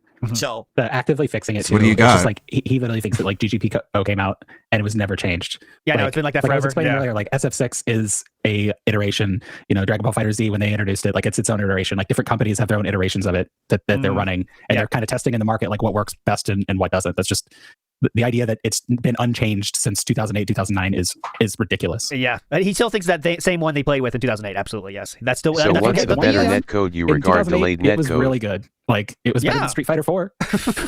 I'll say you that much. It was way better. And I love Street Fighter 4, but it was way better than Street Fighter 4. Yeah, it's bullshit. It pisses me off. Yeah, it pisses me off. What really pisses him off is that no one gives a shit about what he says about the FTC. If any of this was true, why would they tell Phil personally, the biggest unlikable dumbass on the forum at the time? And people were, they hated Thank you, Lonely Sully. Thank you for the 10 months. Big ups. People hated it so fucking much. That's why I said Dragon Ball FighterZ, because it's like a good example of like a game that probably would have died had they not made that decision. That's the one where people flip out at the. I'd love to see Phil try and code anything to fix the lag. Jasper the Cat dude says Cannons created literal magic and DSP is stupid. I mean, basically, I'm not trying to be like, we always turn into like we're standing the people against DSP always on the show, obviously. But in this case, I really can't emphasize enough. The Cannons are fucking badasses. We're all losers compared to them. What they've accomplished in their field is incredible. But yet, DSP is the one that's smarter than them. I mean, it's incredible. What? If he hates rollback so much, why is he still playing a game with rollback in it? Why are you following a man that can't understand the basics of something that means so much for him in his life, which is fighting games? He chooses to be ignorant about the most basic aspects of it, right? And when he first did it, he did it for no other reason than based on Tony's own story that he played I train. On Xbox Arcade, and he said, "This shit sucks. I'm going to do something better." Not to make money. Big ups, guys. Because he was like, the community deserves better. Still working on the Captain Alex stuff in the background. Like, objectively sick. Like, I'm sorry. If he did nothing else, if Tony Cannon did Captain nothing Alex else, is a weird didn't dude. do Evo, didn't do any of that stuff, just did GGPO, I train. just introduced rollback to fighting games, he would be an absolute fighting game legend. Yeah. But he did so much more, But all right, yeah, Cracker Jack says in chat. I don't have a goal. Some good matches. Exactly. I will this next month. He just wanted to play good matches with people. Just and so FYI. he's like, I'm going to make this happen so I can play some good matches of Super Turbo. And then he made a good the forums, SRK came, then they made a good tournament. They did a lot of stuff, right? I mean, but as DSP screaming at his webcam every night about how the rollback netcode is a lazy option. It really holds a lot of weight, Deposit Maker's right. It's like shooting craps on a baccarat table. That's basically it. It's rolling the dice. And I got more examples of him saying it's rolling the dice too. I'm wondering now, is he going to let Tom Cannon finish? I wonder. He's got a lot out here. We can't let Tom Cannon say anything against that, can we? 30 questions left to edit. Let's see. Saying this nonsense, and I was the only one who would be the one willing to speak up about this shit. Rollback 30 netcode left. is not good. All it does is make the game look good and drops your inputs in order to hide the truth. It doesn't drop inputs, They just Phil. fucking explained it. That's Did what it they? does. It's not what he said. Same thing over and over. You're God. Did they? Is that? I must have missed that part. Sonic boom, you walk forward, medium punch. And again, like, there's literally no point in talking to this guy. Rollback netcode operates on moves. Like, there's literally no fucking point in having a conversation with him because he's literally going to say that you said things you didn't even say. Like, he's too crazy to talk to. Like, okay, what Like, game there's no point. It would be like the most frustrating fucking thing in the world. You could say, I like waffles, and he'll be like, you just said you like pancakes. You, what the hell? And it's like, I didn't say I like pancakes. I said I like waffles. And he's like, well, you basically meant pancakes. That's the way I interpreted it. Okay, it's like, Sonic shut boom. up. Sonic boom again. Done with Like, this. he uses again, it shows he has no idea how frame data works. He You basically said it. Each move has so many frames, and it works. I'm going to pretend like you did anyways. What are you going to do about it, bitch? It demolishes itself. It's like, leave. That's Redneck Preppy in the house. His facts are meaningless. You can use facts to prove anything that's even remotely true. Fact schmacks. Redneck Preppy. Big up, sir. Thank You'll you. get that 99% of the Phil time. SUX. The guy who tries to react to your Sonic boom, like jump over it, won't get to jump over it. Because that's something different than what the game thought you were going to do the millionth time in a row, so you don't get it. Okay. And then if you do get it, it might drop your input anyway to hide the lag, so therefore you still get hit by the Sonic boom. Why do you think no one can react to projectiles in Street Fighter 6? They can. This is fucking why. This guy. This fucking guy. Sonic is the Boom reason was why no a one can jump terrible over guys. example. A charge attack expect you to hold a direction to Sounds like preform skills them to me. so rollback wouldn't be So needed. you're gonna push play now, or are you too scared? There's actually never been like more ways to deal with projectiles in Street Fighter than in like Street Fighter 6. You could parry it, you could DI it, you could jump over it. All right. You gotta push play? And that's the thing. Will you ever hear anyone in the FGC say that? You gonna let Tom talk or no? Nope. So like I told you guys, this guy's working on a fighting game right now, correct? Whatever it is, the League of Legends fighting game. Yeah. Why on earth would I ever want to play that game? Oh, we're already 'Cause coping it's about free? the Panic 2XKO game, okay? And from SRK for talking about it. Buck Because it's free and popular? has been pushing this shit down people's throats to make a buck. Yep. Put it down He's been people's pushing this shit down throats. people's throat to make a buck. But I got banned from SRK for talking about it. I did. I got banned from SureYouCan.com at that time for being honest. And when I confronted him on IRC, We'll see about that. listen, I'm just trying to make a living, man. Yeah, I'm just trying to make a living, man, is what he saying responded. this stuff. You can't be talking truth. Oh. You can't be talking truth, is what He just DSP pretends not to So I understand just keep my mouth things? shut. Huh. I never speak truth Also- in my life. So you That sounds rough. Cannon, just super quick, if he did do it to make money, I don't give a fuck. It makes my Street Fighter 6 games really good. Yeah, so I mean, okay, that's not even the case, but yeah, you know. All right. Yeah, if it was, I don't care. The video literally He was being proved honest. my points about rollback netcode. Honestly posting BBC. What? We're not even gonna let him explain it? To a T. Everything I've said over the years, this video has proved it. No, that's why this is called Why Rollback Netcode is Better. It's very interesting. I'm not sure that's what was intended, but it certainly did it. Okay, well, let's read the first comment on DSP's video here. It says, I don't think your understanding of rollback netcode is quite accurate. Rollback, as explained by the video, only lasts for a couple of frames. The prediction part of the netcode is saying, I think you're pressing forward. Let me double check. Yep, you're pressing forward. Oh, wait, you hit jab now. Let me just skip ahead 2 frames of that animation so that your move comes out properly for your opponent at the same time. If you don't agree, then I'll just leave it as it is, because at the end of the day, I can only present what I know and hope you are informed by it. Hope you had a good day, sincerely. But no, that didn't prove anything to him. That didn't clear anything up, okay? Stop saying facts. Dumb shit. So I looked for, before we get to the thread, we're almost there. I did find the first mention of rollback in DSP content at all.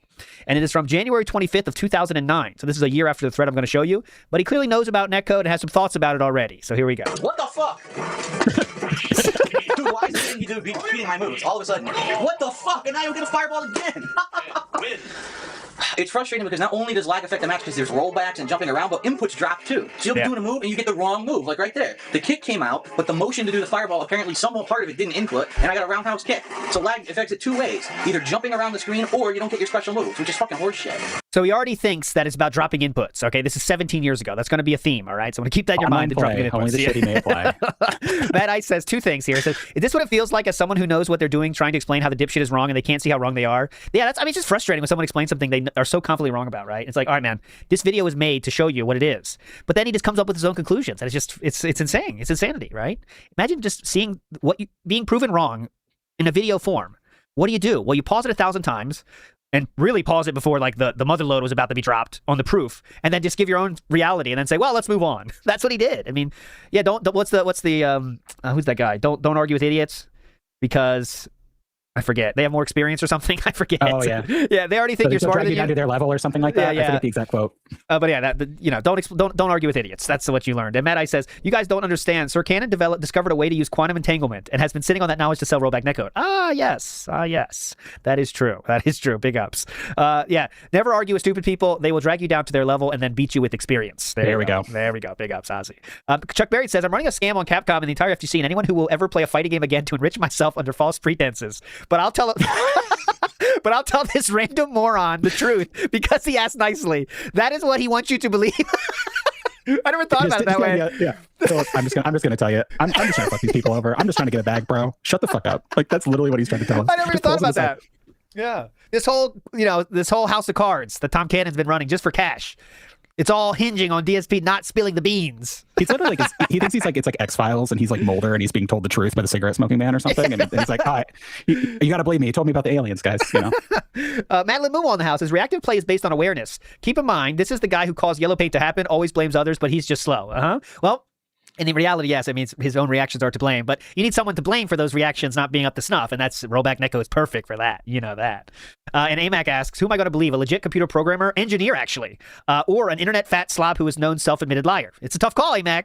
But yes, he was a some kind of engineer. I don't want to say incorrect information, but he was not a network engineer, but I can't remember. But yeah, he was obviously well educated. Let's say it that way. Yeah, I'm not going to pretend. Yeah. Like I understand like how rollback works, but like I'm not going to pretend I know how it works because I'm not a computer programmer. Yes. But I am smart enough to look and be like, all right, yeah, this works. That might have been in software. It's so obvious who to trust in this situation. It's ridiculous. It's stupid like to say it anymore. Like who do you believe in this situation? You know, and that is so true. God, Chuck Berry, that's so amazing. I never thought about that. Yeah, we'll just tell if we believe DSP is right and he did this all for money, why would he then share it to DSP, the biggest idiot in the world?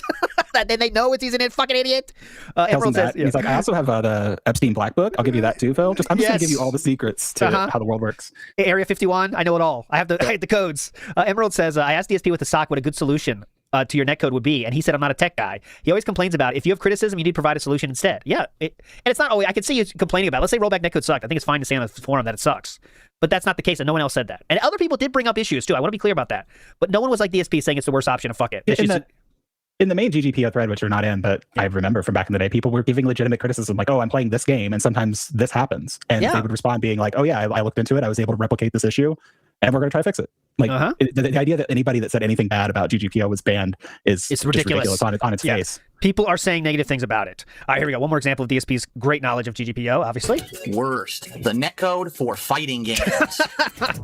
One of the most glaringly apparent things that they did not get right in the last console generation was the online multiplayer gameplay for competitive fighting games. And I don't just mean one. I mean Street Fighter, I mean Tekken, I mean Soul Calibur. Pretty much any fighting game that came out in the last generation had online gameplay capability that really just was not up to snuff when it comes to a competitive environment. Whether it was dropping inputs, whether it was rollbacks, whether it was visibly really horrendous slow motion lag. These fighting games, for whatever reason, could never get online gameplay right, as opposed to some of the other first-person shooters and third-person action games. And it was quite disappointing. Incredibly different situation in those games. But anyway, also, go ahead. I love the clip. The first clip is him just getting fucking cooked in Third Strike. That gives me so much joy.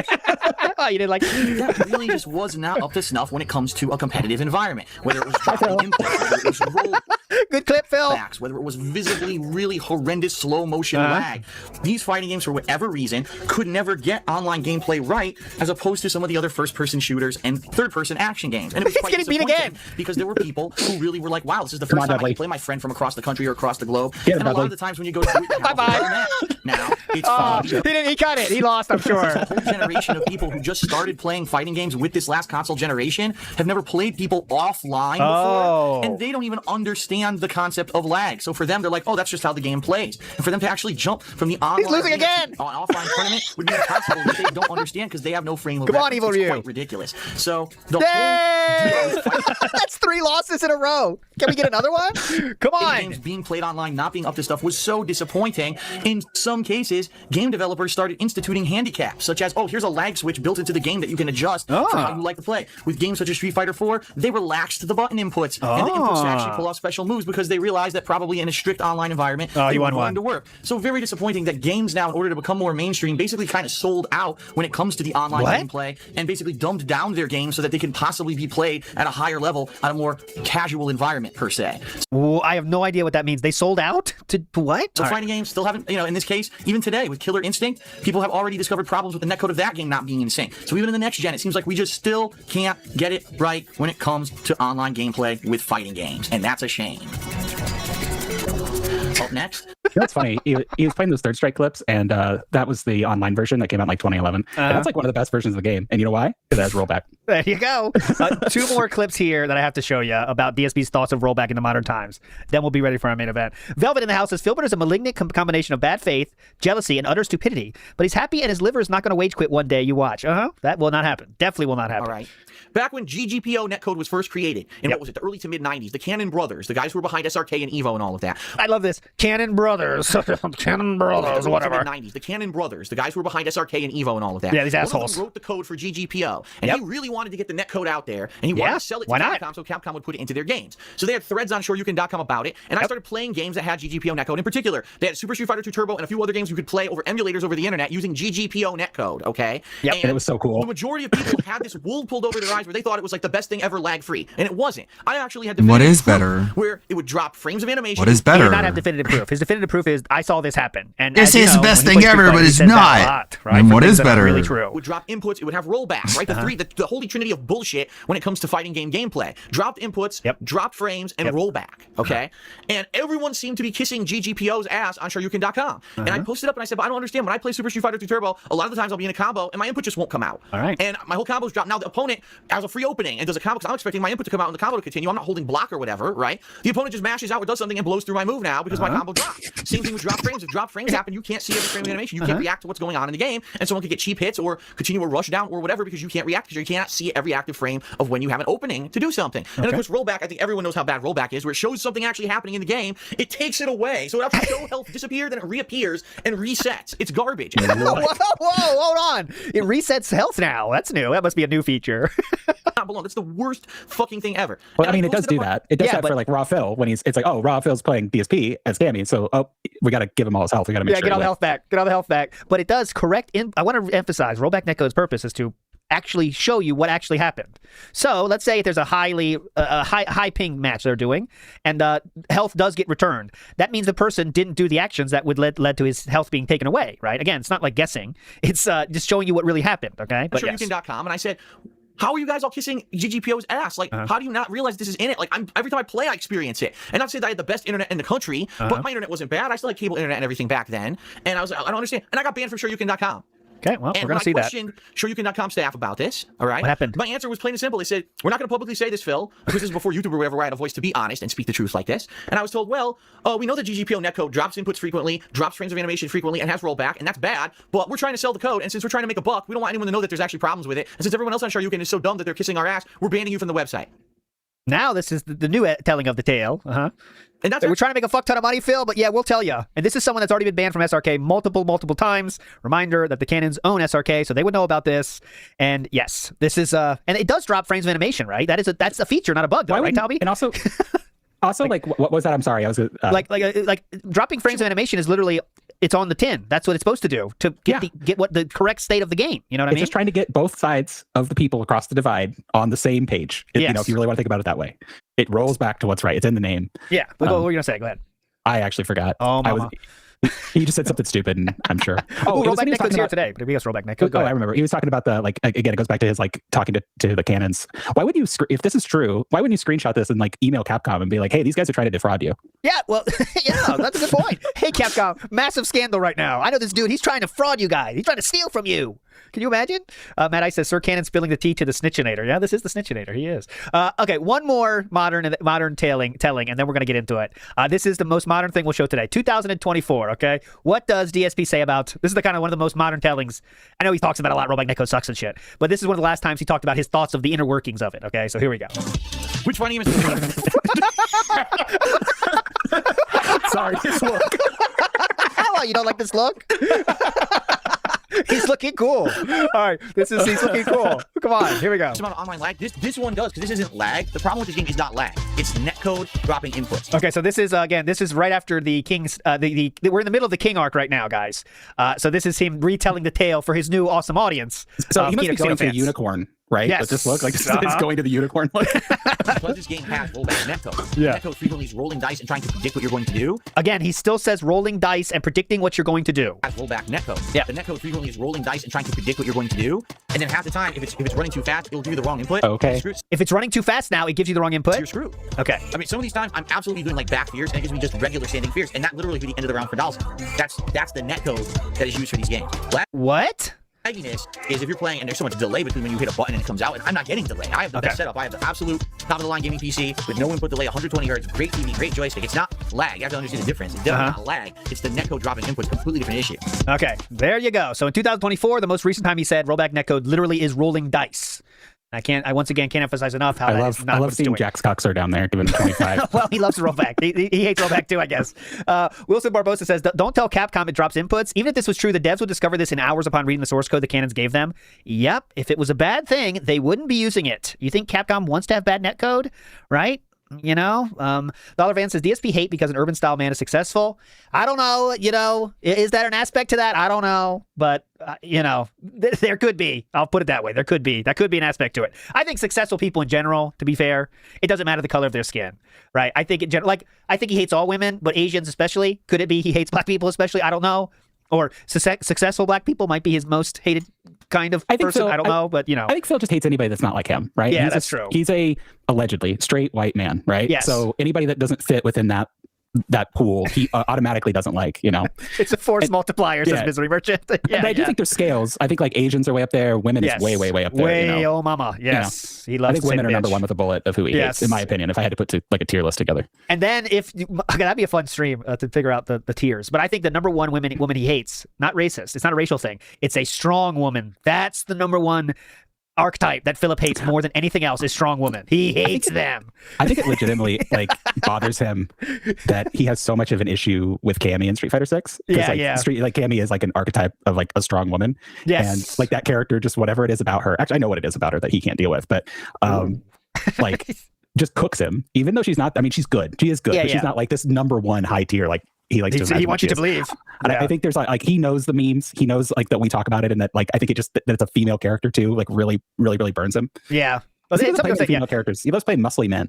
Independent is a better way to say. Yeah, I think independent. Well, it's kind of the same meaning. That's what I kind of mean. But yeah, you're right. Independent, strong woman. That's the worst. That's the worst. He's always hated Ken. Well, interesting. Well, Anyways. it's like rushdown stuff. He can't deal with, like, without getting too much into like Street Fighter, he can't deal with pressure or rushdown whatsoever. Just cannot deal with it. Yeah, he never has. Characters that are really strong at that archetype, depending on what version of the game you're at, like, he's just going to struggle with.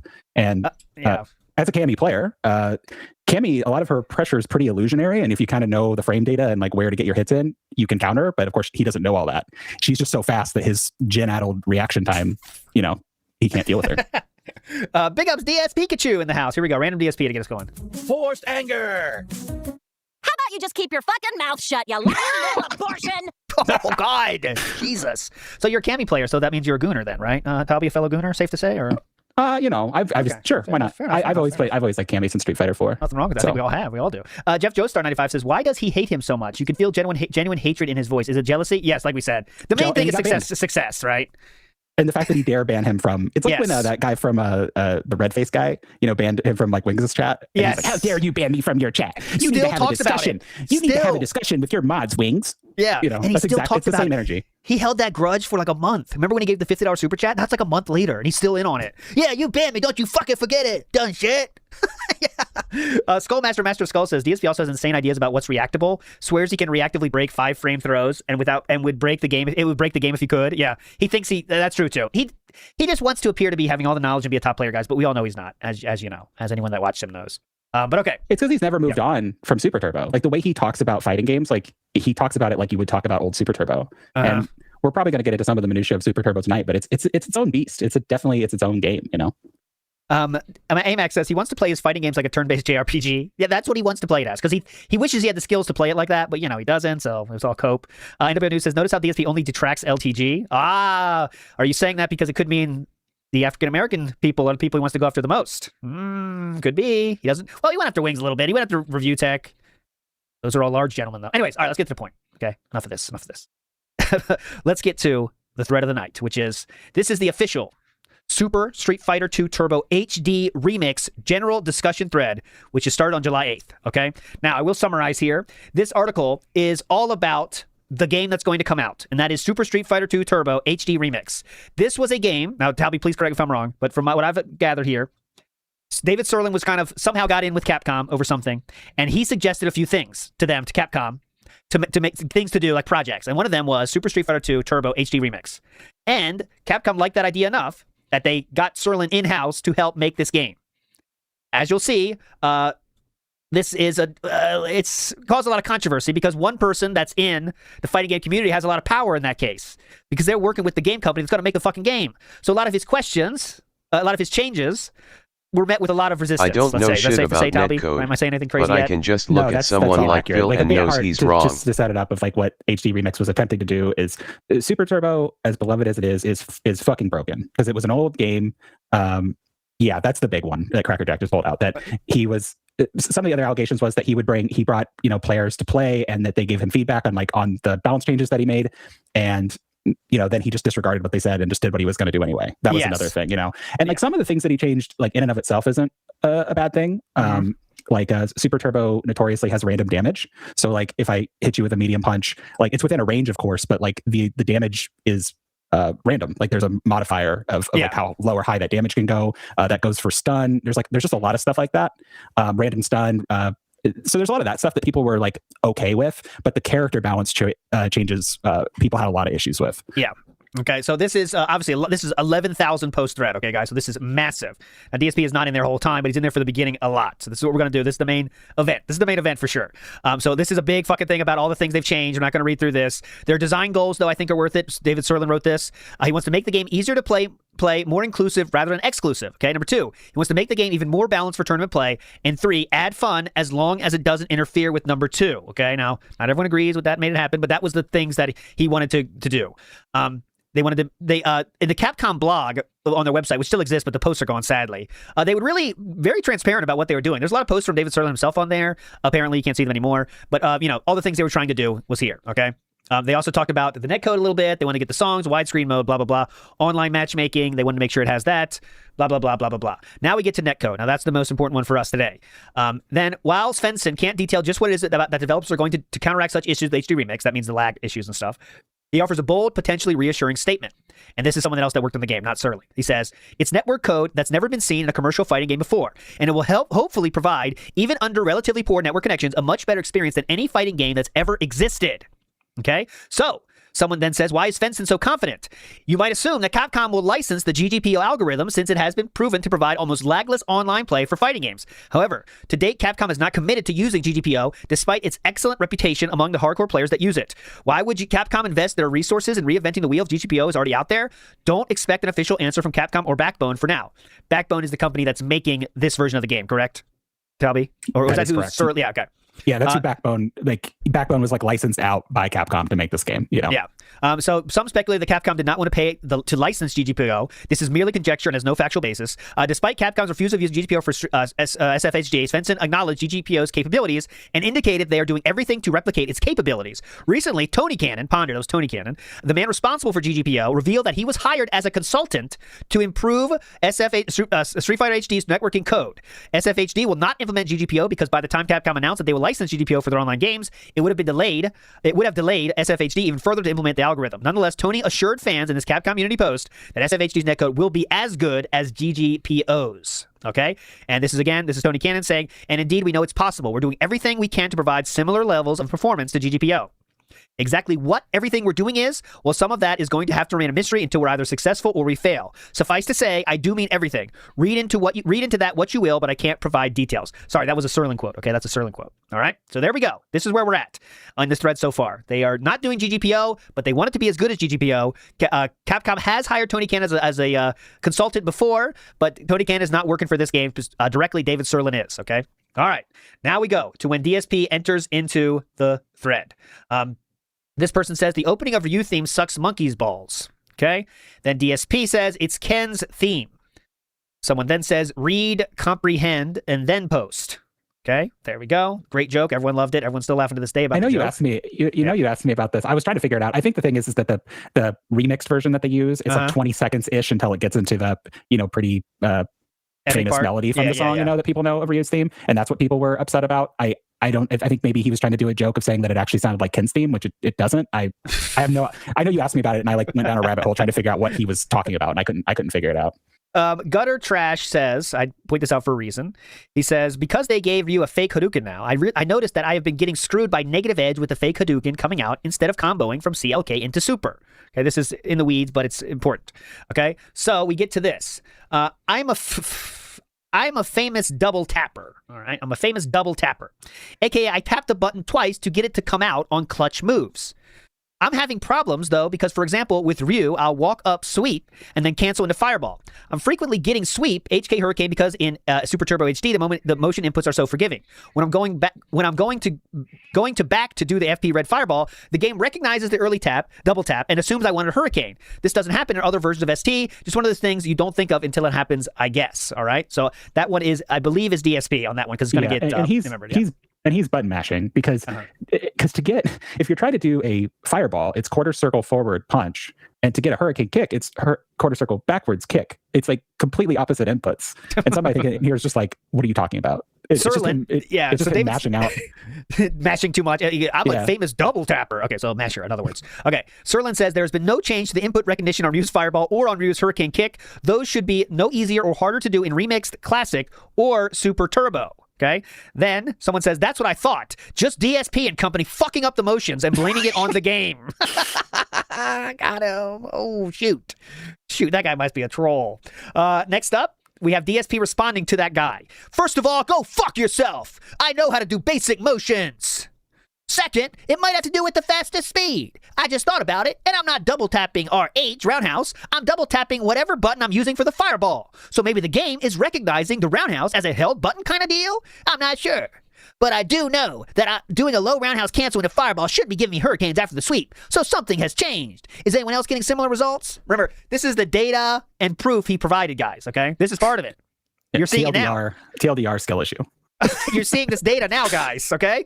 Next up, we move. This is how... Oh, by the way, I saw someone did ask.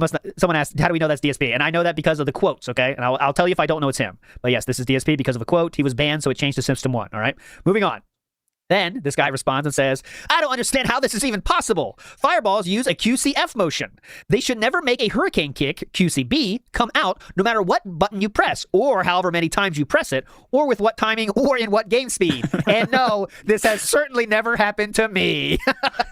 Sorry, Phil, my IQ is above room temperature, so I can do Hadouken properly. Thank you. Thanks. Then this person says, Phil, I'm actually having a much more proficient time executing what I want with HDCAN as opposed to NCAN. Granted, I can still make mistakes here and there due to human error, but walk-up sweep into Fireball and whatnot has never been more consistent with me. So he is having the exact opposite. I will say real quick with the NCAN, or sometimes you'll see like in an earlier post, it was like, oh, Sagat. Yeah. Super Turbo allowed you to pick between the quote unquote new and old versions of the characters. So the new versions were the ones that were in Super Turbo, and the old versions were from, I think, the version prior. I think it was. So that's what, and it allowed you to do that. And certain like Sagat, old Sagat is like way better than new Sagat. So that's if you see that, that's what that means. Okay. And for HD collection, there is no new and old version. They're kind of compressing them into like one version, which again is in and of itself a little bit. Sorry, Hyper Fighting was after ST. I'm a little off on my ST timeline, so but it's fine. Yeah, but yeah, we got you. The point stands. They're trying to compress them and make them just one character in a lot of ways. Or and of course, people are going to have issues with that, good or bad, because ST is ST. Saber says then, it could be the speed, screwing with your execution timing, or it's your style of execution that's just not agreeing with the game. You know what that means. You suck. I don't know. All I know is I love how Ken controls now. Someone does say, I always want to show both sides. I get the same problem quite often with Sanwa buttons as they activate so short into the button press. Afro Legend, someone we've seen before, and he did have some success competitively, says, I'm having no problems with walk-up, CR, Roundhouse, and Fireball either. Crashing no problems. Roundhouse into Fireball, yeah. No problem from Afro Legends there, okay? So that's a real player. Okay, now we go to this one. I want to make sure here. Yes. So Sudge says, same here. He's agreeing with Afro Legends. I could imagine a scenario where a fake Fireball came out on accident, but sorry, man, I don't see how the heavy kick is coming out. Is that correct? So there we go. And also fake Fireball is something that was added to HD Collection. Like they actually gave Ryu the ability to throw like a fake Hadouken, which again, also controversial.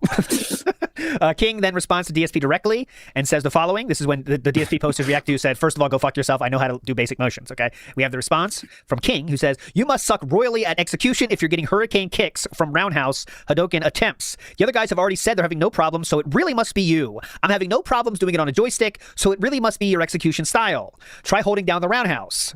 Stuck out tongue. Someone has to say it. Probably one of the reasons why he wasn't invited to the HD Rex game testing. SRK must have lifted. Oh my God. Okay. Oh my God, guys. Hold on your fucking butts on this one. SRK must have lifted their no Neanderthals policy on posting. Most ignorant and stupid post next to GD. I'm not going to involve myself and resort to go fuck yourself since this moronic douchebag can't find anything really smart to say. Nice comeback, by the way. Got him. To get back on topic, when are we going to see character updates? It's killing us. There we go. So, Ponder responds next. And as we know, that is Tony Cannon. Ponder, the guy I showed you the post from 2 years ago, starting here. And he says, yes, it will be good, but not in the way you're imagining. Someone asked about the game. For the original poster and everyone on the bandwagon, DSP's original post made it very clear that he was getting accidental heavy kicks from attempted low roundhouse into red FB block strings. Look at that, B-Talby. FB block strings. Full. I don't know. Anyway, a move. That's all you need to know. A move. Then the motion for that is D plus roundhouse B, D, B, D. You know the move, the block, right? Red fireball block string. Okay, yeah. It's perfectly plausible that he's accidentally going through DB between D and B and getting the heavy kick on the negative edge, especially with the game running faster than the accosted standard. Always remember, first make sure you're right, then flame, not the other way around. So I wanted to bring this up because Tony Cannon is saying, guys, maybe DSP was telling the truth, guys. He's defending DSP in this case. Guys, it could happen, okay? Here's what DSP is saying, and it could have happened. Listen, it's possible, and I'm going to give you the example.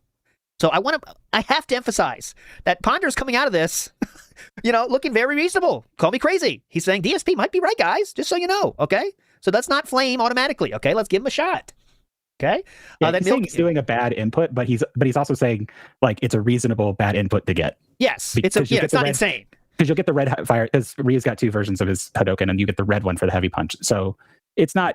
He's not like straight up defending him, but he's also just being like, "Hey guys, you can chill it out a little bit." He's not the tyrant of the board against DSP that he's made to sound like, Exactly. 666 Latteran says Tony Cannon rent free in Piggy Head for decades, literally decades at this point. And Shiny Thief says out there, Theo theory ahead of time. DSP to track the LTG was going nuclear. And as a Fox News viewer, Phil would know that Trump calls nuclear the N-word. Could be him thinking he's... I don't think so. You're giving him too much credit. Shiny team. Okay, moving on. Milky also says maybe that will work easier for him with the more lenient window in HD. Probably have to hold RH due to negative edge and fake fireball, though. Again, trying to give tips to DSP a little bit. King, the guy that was directly going against DSP, responds to Tony Cannon next and says, last time I checked, he can still hold down the roundhouse button until the duration of the input motions to not negative edge it. Lol at the hurricane kicks. He should be going into training mode and practicing his execution. Shit, he can adjust and fix before he blames Serlin on oh my god input suck accusations. 2% increase from US Turbo 3 is negligible. Oh my god, 102%, we're so doomed. He sounds noobish to me. Shrugs. Okay, and then waits for ignorant douchebag. Back. Oh, they had a problem too. We're live. You didn't lose me, right, Talby? It happens to us all. No, I did not. Okay, yeah, you didn't lose me at all, right? Yeah, it's just no. Sorry, I just muted my mic for a second, so no problem. That was it's YouTube, not my fault. We're back. That was rollback. Okay, rollback. All right, next Warrior Dream says, "Wow, I thought the fireworks ended with the 4th of July. I'm kind of doubting DSP will care. Enough derailing the thread though. Let's get back on track. Enough of this kind of nonsense back and forth. Let's get back on track." This person says. DSP then responds. Okay, and this is one. Yeah. He says, I just love it when scrubs who can't beat the guy who lives on the corner think they know better than seasoned players. I'm betting that's a speed issue for me and nothing more, which will be fixed. But give someone an inch and they'll take a mile. It's just part of the game, I guess. I just wanted to bring up an issue I'm having just in case anyone else is having it. If not, then I guess it's just me, and that's fine. If you think you know better than me, then step up like a man and challenge me to a game. If not, go away. This is a beta test, and we are all trying to get the issues out as much as possible. We don't need Joe Nobody trying to shit on established players because he thinks this is finally his chance. That's not what this thread or the SDHD beta is about. We're trying to flesh out bugs and or differences from Arcade ST that might cause problems in the future. If you're not down with that, you're not needed. Okay, so he wants the known players should have preference, right? You can't have these nobodies questioning the known players. These are known players. Don't you get that? Dumb shits. Known players. He loves gatekeeping. He loves it. He wants to be seen as this big dude. Shirts. We showed before Shirts, who just says LOL at DSP's comments. There you go. Hinaki says, Phil just likes to blame random shit on not him. Yeah? I mean, I suck at everything, but at least I don't blame Back in the games 08. for doing it. Unlike a pretty good player like him. Known scrub. Hey, fair point. So there we go. This is fucking years all the way ago. back in 08. 18 years ago, boys. Hell yeah. Okay, moving on to 175. We have a little bit of a mix. Okay, a little bit of a break from DSP talk. He comes in. That's Devil JM. My bad. 175.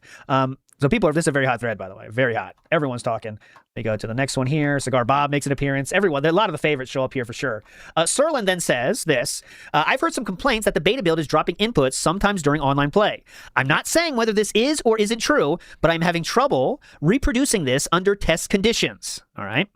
Keep in mind that ST drops inputs by design as part of the way different speeds are implemented, and also during the slowdown caused when you hit someone with a fireball. So I'm assuming the people who claim some inputs are being dropped are well aware of that and are claiming it in addition to that.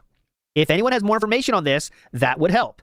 Does it happen around the same time as anything in particular? The occasional slowdown that happens sometimes in network play, when flickering and rollbacks are happening a lot or not a lot at the beginning of the round, in the third round only, it would be equally helpful to provide feedback of, I don't think there are any dropped inputs beyond what ST has, if you believe that to be true. Okay? Keep that in mind. All right? Brian here says, it's funny. go ahead. I was just thinking of this. Like, he always talks about Super Turbo being like the perfect fighting game, and Serlin's talking about like, oh yeah, the game just drops inputs like by design, and it's like Super Turbo has so much just weird shit in it because it was like, you know, a fighting game. The genre had only existed for a couple of years before, you know. So it's just really funny that he thinks that that games have never improved past it, you know. Yes, and it does slow down, and when that slowdown happens, sometimes you drop inputs, but it's known about, and it's by design a part of the way different speeds are implemented. It's by design in the game, but once it said drops inputs, that's all DSP need to say, you know, is that okay? Yep, dropped inputs, guys, dropped inputs. Anyways, Brian here has an example I wanted to show you. I remember I had one occasion where my input was obviously dropped. There was a big lag-induced slowdown, and as I did some kind of special move command, but nothing actually occurred, aka not normal or special. There's a serious lag hiccup, but perhaps the same thing is occurring on a smaller scale in normal play. I'm not sure. Wanted to show you some people are saying they are having that happen, okay? Someone else said the dropped inputs are pretty noticeable during a laggy match. The laggier it gets, the more noticeable it is, okay? So some people are saying, yes, there is dropped inputs, okay? Now, Sirloin. This we get to there's Cigar Bob, by the way. Cigar Bob says there is no problem with drop inputs, just netcode rolling back. That's Cigar Bob. He's been on the stream before, and his comments have. And he's the guy that he brought his own cab somewhere, and people were playing it. That's Cigar Bob. Okay, but then DSP responds and says this. This is the money match. This is the money pose. This is where I believe was the genesis of all of this. The genesis of the one side war between GGPO and DSP. I really believe this is one that we could put this in the record books as where it really was cemented, okay? This is that post for me. Here it is. DSP says, "This is the first game where I've ever even heard the term rollback. As in, the game takes back things happening on your screen. I'm sorry, but that just makes zero sense to me, all right? If a game is running in slow-mo, at least I expect the game to be worthless and mean nothing. But to have things going backwards in time while I perform moves? Bullshit. You know I'm the resident hater. But I'm trying to be honest. The ridiculous slowdown at least made me accept how shitty the net play on AE was. This game has great netcode for the most part, then fools you into thinking you can have a great game with anyone.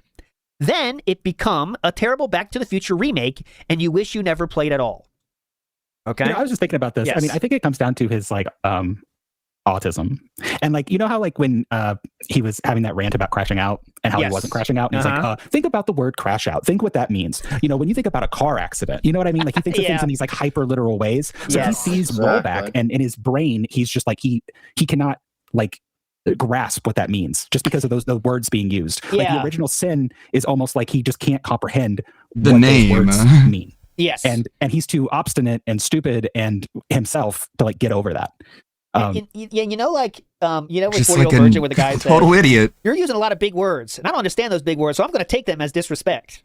DSP did that literally. So, like, he doesn't know what's going on, so he already hates it because we can't understand it. Anything we can't understand needs to be destroyed. You know what I mean? So he doesn't know what's going on, so that means it sucks. All right, that is, it's horrible, right? I don't get it. That means other people also don't get it, so I want to shit on this. You know what I mean? Yeah, and like, that's I'm white and I don't get it. Yes, exactly. So we don't get rollback, so it sucks. I mean, we definitely know it sucks. That's all we want to know. Make sure everyone else knows this. Master Betty says DSP doesn't know what a Dean's List is. Mr. Big Ups, Master Betty. So now DSP has set his flag in the sand here. This is the first game where he's even heard about the term rollback. All right, this is the first he's hearing about it. It seems a little late for that for me, honestly. I think he was trying to come up with like a gamer journalist headline here when he said it became a terrible Back to the Future remake, and you wish you never played at all. It's like an IGN review. You know, they got to finish with a clever line or something. You ever seen those? Probably I'm talking about. It's like Adam Sessler, man. Clever, you know, like Adam Sessler. What are we playing? Back to the Future? What is this rollback netcode? Where did this come from? That hellscape known as Japan? I think he spent a lot of Zoinks, guys. time online, obviously, and he's always trying to add these like game review writerly flares, and then they wave around a rubber chicken. Wrestling promo kind of things to his language, and it comes off like super inauthentic and fake because he is. Death Stranding is a game. Get Marty McFly out of here, right, guys? For Kojima or something, you know what I'm saying? That's kind of stupid shit, you know. But anyways, that's what I'm talking about. That's what he's trying to finish with. Shows that there's life beyond Metal Gear. Or something exactly. Big ups. So Jaha's in the house here. Big ups, Jaha. This is episode for you, brother. Big ups. Okay. We then get to the responses to that specific post of DSP. Okay. Bruce LB says, "Man, what the fuck are you talking about? The first game you ever seen it in? Seriously? Did you never play Diablo 2, Counter-Strike, or like any game online ever? Because in every one, when the game lags up, shit goes back in time. It's just the way the netcode works. Fighting games have just been late with using this type of netcode for whatever reason, but overall, even with the rollbacks, it's much better." Says this person. Just what the fuck are you talking about? And that is true. I believe the reason that it took long for fighting games is like the 2D nature of it and like how the animations work and things like that. It's based on what I've read. I'm sure somebody knows better than me, but like that is part of why it was like a little bit late to the party. And also, I saw about this that fighting FPS games, there's inherently much less let's say specific information that's being shared. Like if you're stepping in the wrong place on an FPS by a few frames, like you're to the left a little bit, that means nothing, right? It's outside of when the shot happens, right? Outside of the shot, there's a lot of leeway, and it's still the same exact game for you, you know? Yeah, because you're in a 3D space. So there's just literally more physical, or you know what I mean by physical, like you know, real estate that your character can move around in and it not feel weird. Where you're on a 2D plane, so you really notice it if you start to like teleport around or moves don't come out or whatever. So it's different. It's a different ball of wax. Yeah, it's a different thing. It's much easier in those games. But okay, DSP then responds to Bruce LB. Okay, and he starts with, "It's a big one. Are you retarded? Are you retarded? Wow. Not old PC games. My God. FPS games have been doing rollback for ages. Or to be even so more crazy. He's been doing this for like over 15 years. Where if someone disagrees with him, he's just like, "What are you retarded?" And it's like it never works out for him. Everyone just thinks he's a stupid asshole, and he's like not persuasive in the slightest. You'd think you would like switch up your technique every now and then, right? specific. Current FPS games Just, do like, delayed stop action trying to instead, insult people, meaning man. your screen is actually slightly delayed, and you might die You're after the fact wrong. because your own game is rolling back. Like, you're before it just actually happened. wrong. What? Is that delayed action? Okay, anyways. I don't know. Seems like rollback then, but okay. This works in many types of games because you don't need pinpoint accurate execution. In fighting games, you do. I personally dislike rollback because it cheats good players. What? Yeah. It knows the good players. That's what Tony Cannon programmed in. It's a good player. It Good cheats players. All right. Piece of peace. Raw Phil. They're Raw just Phil. writing it in. I emailed Tony Cannon those names, by the way. You're welcome, Yeah. everybody. You can do a perfect reversal, see it hit on the screen, and then 1 second later be down 50% life for no apparent reason. All the while, it's unbeknownst to you until it happens. At least with the massive lag of previous Street Fighter games online, you knew when you had a shitty connection and the game wasn't going to mean shit. Now it's almost impossible to tell when you are fucked until you actually get fucked. The entire game might be perfect until that one moment that makes or breaks the match. Again, rollback netcode gives you the inputs that you input yourself, okay? It's not, I don't know how this cheats the good players comes into play here, but okay. Last paragraph here. GGPO also uses the same code, which is why when everyone else was applauding it, I was just like, give me a break. How can people take GGPO seriously when every time there's a clutch situation, the inputs drop and you can't get that reversal super combo that is needed? It is extremely difficult to get perfect reversals on both GGPO and STHD because so many inputs are dropped. At least in STHD, however, some motions are being relaxed, which helps to slightly relieve this issue. Still, we seem a long ways off from perfecting net play for fighting games, okay? So again, this is, Big Guy makes a good point here. My inputs drop during clutch moments. So you're saying, go ahead. I was just going to say, I've watched DSP play fighting games for fucking ever now. It's kind of like my guilty pleasure. And I can't tell you how many times I've seen that guy have like a massive life lead, have everything, his opponents burn out, and he just chokes, just absolutely chokes. He's so bad in high pressure situations. Yes. It's not the game, it's you, bro. He asks you to believe that it cheats good players and also that it also drops inputs more frequently in clutch situations. This is all things that rollback netcode has to understand and take in its code, right? And mold the code around it. It's a clutch situation, okay? So you want to make sure it doesn't work, okay? And it's also absurd that he thinks, like, I love fighting games, but this idea that fighting games are like the ultimate competitive game is so fucking cringe. Like the idea that first person shooter, like, have you ever watched Counter-Strike Pros before, Philip? Yeah. Like, do you think they don't need pinpoint perfect accuracy? It's absurd to believe that. Uh-huh. That fighting games are the only one where you have to have perfect input. It's so childish. We get some takes here, responses to that post from DSP, and they say GGPO and SDHD use the same basic principles that 3D games have been using for over a decade. Rollbacks and rubber banding are very common in those games. The only reason you don't notice it much in those is that they use interpolation to smooth things over, which is much easier to do with 3D than 2D sprites. There's nothing novel at a high level about how GGPO and SDHD works. It's just relatively new for 2D games. It's been in use in other games forever. Someone then also responds to DSP saying, go ahead. Which is why GPO and rollback is so great. It's a simple solution to a complicated problem. It's, Phil wants this big, he always talks about this with games too. It's like, why isn't this revolutionary? Why isn't this revolutionary? Like, sometimes things don't need to be revolutionary. They just need to fucking work. Yeah. And rollback fucking works. Fallout says, if you perform a perfect reversal, any rollback will be in your favor. It doesn't warp back in time as much as it compensates for what happens on both sides. Rollback is far superior to input delay. Play a while on GGPO, it demonstrates it excellently. I haven't tried the beta, but apparently it suffers from rather more extreme rollbacks. Those can cause gameplay to suffer more than slight input lag would, admittedly. Don't be so hasty to judge it inferior until you see how good this method can be. Someone says, Gabe, missed this bit. How the fuck do you expect people to take you seriously after you say stuff like that? Got him. Okay, there we go. Moving on positively here. Next person says, GGPO doesn't drop inputs, dipshit. Also, you will never get a rollback, which prevents you from getting a perfectly timed reversal ever. Rollback goes back to what was supposed to happen with the same inputs if the game was perfectly synchronized. Seriously, DSP, you have no fucking clue what you're talking about. Go away. Honestly, like, GGPO doesn't drop inputs, dipshit. You could just like end the stream on that. that's pretty much it. Go away is what they say there. That's a very direct, but I like it. Next we have, I've gotten dropped inputs on 2DF, but not GGPO. So this person is saying he has gotten dropped inputs on a different solution, not GGPO. So there we go.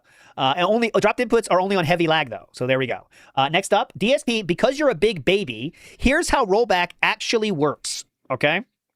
Blah, blah, blah. Zangief does low punch. He does SPD motion. Ryu does reversal DP. Actually, blah, blah, blah. Explains what's going on. The game goes, wait a minute, and instead plays the third frame, the one where the DP actually hits you.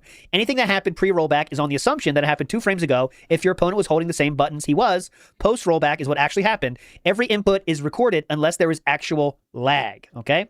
Again, trying to explain to DSP how this works. This one is my favorite. Someone says, I'm going to try to, someone says, I can't scroll correctly, but someone quotes when DSP said, are you retarded? And this person, Lazy Foo, responds with, he's not. Savage. Amazing. DSP will never understand. Brevity is the soul of wit. Like, that's just a perfect. Then they respond to DSP again. The inputs are dropped as already explained. Then this person says, saying rollback drops inputs is like complaining a super doesn't come out because you're being comboed. If you're expecting 100% lagless, latency-free fighting games with anyone on the planet, you better start rewiring the internet so everybody has Ethernet cable plugged into your house. GGPO's double buffered latency compensation isn't arcade perfect, but it's damn close and damn good. Okay? Next up, we get to DSP's response here. And that is when he said he's not. DSP says, you can't read. I wasn't talking about rollback when I was talking about GGPO. What? What? Okay, on GGPO, you can press buttons and have nothing come out repeatedly, especially when it's in a clutch situation where you need that perfect timing to do a reversal. Nothing happens. Sorry, but I know how to do reversals. And yes, he is retarded. Then it's edited, okay, because he gets slammed after this. He says, wow. You guys sure do love your GGPO. You swear that no inputs ever get dropped? Interesting. So why does everyone on GGPO say that it's just for practice and not serious? I, for one, don't play it because although about 90% of the gameplay is good, you get that 10% where something doesn't come out that should have, or something doesn't feel right, and you just get frustrated. At least for me. I'm sure I could get used to it, but it would probably completely throw off my game when I play IRL. And there would always be the random factor of losing when a move doesn't come out. So there we go. That's why he doesn't like GGPO, okay? How they were able to sell Capcom on GGPO is like when they finally got the meeting, like Tony played somebody in Europe. Like, yes. I think they were in California at the time. And he played somebody in Europe in Street Fighter Alpha 2. And just like that, being able to connect with them, because they tried to explain it to Capcom and they just didn't care. But just seeing it and understanding, like, oh shit, like he's playing with somebody across the globe in this game, Street Fighter Alpha, and it's really, really good. Like, that in and of itself is a benefit because 99% of players are not competitive. They're doing it just for fun and just for practice. So, like, just because you don't want to play it doesn't mean that it's not a good solution for everybody else. It is insane to think about a random dude. Now, I know exactly. They've done a lot of, let's say, other projects to make them not totally random dudes. But imagine a random dude creating something so good that the literal company of the biggest fighting game in the land, Capcom, says, like, yeah, we're going to use what that little random person made. That is such a big hurdle to cross, right? It's like saying, like, I want to make something that Nintendo's going to use, right? What? You can't even think of a situation where that would happen, right? That's how perfect the solution was, you know? It took them a while to get it to them. You know, it took them a while to like, actually get it in front of Capcom. I know they tried a few different times. And, I mean, part of the reason Street Fighter 4 was on delay was because the game was already so far in development that if they tried to implement it, you know, it would have pushed back, you know, dev time even more, and they just need to get the game out. If you put in the links below, I put a link to a panel that Tony Cannon does, and he talks about that specifically, about convincing Capcom that it was worth it and all the struggles with that. So check that out. It's like a 40-minute panel they did at EVO once. It's really cool, but obviously we can't watch the whole thing. But. And he wasn't like, the way he presented it wasn't like, oh yeah, you need to give me a bunch of money for this. It was just like, look at this. Like, look at how we can make this experience like good for players, you know? Yeah, I mean? you know? Like, and again, like I said earlier, even if there is a financial motivation behind it, I don't give a shit. It's a good product. Like, that should be rewarded. It's the best. Yeah. And they're not going to risk, if it was a scam, you think they'd risk telling DSP about their scam? Makes sense. Yeah, just putting their entire reputation on the line to tell this random moron. That they know is a moron, and they've already banned multiple times on this website. Then Darkside, this person responds to Darkside Phil, GGPO doesn't drop inputs anymore. That has been fixed for quite a few versions. Seriously, stop embarrassing yourself with your uninformed bullshit. Okay, there you go. Makes sense to me. We're all afraid. We're all afraid of people like you lolling at us. This is a joke because he says, you guys sure do love your GGPO. Then Sweet Johnny V says, yeah, it's great. Honestly, you're cheating yourself if you're avoiding GGPO just because every once in a while there's a glitch. There's a lot of good times to be had on there, right? Seems reasonable to me. Audio CG says, second, is GGPO perfect? No, but is it the best option for online play? Yes. Here's hoping HDR can come up to the same standard. DSP, seriously, man. Online will likely never be exactly the same as head-to-head. Well, maybe when fiber optics are the standard. But we all want it as good as it can get. Do you know why? I, for one, cannot even play ST in an arcade where I live. There is no ST cab left in my hometown. None of my friends seriously play Street Fighter enough to offer much real competition, so guys like me turn to online as the only option to play the games that we love. Will online ever be a tourney standard? Nope. So you don't really have that much to worry about then, do you? Okay, are the rollbacks and HDR a bit out of control now? Yep. Hopefully they can tighten them up and rock the house with HDR. Calm down the negative jabber and realize this game is not for pro players only. If it was, it would never have been made. Us non-pro players can deal with a bit of jump like on GGPO. You know why? Because we don't play perfectly, we play for fun. For those of you who are playing for a pro title, you guys will play seriously offline, just as you have up till now. And realistically, you guys should wipe the floors online as well. Nothing will change except that the rest of the market, you know, the people that drive the game industry, Joe Consumer, will get much better 2D fighter online experience, hopefully. Okay, very reasonable post there, okay? Yep. And like honestly, this guy, like his experience was very much, it was like mine. By 2008, there was no fucking Super Turbo cabs. There's Street Fighter 3 cabs anywhere near like where I lived. So if I wanted to go, there is a relatively big famous arcade not that far from me, but I'd have to drive almost 3 hours to get there, and I'm not doing that. And then hoping I run into somebody that's like, hey, do you want to play Third Strike with me? Like that's just ridiculous. When I can download GGPO and the ROMs for these games and play somebody online. Even back then, in a much rougher state than it is now, it was still like, for us, it was pretty revolutionary. Ozzy, thank you for saying this. Just a reminder that DSP failed computer science in college. Yes, it's always good to remember that he could not even pass the first year of computer science in college, and he blamed it on the teacher. He blamed it on the teacher. I'm sure it was the teacher's fault, right? Lazy Foo says, GGPO doesn't drop packets. It's UDP in the network itself. Double buffered latency compensation does no good if the packets don't arrive in the first place. You already said things that DSP doesn't know. You said packets and latency. It's too late. It's not too much. Who fucking cares? GGPO managed to allow fighting games to be playable up to 100 ping. Counter-Strike players would kill for that type of latency compensation. It's the best out there and managed to do so without slowdown and dropping half the input. It's not arcade perfect, but it's impossible for it to be without tearing the entire internet down and rebuilding it. Crying about a few missed packets, especially as few as GGPO has, is like bitching about gravity. By Metallica. And yeah, Darkside Phil says, and yes, he is retarded. He quotes that again. And then Lazy Foo responds and says, oh, he's not the retarded one. We've had now and no you back and forth 2 or 3 times now. Okay. Okay. Next up, far from done. The saga continues. Okay. And that was 214. Next we go to 218. And that is this person saying, this is 218, right? Yeah, he says, I second that. Playing GGPO has become ridiculously awesome, especially with the staggering amount of utterly awesome players out there. I still can't believe I'm playing against the legendary old school pros that rocked EVO year in, year out and watching epic games live and in high fidelity. Just pure, unadulterated awesomeness beyond my wildest dreams. And I wanted to show this because that's what it's about, man. You know, it's giving people these positive feelings about the fucking fighting game. That's how this person, like, you know, that. Imagine wanting to kill this. You know, one of the best things about Fightcade is that you can watch games. Yeah. And so you can just go on there and watch random pros just like fucking around playing Marvel vs. Capcom 2, and it's a blast. Or you can play them yourself and get your ass kicked. But it's still cool to get your ass kicked by like Justin Wong or whoever the fuck. It's fun to be able to like actually like play with those players and see them work and work things out. It's fun. The problem is, like, DSP was not probably getting as respected as the good players that people are watching, so that he automatically has to shit on it. Like, this is like such a positive thing people are having, right? Like, imagine that feeling, just pure. This guy's so pure, and his positivity, right? And DSP just wants to shit on this because he wants to blame his dropped inputs on it. Because of course it's not his fault. And that's the thing, like 3-4 years before this, like people were like, fighting games are fucking dead.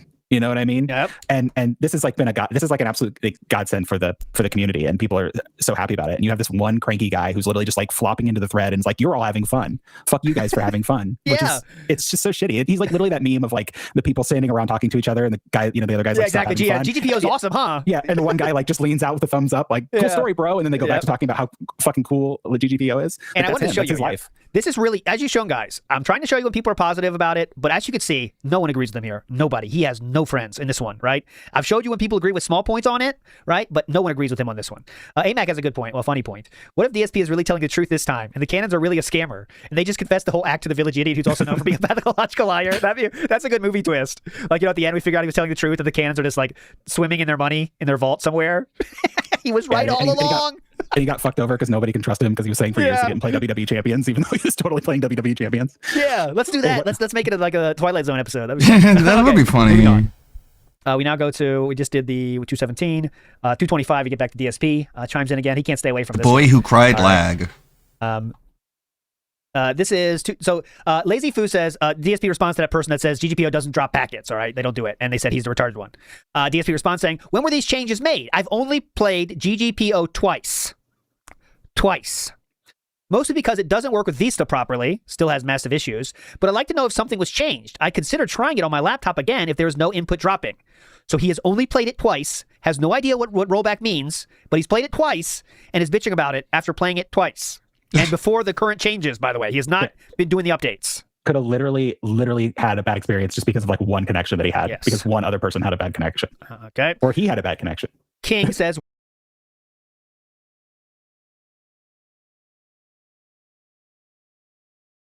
they still do a show every once in a while. And they do the Ultra David is the guy he does the show with him. And that's pretty cool. They've known each other for a long fucking time. I'll show it to you here. It was, anyways, I'll show it to you in a second. A screenshot. But yeah, pretty cool. They're still doing stuff together after all these years. Yeah, he commentates like Street Fighter 6 and stuff still too. He's like super in the community still. Oh, cool. There you go. So he's a legend that stuck around and no one hates. Well, maybe someone hates him, but not most of the people don't hate him. Okay. Okay. Moving on. Let's get to the next mention. So this is DSP saying when were the changes made? Okay. When were the changes made? Then we get to 241. I'm tired of it too. And Darkside Phil says, I'd like to know if something is changed. Okay. So that was a quote. And here we go. This one. A DSP, give GGPO another go. It's really a whole new ball game if you haven't tried the last couple of builds, especially the newest one. All right, give it a shot.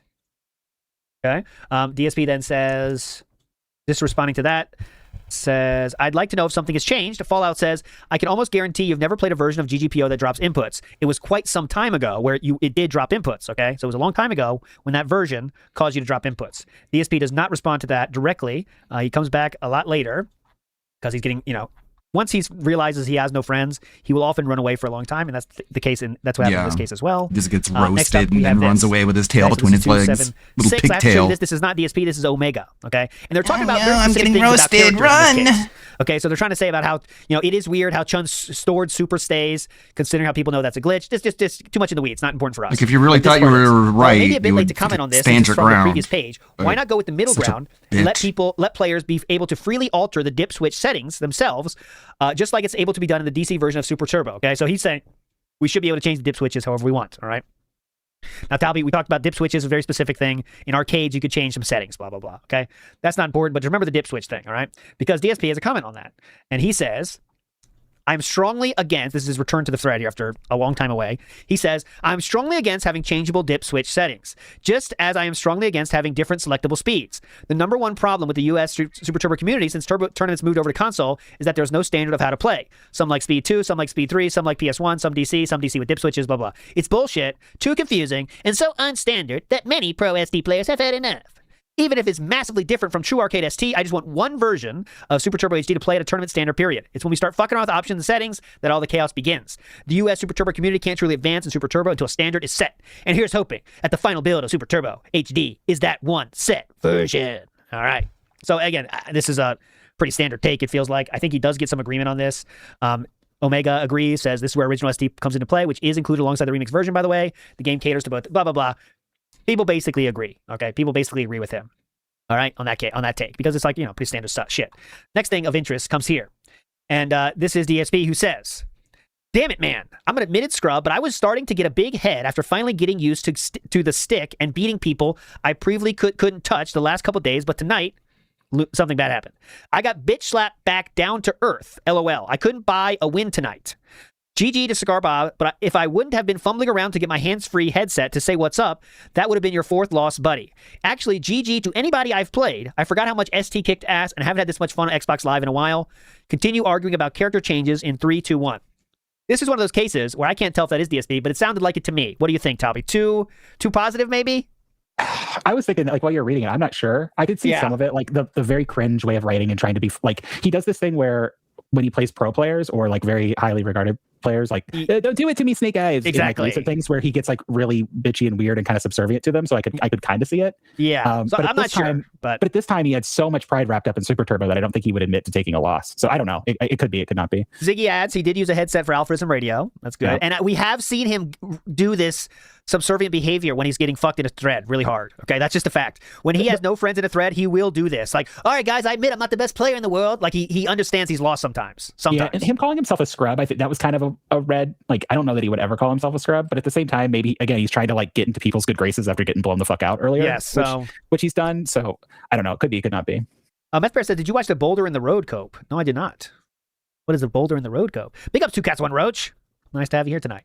Okay, next up. I wasn't sure that was DSP, but this one I am sure. 424, DSP shows up again and says, and he's quoting a tweet and says, didn't Serlin say that juggle problem was fixed before we even knew about it? It's just that he had to submit an earlier version because Microsoft had a lengthy Q&A period. DSP responds, nope. He said it wasn't a gameplay issue until day 2 of the beta when we all noticed it. Just like the speed wasn't an issue until I brought it up and others noticed, which make me hope there's either a second beta or there's a major effort by pro ST players to make it out to the game studio to playtest the rest of the game. I've been trying for weeks and the major consensus is I'm broke. Great. Nobody blame but ourselves. And that's how we know it's DSP, because this person says, really? Where did he say that? Okay, where did he say that? Is the person asking about where did he say that it wasn't a gameplay issue? Where did you have, any evidence for that, Philip, or you're just saying shit again? Well, it turns out he's just saying shit again. Johnny Chimpu says, Serlin has been working with top tourney players all along. That is true, but DSP wasn't one of them. So that's, again, part of this, I'm sure. Someone says, can anyone just have a little faith? It's not like ST will cease to exist after HDR is released. In fact, you can play it with nice graphics and sound now. So even if you assume that the rebalanced version is somehow going to suck ass, you are still getting something cool out of this whole thing. There you go. Next up, we have E3 happens, okay? So E3 takes place in between the last post I'm going to show you, okay? And in this E3, they did not show anything about the new game, okay? They didn't show anything. Obviously, this thread, that's not really positive things for this thread. They want, more attention on what they care about, but that didn't really happen, okay? They did talk about some movies, though. So that's just to get you in the headspace of people here, okay? So, 477, we have the talk of... the E3 happens here, okay? So right here, Capcom E3 conference is starting. Let's hope they show something for HD Remix. This is in July of 2008. They didn't, okay? They did not have anything for the game there. DSP says, more like Capcom follows suit. Let's not even mention Street Fighter. Let's talk about a movie for an hour based off of a game that didn't sell well and was reviewed as average. This is a great marketing idea. I really don't know what else to say. Maybe you want to talk about your best efforts, and maybe you're totally retarded. I rest my case, okay? I don't know what he's resting his case on, honestly. But then some people wish they showed more. Inkblot shows up now. Now, this is Tom Cannon. Tony Cannon is Ponder. Tom Cannon is Inkblot, okay? He then said, then he says, I'm not a fan of that press conference, but Lost Planet sold 1.5 million units, which is a huge success, especially for the opening game of a franchise. He then says, DSP, your credibility goes down with every post you make. Okay? Next up. That goes with everything. DSP, your credibility goes down with every word you say. Someone then says, he had it to begin with? LOL, I got negative rep for this. DSP, is that you, buddy? I could totally see him just like just gin in hand, 4 a.m., just negative repping everybody that's talking shit about him. Yeah, fuck you guys. Someone then quotes the he had it to begin with comment, and he says, apparently not, as he was screaming that the Dreamcast Super Turbo wasn't a good version, even after it was proven, and also that the CCC2 didn't have input lag after NKI verified it did. That is the reason I showed you the threads earlier. That's what that's referring to, that right there. Okay, next. DSP has to respond. He then says, I don't know a single person he's responding directly to Tom Cannon on this one. I don't know a single person who bought it. I have many non-Street Fighter friends who own 360s, by the way, and the reviews were lackluster. You're correct. 1.5 million is a good showing for a game that didn't have any type of fan base whatsoever beforehand. But at the same time, it certainly didn't compare with sales of any of the top games of the past 2 years. By no means would you call it a blockbuster. So why make a movie about it? Halo I can understand, but Lost Planet? Really? Was there a cry for this from anyone on this planet? That's the game journalist quote there. That's the IGN quote. I bet he wrote that and was like, yeah, I'm cooking with gas. Yeah, he's so happy. Himself. Leans back. They're going to love this one. Takes a defiant sip of gin. And also, this is E3, which is supposed to be about games. But Capcom instead does a roundtable discussion about a CGI movie. Great marketing there. Meanwhile, they had a room with playable versions of Mega Man 9 and Street Fighter 4, but there's no mention to the media at all about those games. And please keep talking about out of your asses and following everything NKI says. It's pretty obvious he's become the Pied Piper of SRK. Keep mindlessly following and see where it gets you. Unlike you, I actually play the games and speak from experience, not from a 2-minute video that NKI made. So yeah, to get back on topic, no Super Turbo HD info at E3. At least, nothing made public to the media. I haven't heard about a playable version before there from anyone. Bummer. This is my favorite post of the night. Tom Cannon, quoting DSP, and the NKI 2-minute video comment. Shame on you, SRK, for being swayed by pesky facts and video evidence. You're 0 for 2 here. Care to make it a hat trick of fail? You can do it. Oh, God. Oh, God. Holy shit. Oh, God, please. Oh, I can also just see him, like, again, up at like 3 a.m. reading that and just seething, just losing his fucking mind. This is why he hates the cannons now, guys. This is it. You're seeing it. Because they could so effortlessly felt him with facts and evidence and even being funnier than him. Crackbone says, responding to DSP, by all means, post a video with evidence that contradicts what he found. Otherwise, you're just being a whiny bitch. But I guess you would want to deviate from what you're best at. Oh, God. Please. Oh, my God. It's getting too rough in here. He just does this thing where he's like the village idiot or like the person that's like up in the pillory that you throw vegetables at. And just everybody on SRK just walks by and just throws a rotten tomato in his fucking face. He just sets himself up for it. Oh, here we go. We don't know who this is, but it's responding to DSP's quote again. And here we go. It's not over, guys. It's not even close to over. You made a bunch of baseless claims, and he went out of his way to categorically disprove each and every one of them. Even in the face of blatant facts, you never admitted you were wrong. All you ever did is come back with something else completely irrelevant that you thought you had discovered. Whenever someone mentions Super Turbo Pros and doesn't bring up your name, you get offended. You're a stubborn individual who thinks that running tournaments and placing highly in Super Turbo 1 year should get you a free pass to do anything, despite the fact that you're the most vocal naysayer on this site. You always claim that top players agree with you, yet I haven't seen a single one of them post to support you. Why is that? I think more people will be inclined to listen to you when you stop lying. No one wants to wade through a mound of bullshit to find the one potential nugget of truth you may have stumbled across. Oh. Ref, call the match. Call the fucking match. Holy fuck. Kind of reminds me of like when he was talking about, I forget the exact quote where he was like, "Oh, I gave you an answer. It doesn't have to be it's an answer." And I think that's kind of how he sees these online arguments with these people. He's like, it doesn't matter what the facts or what truth is. I'm just going to say something. Yeah, exactly. And hopefully I win. And hopefully I win over enough people to my what side. An asshole! Like you'd think he would win learn by now. He never does. That's the thing. He never wins. He never does. He never wins. Like it's like a stupid argument, I guess, on the forums because like it doesn't matter what you say or how wrong he is. There's no endpoint to him that acknowledges whatever you say. So if you do say good points, like this person said, he'll bring up just irrelevant shit. It's like the same reason we're here, though. Like, yes, like there is nothing I can say. I could like have an interview with Phil and like explain rollback to him, like to his face, right? Yeah. And it wouldn't matter. Like he wouldn't ever capitulate and say like, "Oh, you're right" or whatever. No. But it is fun to just take a crack at the guy because he's so dislikable.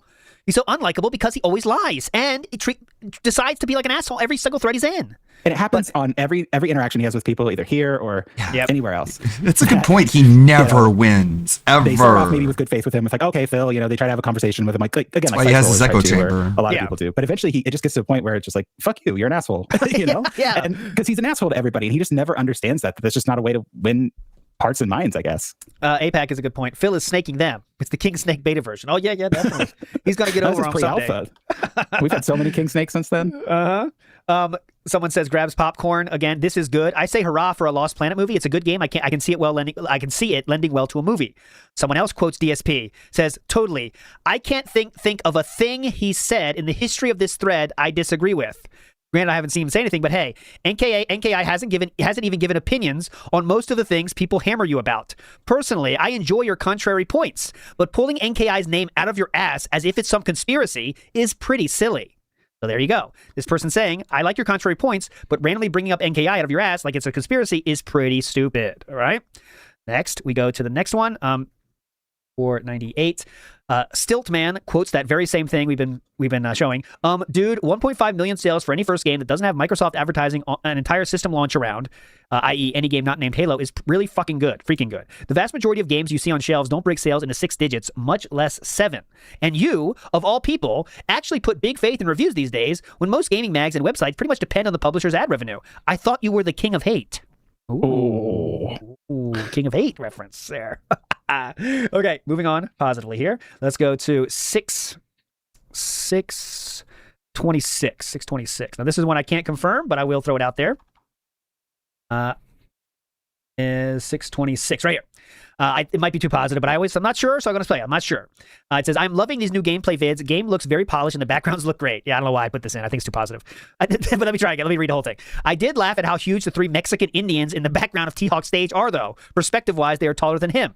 Gameplay looks smooth, and it looks like the bit of choppiness in the beta is gone. I'm getting hyped. Now we just need a release date. It's probably too positive, but the Mexican Indians made me think for a second, I guess. But it does have that, I don't think it's him either, but it does have that thing where he'll be playing NBA 2K, and he can immediately tell you how many black people are in the crowd. You're just like, there's 275 black people in the crowd. Yeah. It's this weird sixth sense of just knowing 6 black people, 3 Asians. Yeah, he just knows. It's so crazy how he zeroes in on that. He'll know that in any game where there's a background posters and shit, he's like, oh, a black person. He has to point it out. It's incredible. Oh, look, a black one. Oh, there's a black guy there. Oh, okay. Oh, he's black. Oh, okay. All right, 634 is confirmed ESP. This is confirmed. I need to ask Serlin an honest question. Was the speed changed for E3, or was that original speed, the same speed used in the beta? I don't want to jump to conclusions anymore, so let's hear the answer and go from there. DSP trying to realize maybe he's gone too far and says, I don't want to jump to conclusions anymore, so let's hear the answer and go from there. Please don't jump on me, everybody. I want to get the truth. So Serlin does respond. And I wouldn't have thought that was DSP, to be fair, but I have found the truth here, and it is. Sirlin says to DSP directly, the E3 build did not have the fixed speed, he says. So that was definitely him, okay? Then DSP says, who's now more positive than ever, he says, thanks, Sirlin. FYI, I love the new footage. See? Don't you think it's him? Kind of now? Because he's more positive now. He's trying to went to a positive leaf, I think. You know what I'm saying? It turned into a positive leaf. And he does do this. He has a history of doing this on the forums where like he'll do his King of Hate thing. He'll come back. He's obsessed with being online, right? It's like like with Twitter, he posts on Twitter constantly. Yeah. And I think he like can't stay away. So he's trying to like slowly, positively kind of like ease his way back in and try to get people on people's good graces. But then, you just know how he is. He's an asshole. And eventually he's going to do something or say something to somebody that ruins the mood again. Don't worry. Thanks, Sirlin. FYI, I love the new footage. Or like somebody said, maybe he sobered up. And I think that's part of it too. I think he goes through this loop, and he does this now too, where he'll do something when he's drunk as fuck, like, for the sake of argument, call Wings of Redemption at 2 a.m. And then in the morning when he wakes up, he's like, oh, that was so fucking stupid. And then he has to come up with some like cope to fix it, Yeah, I think that's right. Yeah, I think you're right. Is it morning after? Thanks, Sirlin. I love the new footage. HD backgrounds are dope. Oh, dope. Hello. That's fucking dope. T-Hawk changes are interesting, to say the least. I can't wait to try them. Also, I didn't notice any changes to DJ at all, but I'm okay with that. Would have been nice to see someone actually try to play Vega, who knew what the hell they were doing. Also, Sirlin, any idea why all the HD footage being put up on YouTube from E3 is being taken down? It's odd that anyone if promoting the game DSP was a wrestler, McMahon would hate him.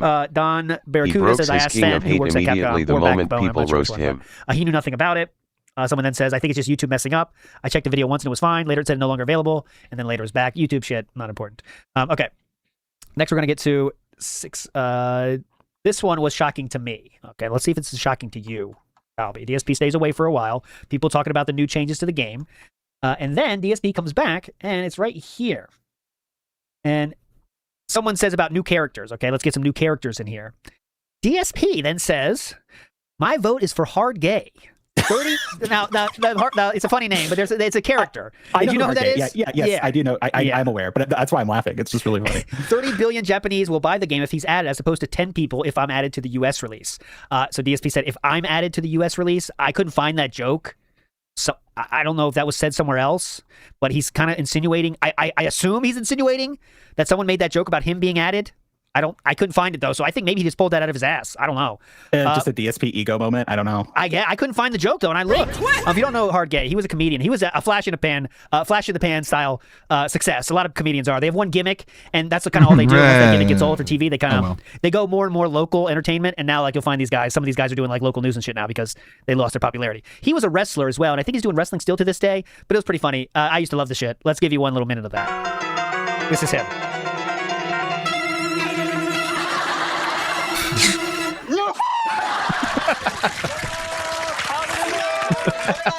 What are you watching, Unc? Your crazy Japanese pornos.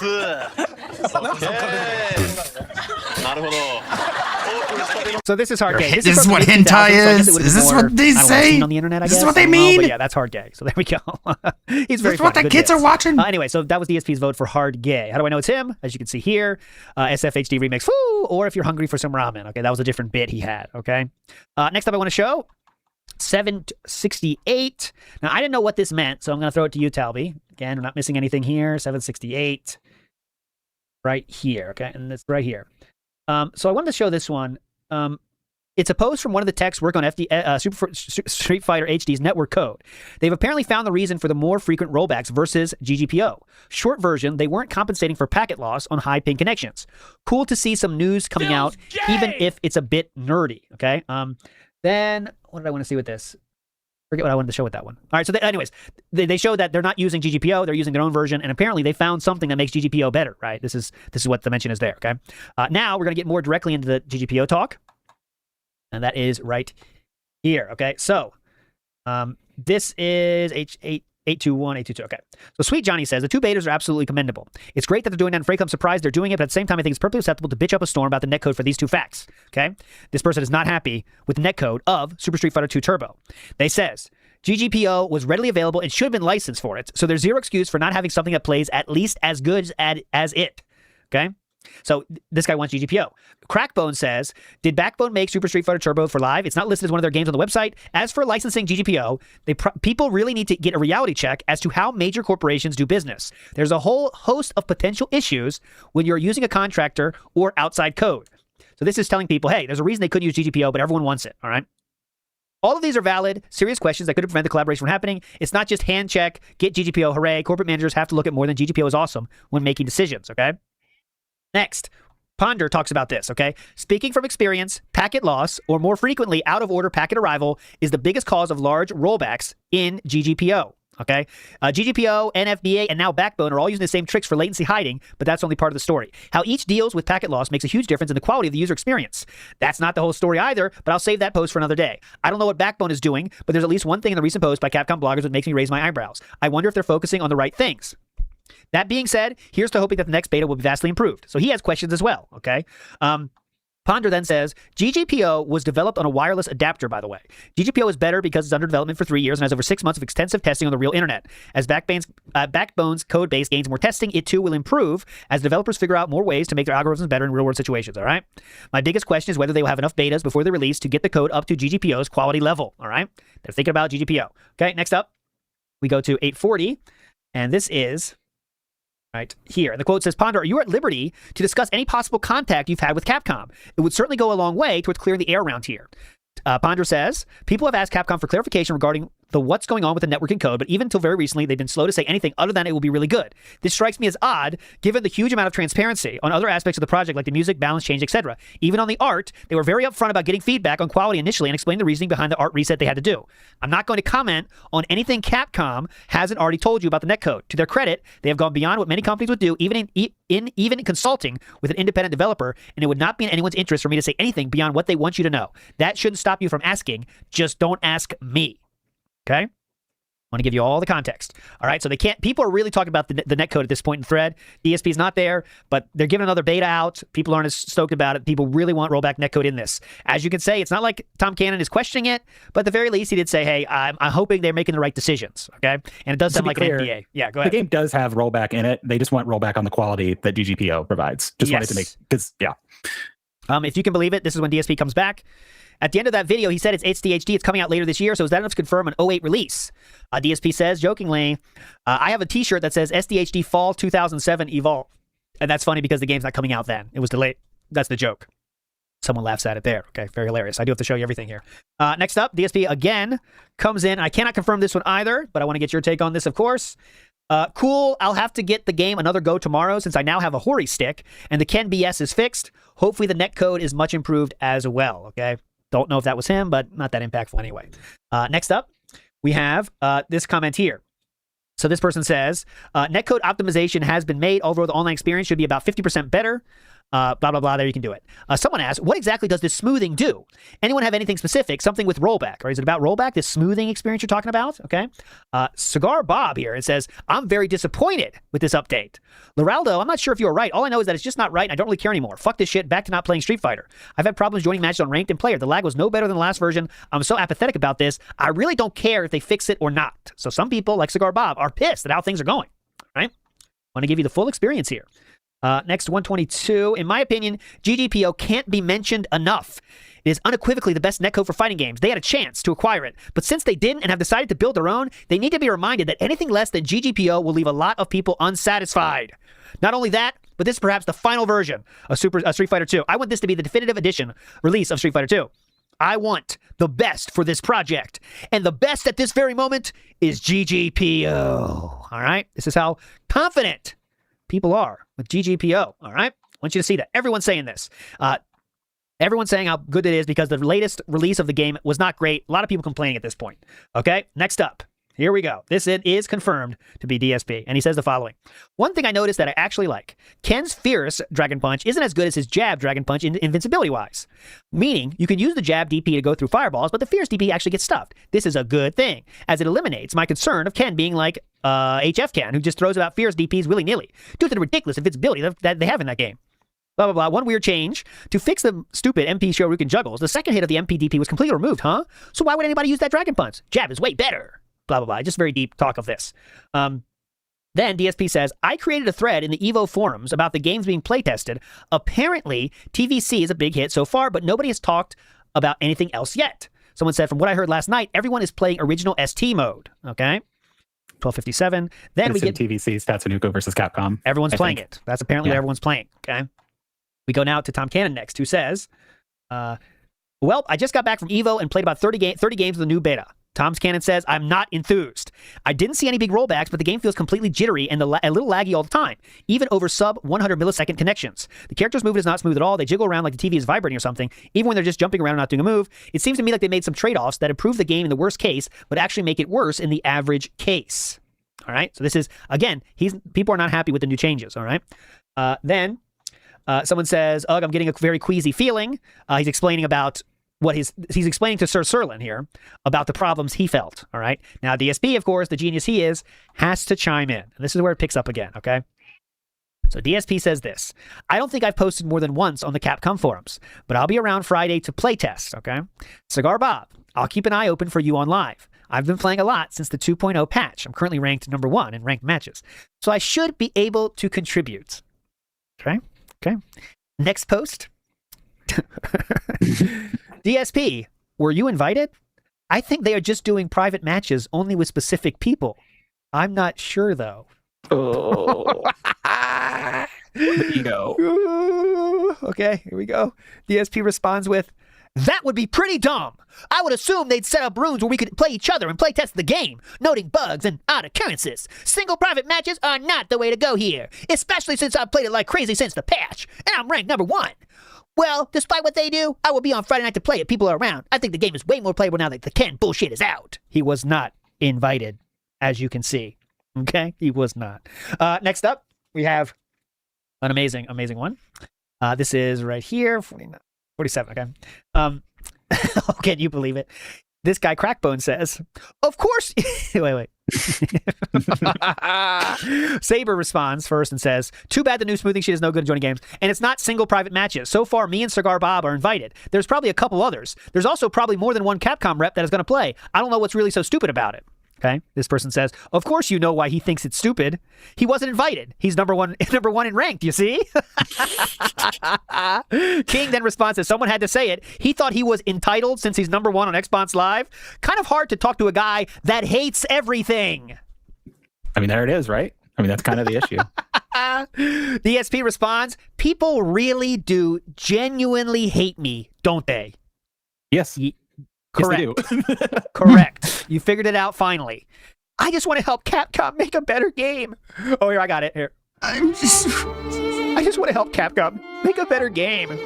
I'm a Since good I don't have guy. contact with the Capcom devs, Sure. please invite me to one of these private Sure, I mess up sometimes.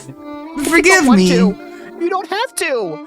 Just trying to help and make this game the best it can be. People don't I tried like to me, organize a huh? trip to Cali to play this game live, but too many schedules conflicted. Guess being an asshole had something to do with Thank it. you for the soul-crushing hate. I always appreciate it. My soul is Just par for the crushed. course, I guess.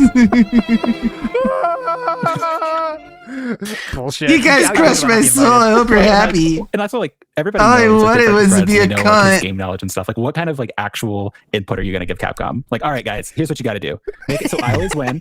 I always win. And No, whoever yeah. I'm fighting always loses. Like, Maybe that's like him. this. It dropped the super. You see that? It just dropped it. You saw that, right? That's his input. I pressed the button and it didn't work. For the sake of argument, buy a 6-star Ryu that was better than a 5-star Ryu, and you just won automatically at like a 99% ratio, something like that. I was pushing the button. You heard that, right? Hear this? Hear that? Ponder then Yeah, says, holding it up to a Capcom rep. Yeah. You see me pushing the button. look at this right here. You can see it. I was mashing the button. Look, I'm pushing nothing. I'm pushing. Look, I'm not doing anything. Okay, anyways, the Cannons respond directly to DSP in this case and say, I'm 99% sure tomorrow's playtest is about showing Capcom how the networking code performs and being able to talk about it with people who have been the most vocal on their bug forums. I really doubt any gameplay tweaks are going to be discussed. That's why you weren't invited, dumb shit. Okay, DSP then coping responds, I've seen a bunch of lag, warping, and other rollback and other issues, so I hope they will be looking for those issues. Tom, you better be looking for those. Okay. Anyways. But weirdly, only on matches he lost. So that's why, you know. Someone says, response to DSP, I don't hate you, bro. I have too much love in me. This guy, Haneki, just laughs at DSP's quote about the people hating him. That's the best response, by the way. Honestly, yeah, super based. Good job, man. That's it. This is 160. Okay, next up we go to 73. 73. Okay. 1668. 73. My bad. Okay, here we go. 173. Okay. Right here. Serlin says, I guess I wasn't invited either. So Serlin wasn't invited himself. It sounded weird to me, but he then says, not sure what to say about dropped inputs. I did laboratory tests and was not able to reproduce it. It doesn't mean it's not real necessarily, but if it's real, it's hard to isolate. Also, in the last 2 days in the live patch, I played about 100 games of player matches. I think my record is 97 and 3. And I did not experience dropped inputs then either. Any specifics on when this happens? Tell me specifics about the dropped inputs. Okay, if you have dropped inputs, please tell me about them. Okay. Next up, we get to 138, and the meeting. I wanted to read this because the whole meeting gets a rundown. I'm not going to read it all, but they talked about everything that happened at the meeting. Okay, they ran into some bugs. They wanted to talk about it. This is what happened at the meeting. Tom Cannon responds to this and says, thanks for your report. I'm really disappointed by Derek's view of GGPO. I realize this information is coming fourth or fifth hand, but everything being reported about GGPO is not true. Okay. A lot of people are saying, again, holy shit, Ponder's a straight up beasting netcode in this thread. Please, come on, Backbone. I know some of you guys need this. Get on this ASAP. Get GGPO. People are really trying to get GGPO to happen. All right. Then we have this one here. But yeah, seriously, I'd love for them to implement GGPO's netcode, but from the comments being made from that talk and Ponder's own statements, it seems fair that their ego wouldn't allow it, even if Ponder was offering it for free. Okay, so they're saying it seems like maybe they don't want to do GGPO, and it might be an ego thing. All right. Next up, they're saying obviously false. This was Capcom makes games not to make good games, but to make money. It's sad but true. Okay, that's what someone says about Capcom. Tom Cannon says, obviously false. What was the financial incentive for holding the meeting over netcode this evening? The netcode is already better than what they have shipped in the past. Capcom has done dozens of things to show that they obviously care a great deal about the quality of the game, and they're going to great lengths to make sure the game is great. But they're in a bizarro land where Capcom Backbone will do some very hard things in the name of quality and not do a simple thing that could solve the problem once and for all. And that means using GGPO. Okay, he really thinks that would be the best option. All right. Next, we get, this is, I'm looking for 1415. Okay. That is here. So this is what FPS usually do, okay? And this is talking about the difference of rollback netcode. I don't want to read this, but we saw it, but it goes through what they do, okay? What happens in rollback netcode, all right? Now we get to DSP here, and this is DSP trying to sound smart, okay? And when DSP tries to sound smart, it's not going to go well. So here we go. I do have to read this one. Fighting games will always experience these problems. There's no way around it. What other now remember the same thread how we didn't know about anything? Now we know so much. I hope you're ready, guys. Okay? There's no way around it. What other games require that every single input be recognized almost immediately? There's a reason why sniping in FPS games online either seems way too easy or impossibly hard. In most FPS games, the game has to give you hits that you didn't earn because it can't determine if you actually should have hit the person or not. The game gives you the benefit of the doubt and just gives you the kill. What? Okay, there are a handful of games that don't do this, and in those games, sniping is near impossible. I don't know what that means. What? Okay. Like they talk about AI hallucinating. Like this is just a Phil hallucination. Yeah, Phil same things. Now imagine Chat if anybody did DSP. that. Every time you do a reversal, the game gives you the benefit of the doubt that you did it with perfect timing and you hit your opponent. Huh? Nobody would ever be able to attack a downed opponent, and the game would suck ass. So instead of that handicap version of the game, coders are trying to make it so that every single input is almost instantly recognized and accurately applied to the game. It's an impossible task, at least with current gen internet technology. This really is going for IGN, aren't we? He's just like cargo culting. At this what point, other people I think say. it's more of an attempt to mask the lag.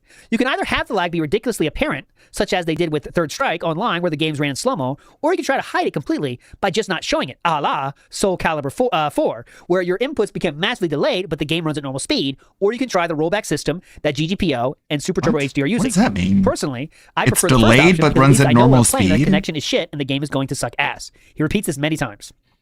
So, my major gripe with the Super Turbo HD netcode is that the game seems to be running fine until you realize that you can't get a reversal at all. I've been in many games where the person I'm playing is complete garbage, but they're able to get free jump-ins and walk-up sweeps because reversals don't translate properly with lag. Oh, okay. The experience becomes nothing like playing the game offline because you end up having to adapt your game plan and stop trying to do hasn't played an reversals yourself. offline match You play extremely in defensively. over a You decade. could abuse the lag yourself. I've been in games where literally every time I attacked, the game showed me hit the guy, then the game took it back and I got reversaled. WTF? How can you even count that as a legitimate match? It's obvious the guy on the other end is either just spamming DPs or else for whatever reason he's not experiencing the lag that I am. Last comment. I really don't think we'll ever have truly lag-free online play in fighters with current gen technology. Pretty much everyone has taken a stab at it and failed. GGPO is a good attempt, and the best one so far, but even that has its issues. For now, we're just going to have to write off online play as casuals, and only consider offline play as truly tournament-worthy. All right? Like he's just talking. I mean, this is just like a wall of nothing, but the way he talks about games is like there's like this grand conspiracy against him and him alone.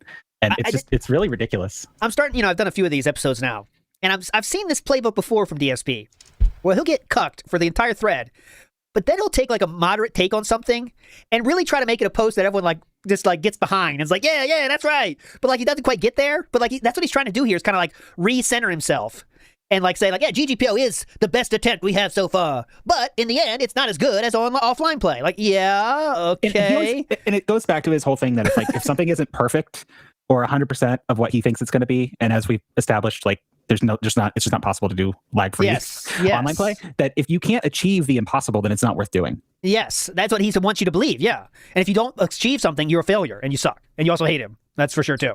Okay, so this person, Thraz, legend, he did the quote, but actually changed the quote. This is something you could do in SRK. So he made DSP quote say this: I have no idea about how FPS work, but I'll take a guess and act as if I know about it. This guy's a king. Thraz is a king. A few times he felt him on this one. Then he says, Radiant says, I really don't think we'll ever have truly lag-free online play in fighters with current gen technology. Pretty much everyone has taken a stab at it and failed. GGPO is a good attempt and the best one so far, but even that has issues for now. Blah, blah. Same quote. He's reading the quote DSP said. Then DSP said, the person responds to DSP with the following: has anyone with even half a brain ever considered online play as anything more than casuals? Like, are we seriously expecting Backbone to create an online experience we can run freaking tournaments on? Because you seem to be the only one expecting this. Exactly. Yeah, 99% of Street Fighter players will like never play an offline tournament. Yes. Like, that's just the reality of the situation. Oh god, he thought he had a softball post everyone's going to agree with. He was very wrong. Would you mind stating specifically how and in which FPS the online multiplayer gives you the benefit of the doubt? Because as someone who plays almost every FPS competitively, I fail to see how the slightest bit of lag would mess up my movement and aiming any less than it would my reversal timing in a fighting game. The only example of lag not hindering online play in FPS is in COD 4, where the hit detection is so well designed that if you kill someone in a laggy game, but the lag causes the kill to not register immediately, that person instantly dies when the game stabilizes. Okay? Thraz responds to that person who says, no FPS does that. He's just figuring things out the wrong way and not taking into account all the factors. Okay? So then we get to, where are we at? 1423, 14, GGPO along, okay, GGPO 24, 25, okay? Ugh, I just figured out how people are getting ranked above me. This is DSP, by the way. I played Spire NL, whoever the fuck that is. He was horrible, but he had a terrible connection. Everything kept spazzing out with the jitter effects people have been talking about since the 2.0 patch. I destroyed him 2 rounds, then he went into lag abuse mode and pretty much did endless fireball and DP abuse tricks. Not to mention, he was literally moving back and forth in midair during jumps, making it impossible to tell if a hit would cross up or not. Okay? Spire NL, you get the official Turd of the Day award for someone who abuses lag to the fullest. Turd of the Day award. Games, I have played some where it's very hard to snipe without massive practice, and then I played some where it's very easy. Meaning, I can be in the vicinity of someone and I hit them without actually being on target. I've played a few like that, and I know I'm not that good of a sniper, and I know I'm missing shots, yet I was racking up the body counts. These games had to be adjusting and just giving me the benefit of the doubt. So this is his data he's talking about, guys, and his facts and data. This is one example of them, okay? It happened to him once or twice. So that's the facts and data you got to recognize, okay? Call of Duty 4, you need to be dead on and usually a headshot in order to kill someone, all right?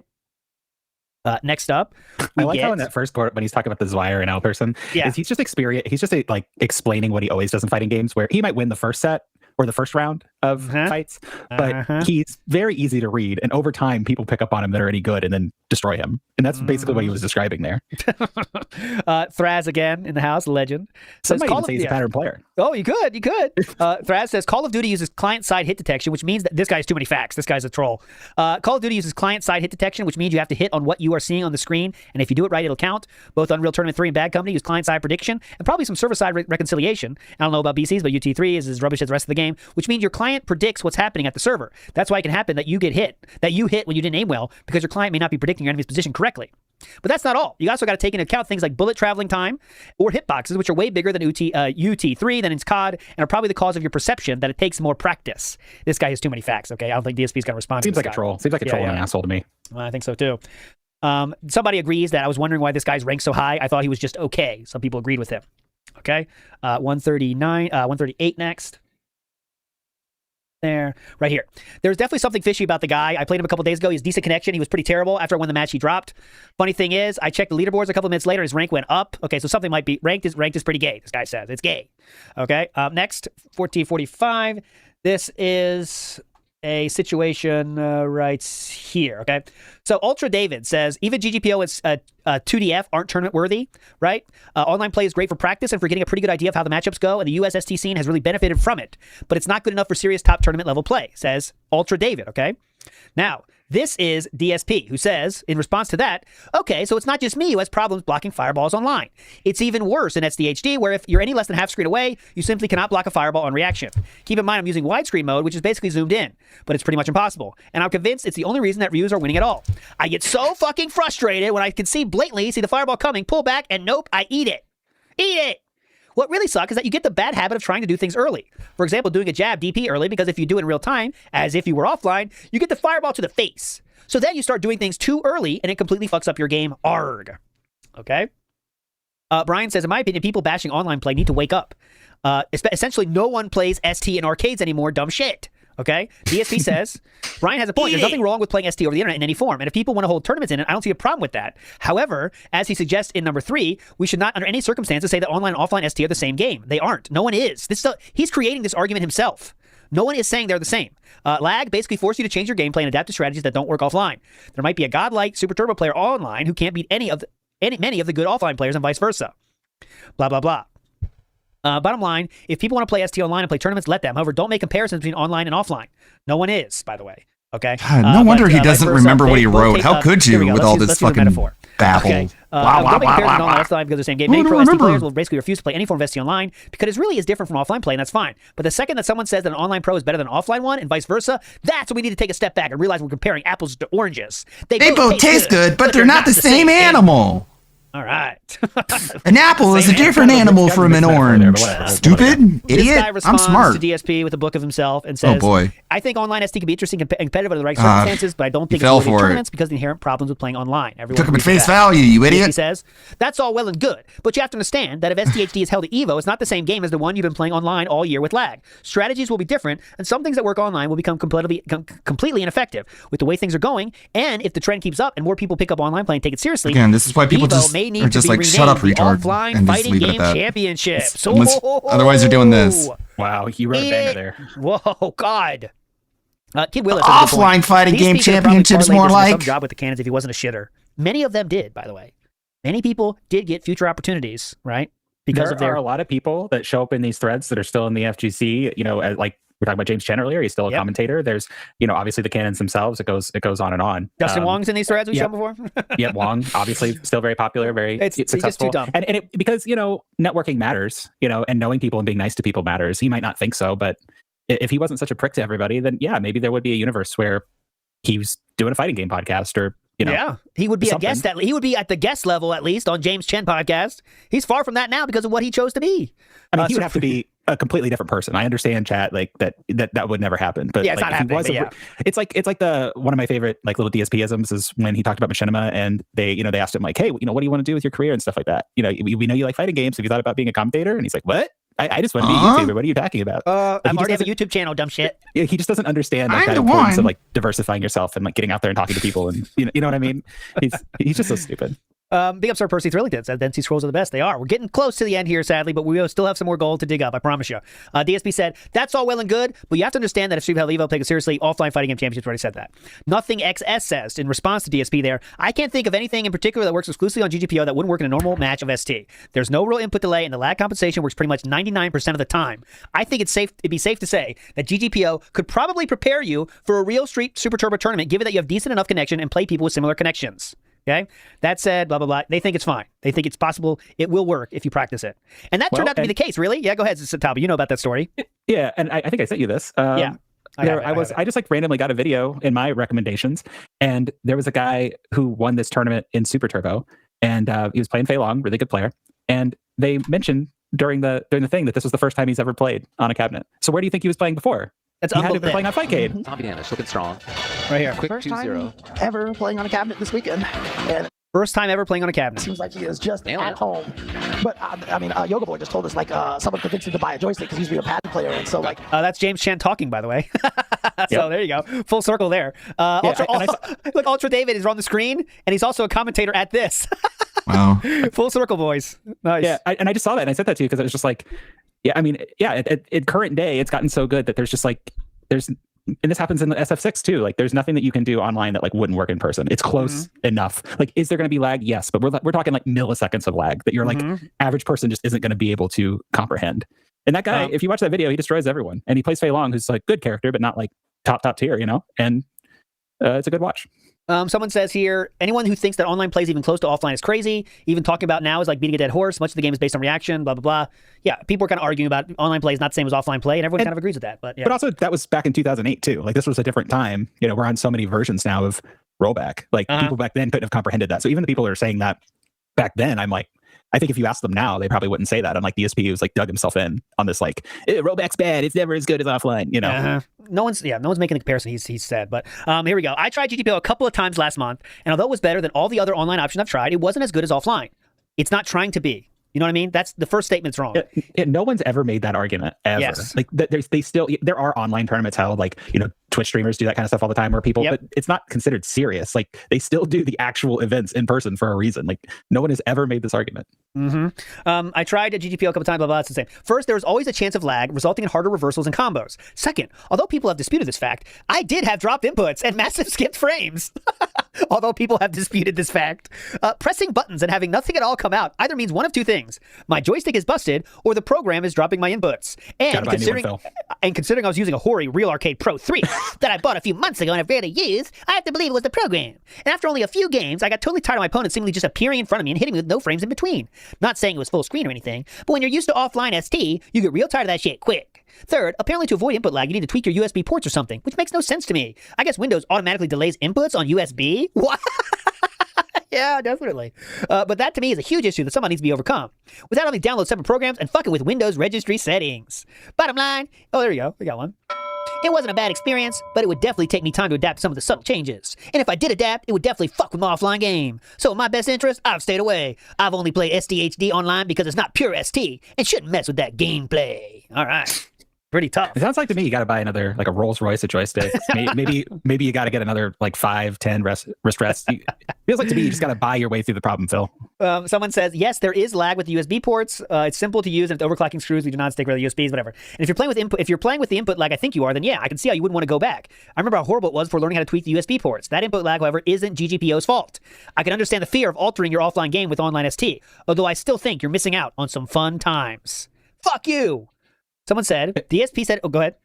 I was just gonna say that if you are that worried that your gameplay is gonna be ruined by playing some offline or some online matches with people, you're probably not that good. Yes, fair enough. Fair enough. Good point. Someone said, DSP said it best. There are some strats that work very well online that would never in a million years work offline, okay? I haven't gotten GGPO yet. Okay, so there you go. He hasn't gotten GGPO yet. Does ST on GGPO function well enough to be taken seriously? So another person that's coming up with conclusions besides not even trying it yet. Okay. That's the guy that agrees with DSP. Surprise, has never tried GGPO. Okay, so there you go. Maybe that's Jack Rexer. Why is the subject at hand very lame? Seriously, beating a dead horse here. Why are people still trying to persuade others on SRK, of all places, that online is worse than offline? No, it's not as good, but it still has good uses, and it's a good practice tool. How many times does it need to be said? That's the bottom line, right? Someone said, you could have installed GGPO and tried it within the time it took to write that, man. Yeah. Bitch about GGPO, but without even trying it. This is like the future DSP fan here. You could tell. Future fan or a sock. He did use socks. Oh, that's true. Someone said, I'm sorry, but while your point may be correct, there was no one who can identify with your complaints of dropped inputs and variable input lag. The input lag is constant and inputs are never dropped on GGPO. That's the reason it's good in the first place. Okay. Got him there. Someone then says, we have a great response here. That is right here. Exactly. It's funny because people are still running the ring by the turn as it seems. Not there. Where did I want to do that one? Okay. Exactly. Shit, without GGPO, I don't know where I go to get my ST fixed. The scene is pretty much done in here and MIC, so GGPO is all I have, and there's a lot of good competition online. This is real talk. GGPO is all I have living on Maui. I haven't really even had fighting games much in the last 10 years that I've lived here. GGPO has brought the enjoyment of playing again. Though it's not perfect, it's goddamn close enough for me. Okay? Just want to show you more positivity about GGPO. Remember, you're supposed to think it's some scam to get Capcom to give him money? That's what I wanted to show you. Damdai has joined the fray. Now, Damdai is someone of note because they have a much more robust history of good finishes at the fighting game tournaments, I should say. They've been going for a long time, have a few wins under their belt. Let's just call them a good player, okay? He got second place as recently as at CEO 2025. He got second place in Tier 3. He's actually the person that zombie damage person beats in that video. Oh, there you go. So he's still in the game. He's still doing it. Damdai says, with that said, you will have bad... I would like to chime in here and say that high-level online play is a reality. I learned to play online as it transferred well offline. I do not have a problem adjusting to different things, nor am I even aware of having to adjust. There are countless replays of myself that can be used as reference displaying consistent reversals and on-reaction DPs against opponents from France, Italy, Brazil, and the UK. This is directed right at DSP, even though he doesn't say it, because DSP is the only one saying you can't do that shit. With that said, you will have bad connections from time to time. There are many people that still use wireless connections and don't understand that having BitTorrent open or playing the Xbox Live at the same time will negatively affect things. If you find a bad one, drop it and move on. There are many good ones to be had. For all those that have tried GGPO and brushed them off, I urge you to try them again. Know that it is possible to play with the same excitement as intensity as offline. That's positivity from a very, very good player. Someone says, so there isn't anything we can do to get them to use GGPO. I mean, what if we all agree to pay a higher price for the game? I, for one, would sure as hell be willing to pay extra for it, but I'm not sure how you guys feel about it. This guy's saying, I'll even pay more money for them to use GGPO in that fucking game, all right? This person says, I'm sure everyone here would pay double for having GGPO netcode in the game. That's how much people loved it. They would pay double for it. Okay. Now, DSP responds to this one. This person says, I'm kind of new to the HD beta, but here are my impressions. I liked blah, blah, blah, blah, blah, blah. I just don't feel as good on HDR over live as I do over the old crappy network coding of the old game. And isn't that finding a good connection on Hyper is impossible either. In a nutshell, I'm not impressed. Now, of course, DSP takes the opportunity to jump on this guy's comment, and he quotes it. Just sitting there, just scrolling the thread, looking for one person who even kind of agrees with him. Exactly. Just locked and fucking loaded to shoot this comment off. I've showed you every time DSP posts, I show it. I've skipped a lot, though. He just reads through this. Okay, yeah. Okay, this guy agrees with me. Okay, here we go. You are correct. In HF, the game slowed down to a crawl whenever you had a bad connection. You knew when you had a bad game, because it was apparent from the second the game loaded. In SDHD, GGPO, and all other online versions, they're basically hiding the lag, and you have no idea when the game is fine or when it's going to totally suck shit. This is extremely apparent in ranked games that you create. You have zero ability to see your opponent's ping or to deny them if it is a terrible connection. My major gripe with this generation of online play is that if the game lags, you have no fucking idea of your quality of your connection until you try to do something clutch. Oops, your reversal didn't work. Oops, you can't block fireballs unless they're less than a half screen away. Oops, you thought you knew what was going on and then the game pulled a rewind and you just lost 60% of your health. Well, to me, oops is not acceptable. And that's why as an offline player, I do not accept online play. The offline player Phil. No one does. Offline Phil, that's what they call him. If people accept online as tournament-worthy standard, I have no problem with that, as long as they realize that it is in no way, hold on, it is not in any way related to offline play. They are totally different games. I feel like what he's trying to do here is pre-invalidate the next generation of players. That's true. Agree. I think he's just trying to set up. It's like, okay, there's all these people that are going to come up playing. I think by this time, Street Fighter 4 was already out in arcades in Japan and stuff.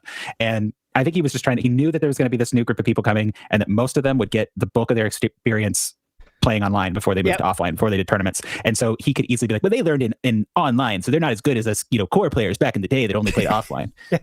He's pre-coping a generation here. Pre-coping. Just remember, I got fourth place, bitch, and that was offline. Generational cope. Yeah. He always wants to put himself up on this. I'm an offline player. All you other people not doing things like me. Up, old man. The future is now. This was in the offline world. Last of the dying breed. Don't understand that. Okay, next up, Inkblot says, Tom Cannon again, who is everything I've seen from him, they're very just chill people, all right? I know maybe just an online persona or whatever, but they don't really speak negatively of much. He says, what a load of crap. This is gross mischaracterization, just like all of your other posts. All of a retard. Okay? Oh, God. This is someone else, by the way. You're a fucking dinosaur, and I don't just mean that in age. God, please. Man, I can't imagine. How is GGPO anything? This happened in 2008, and DSP is still like, I wonder if they hate me. You just said. At this point, it's like, pack it in, hang up the towel, go fucking push pencils, man. You'll be a lot better off. They don't want you here. They don't like you. You're not happy here. You're not welcome. Someone says, this new person, okay, guys, do not listen to DSP about GGPO. No, they're poisoning the well. The few times he did, he would complain about input lag. I'm guessing here. Now we don't know this. This could be the IRC chat, and like they may be together talking when they're playing. They're telling me not to talk to people. Times he did, okay. He would complain about input lag. I explained to him a ton of times about converters having input lag and being able to fix it by changing the USB polling rate. If he was still feeling input lag after that, then maybe his complaints would have been taken more seriously. Fortunately, he was using Vista. Changing your polling rate on Vista took more work at the time, and he didn't want to do it. He was scared to uninstall 2 updates that was required to do it. Anyway, he played for a while and still blamed GGPO for the input lag. GGPO is set to 1 frame input lag by default for smoothing purposes. I set mine to 0 the majority of the time. Lag on GGPO appears in different ways. You get things like rollbacks, and sometimes you get a minor freeze. Even with major packet loss, I've never gotten input lag. I've gotten crazy graphical glitches and everything else, but if I press my button, I get my attack. It may get rolled back, but my attack comes out. Bottom line, he's not a reliable source, and he talks out of his ass 90% of the time. Yes, I know, this is public knowledge. Oh, fuck. 2008. Oh, yeah, I love the add-on of, yes, I know, this is public knowledge. I know, you guys already know this. Okay, next, Smooth Cat, another character we've seen in the past. Phil, you're on crack. GGPO works wonders for me, it's so good. As for lag, only thing I ever got was some rollback when I'm playing Japan or Brazil players. But I always get the moves I want and always get my reversal. No input delay has ever happened to me. If HD is even close to GGPO, I consider it a success. There you go. Smooth Cat was on Team Hate. Oh, interesting. Was on Team Hate. Next up, we have, not done by far. This one here. Okay, so DSP decides to respond directly to Tom Cannon. Where does this post say that I'm talking about GGPO exclusively? Okay. The paragraph you quoted starts with this generation of online play. Thanks for assuming. This is more directed toward SDHD, where the problems are way worse than GGPO and every game seems fine. Except for the worst ones where everything is jittering all over the screen. In fact, my last statement in the paragraph before is directed solely at Super Turbo HD. Way to jump the gun. However, the statement still stands. All those methods all seem to try to make the game the same as an offline experience, when in reality they are masking if you have lag or not. I would rather have the game run in slow-mo, so I know that the game will suck ass rather than have it seem to run in real time and then end up getting graped when one moves I'm doing doesn't come out, clutch reversals don't come out, and I can't react to things happening because of lag. Please explain to me how this does not apply to GGPO, because I certainly wasn't able to react to certain things going on, and I was most certainly pressing buttons and nothing would happen in the game. So you can either blame Hori, or you could blame Dell, and I was using XP this time, not Visa. Or you can blame the programmer, or you can blame the third party who manufactured the USB port, or you can blame God. But the bottom line is, it was not as good as an offline experience. Please disprove this point. Again, no one is saying this. Again, he does this so much. I think it really... He presents... He's like, he goes into a debate and he presents a question that everyone agrees with, but he acts like the statement itself, if people agree with him, then they agree that he's correct about something completely separate. It's very autistic.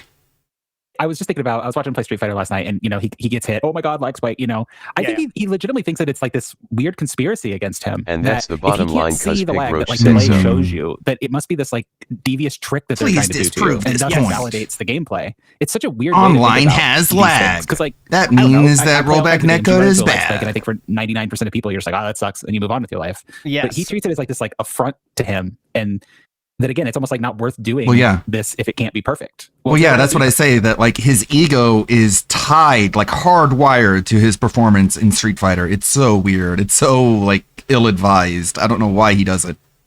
Perfect, Phil, because he literally, it's a personal attack, just like Talby is recognizing. Please disprove my strawman argument. Yeah, or is this please disprove that online is a worse experience than offline. And then if you agree with that, then you agree with everything else that I put forward. And it's no, you don't. It's so weird. But yeah, it's just he takes it so personally. It's crazy. We'd have to figure out, He's so bad. Really, that takes it as an insult to his legacy. If there's rollback frames or something. And you see how he talks to the people who beat him. He literally wishes he could reach through the screen and assault these people. He really, really wants to get actually violent with them. And that's why he says things like, oh, go fucking jump off a cliff, delete your account, and just fucking go get a job. As if getting a job is the worst thing that could happen to somebody. I guess when you're DSP, that's how it feels. Philip then goes on, sorry, hold on. It doesn't matter who's to blame. It is GGPO, it is SDHD, it is hardware, Get a software, job! factors. I don't know. Oh, I don't no, care. not a Well, job! there you go. But what I do know is if things don't go down online the same way as they do offline, then it's not the same ST. And that has certainly been my experience so far with all forms of ST online play. Everyone here is so quick to go tooth and nail to defend their favorite form of online play. And everyone certainly has valid points about how there has been an ST resurgence because of GGPO. But at the same time, how many well-known, top-ranked ST players have posted about how they love this new generation of online play? I've seen exactly 0. If anything, players like Shirts and myself have said that they appreciate the effort and that GGPO is the best effort so far, but it's still got a long way to go to match the offline experience. Sorry that the Shirts is not agreeing with him, by the way, but sorry that we speak the truth and don't sugarcoat our opinions. And that's just who we are. Deal with it. And if you don't like it, move on. If anything, the best praise of GGPO I've seen is people saying that if it weren't for GGPO, they would never had an ST comp. This alone warrants praise for the effort put into the project, and you should feel good about your time and effort that was dedicated to it, because it's obviously making a positive impact on the Street Fighter community. But I'm not willing to jump to the next step and say that it's as good as offline play just yet. No one is, okay? Just want to make that clear. Please show me the post where one of the canons said, like, yes, we've invented this thing that is as good as playing as offline. Please show me that post. Has ever said this. Okay, so we've created this entire straw man argument to have someone to argue with or to have a point to make here. King says he's blaming GGPO for his execution. DSP is SRK's village fool. Ooh, village idiot. He just says that like DSP is in the thread, just says it like there. You just have to excuse him. He's our village fool. You just look past him, okay? Just ignore him, okay? Shirts chimes in. Speaking of Shirts chimes in here. It says, GGPO is the best online experience I've had, only because I can hide lag by playing with the smoothing. Over even with this option, the difference between online and offline play is substantial, for me at least. Okay? He makes no bones about it. I'm an arcade player, and the difference is great. But anyways, personally, GGPO is good for practicing matchups, just having fun, because most times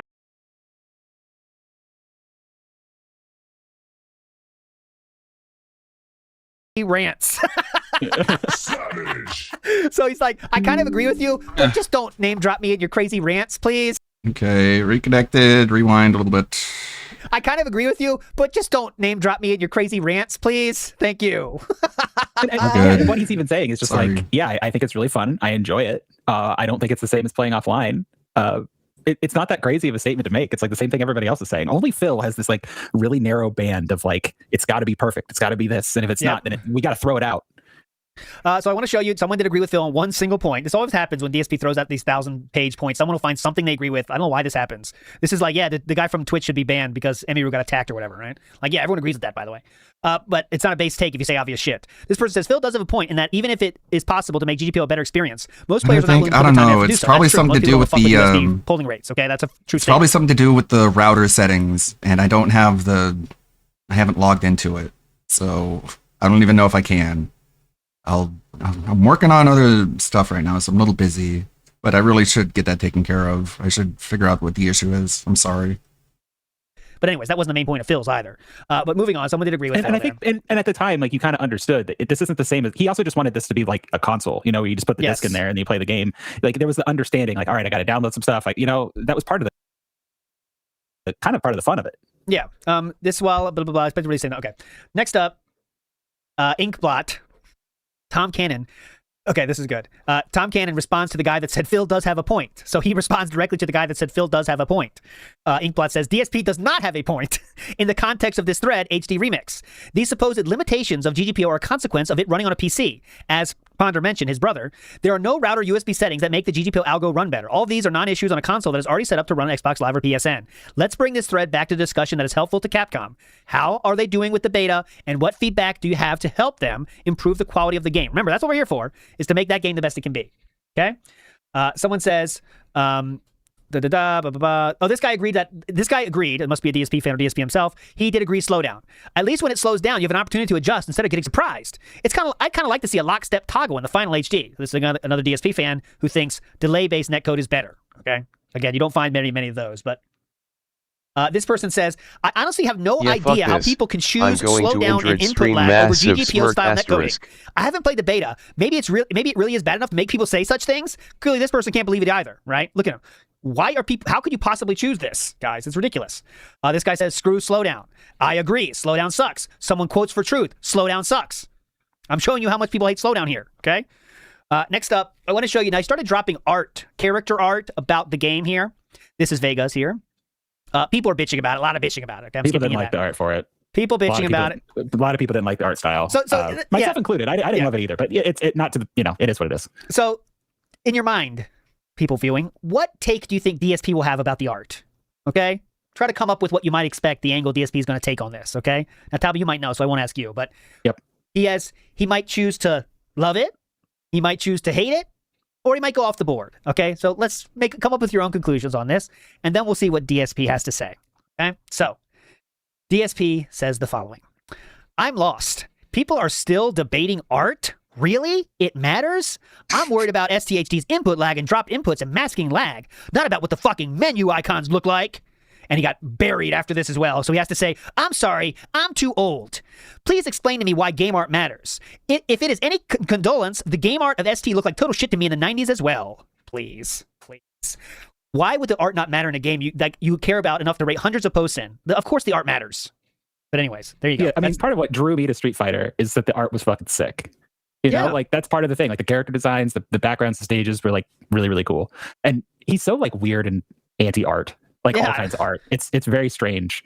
I don't know. He then people respond to DSP saying, Capcom doesn't give the community anything to talk about. A new piece of art comes out. Of course, we're going to talk about it. If it doesn't matter to you, then why even bother posting? If Capcom would either communicate with its very small, dedicated fan base, then maybe we would be able to talk about the input lag and dropped inputs. But as it is now, those invested jump upon any scrap they can to keep the subject alive. Absolutely. It's a thread to talk about the art. The company set this up or made sure it was set up. Someone said the art is fine. I would say it's exceptional. That Udon's done a fantastic job. Okay, this guy really loves it. All right, this guy super loves it. Next up, it's an acquired taste. I think it like everybody looks a little bit too smooth and lumpy and things like that. But it is what it is. It's like it's art. It's subjective. But like this is a guy that won't play Mugenics because of how it looks. You know what I mean? So he's like claiming then, I only care about the gameplay. Like why are we talking about all this stuff that doesn't matter like art? And now he talks all the time. Like he immediately will discount a game if it doesn't look like a AAA, hyper realistic graphics kind of game. Retro. I don't know. I don't know if my audience likes this. Like he called like RimWorld like a Flash game or something like that. Before he finally played it, like that was a big reason why he wouldn't pick up Minecraft back in the day. It's just weird to see him have that take back then. Where now it's just like if something isn't like peak graphics realism, then it must be trash. This guy Sosage. Big ups to Vanguard says big ups to WPIG still going strong. Also, I covered this. Say you don't play Spyro. I never thought anyone could play that very bad. Phil proved me wrong. His gameplay hurts my soul to my childhood. Big ups Vanguard. Next up, we have this guy who's again talking to DSP. Those are like my favorite ones, like Spyro, Crash Bandicoot, Sly Cooper, 3D Spaces, Kino, Kino. This is how you don't play. All good. I really shouldn't have to explain this one, but you do because DSP is involved, sir. Video games are part gameplay, part presentation. It's an interactive and visual medium. Some would argue that it leans more one way than the other. Others want to claim that one doesn't matter at all. Most of the people that live by the latter can't respect both elements, tend to make games that don't realize their full potential. I agree. Seems pretty common, right? Hey man, you are damn right. Art's important. It's a part of the thing. It's so weird to not care about it at all. It's like, who cares a shit about the art? Okay, what the fuck? Anyways, now, if you can believe it, DSP responds and says the following. I hate the character portraits. I'll admit it. I also hated the ST character portraits. But I'd like to play this game in 2008. SF4 will be released on consoles in January 2009. Releasing this game in 2009, close or after SF4, confirms that it will be buried and will not be bought by the common gamer. I don't know what else I can say. I've tried to be honest and represent the majority vote for the past year, and I've come up against massive hate. I'm personally going to buy the game on both systems, but I know that nobody's going to give two shits about it if its release is anywhere close to SF4, so either there needs to be a major rush or else we'll be playing with invisible characters? I don't know, but this game needs to come out fast or else it will not sell. I think this is one of those rally behind me posts again. Everyone wants the game to come out, right? Pretty easy win, right? Like rally behind me and also just like how simple-minded he is, because I do believe like they talk about in this thread earlier that like part of the delay is from Udon needing to change the art. Yes. And he's mad because he wants product. He wants product in his hand right now. Yes. And he's like, I don't give a shit. They can make it look however they want. I just want it in my hands. This guy says, I strongly agree with DSP. So this is what he's looking for, guys. These easy wins. I hope the game comes out early. Yeah, good one, man. Cool. Good take. Base take there. We want the game out early. Okay. Okay, next. 1-8. And to be fair to him and to others, like, yes, part of the issue that HC Remix had was that it kind of came out too late, and then SF4 came out and buried it. But it was always going to, because Street Fighter 4 is a new game, a remake or a remaster or whatever, remix of an old game. Yes. So it's always going to happen. Yeah, it's a niche audience from the start, really. But like fighting games are already niche, and then you're kind of taking a niche of people that still care about fucking Super Turbo 14 years after it came out. By the way, I do want to say, this was a massive win in terms. They were very happy with the performance of the game in terms of sales. I don't know. It did really well. Yeah, they were really happy with it. So it's kind of fallen on hard times from like a competitive standpoint. Now like the FGC sees it, but at the time it was like it reviewed well, it sold well. Yeah, I spilled my drink. I think it's better netcode than SF4 does. Shout out to Serlin on that one. This guy responds to Darkside Phil's post about the art not mattering. Damn it. a hoodie on, and I took it off, and I had the earbud in my ear, and it just like popped out of my ear. As I was taking my coat off and knocked my cup over.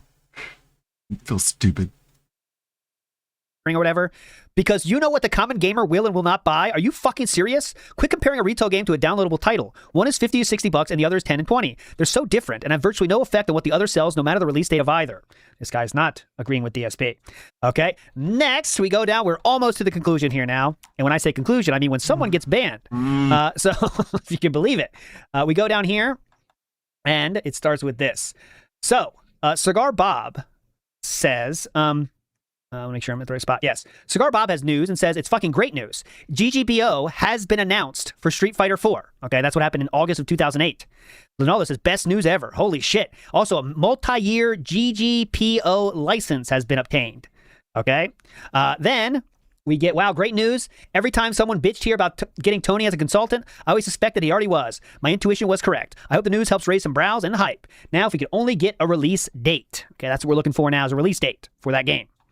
Okay, now, Ponder says, let me make it completely clear. SDHD will not be using GGPO. SDHD does still benefit from GGPO in two ways. There was no plan to use any kind of rollback solution at all for SDHD until GGPO demonstrated how great it was. Some consulting work I did at Backbone to suggest ways to improve their implementation before release may pay off. Okay? This person says, I hope you realize what you've just done for online play. Nobel Prize. He then says, Ponder just made a lot of people shut the fuck up. Straight up beasting on fools. Now we can only assume what he's talking about there. Then we get to this here. And I wanted to show you, this is what the guy GGPO does, okay? Then there is a fuck ton of talk without DSP. Now, DSP is gone from this. Now, this is one of those times where, could this be when DSP got banned? I don't know, but I have to go very far in the future to get back to where DSP is here. Okay? Now, DSP says, that's not it. It is right here, okay? This guy says about DSP. Okay. Also, I'm afraid your assumptions on the current matches aren't entirely accurate. Honda isn't impossible for Claw, as DSP claimed long ago, except in the sense that he's one of the Claw's toughest matchups. It's still fairly even with either side to be able to turtle for the win. Okay, this person's saying that what DSP said before is not true. Now, when he got banned exactly is up for debate, but I want to show you this right here. 1-4, I'm going way earlier, but DSP did talk after this. So, Talby, maybe you can help me piece this together. Okay, so DSP here, we already showed this one. The guy that said you're a fucking dinosaur and I just don't mean that in age. He's banned here, says someone. Okay? DenyCast. DSP is banned. So, was he banned for this? I don't know. Right? But that's all we have, right? It doesn't seem like he's saying anything that fucked up in this case, but then this person says DSP is banned. Rejoice. I don't know. I mean, if he got banned for that post, I would honestly kind of sort of take his side. But if I thought maybe he got banned for something he said in another thread. That's what I'm guessing. What I mean? But, and then because this guy says do not listen. Because in this thread, I mean, he said a lot of stupid shit, but I don't think he said anything that I would consider, ban-worthy, personally. And this either, and he could still post after this, by the way. This is all him too. Yeah. So it's not like I'm guessing it's another thread, I guess, but yeah, he was banned from this. Or maybe and there you go, yeah. Or maybe he got temp banned or something, and they like brought him back. I don't know. I really don't know. So yeah, DSP tells the story like he says, he was bitching too much on these threads and sharing too much information and truth, and they erased all his posts. So I can tell you right now, they didn't erase all of his posts because, as you've seen, I showed you about 100 of them. It's fire fucking posts. So who knows what happened there? We'll probably not know the whole story very conveniently because IRC really chats are strike me. It doesn't really strike me to be the canon style to have banned him over the stuff he said. They just kind of float in when he says something stupid and say like, "Hey Phil, you're being stupid, and your comment should be disregarded." And then everybody laughs at him. I don't think they would ban him over that. We do know about the one thing he did that got banned, where he was posting.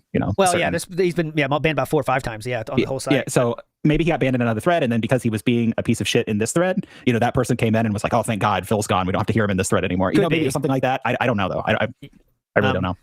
This guy is DSP fan says, DSP is really good, man. I don't remember a whole lot from the one time I went to DGA, but he was crushing people with Honda all day. The YouTube scrub comments are great.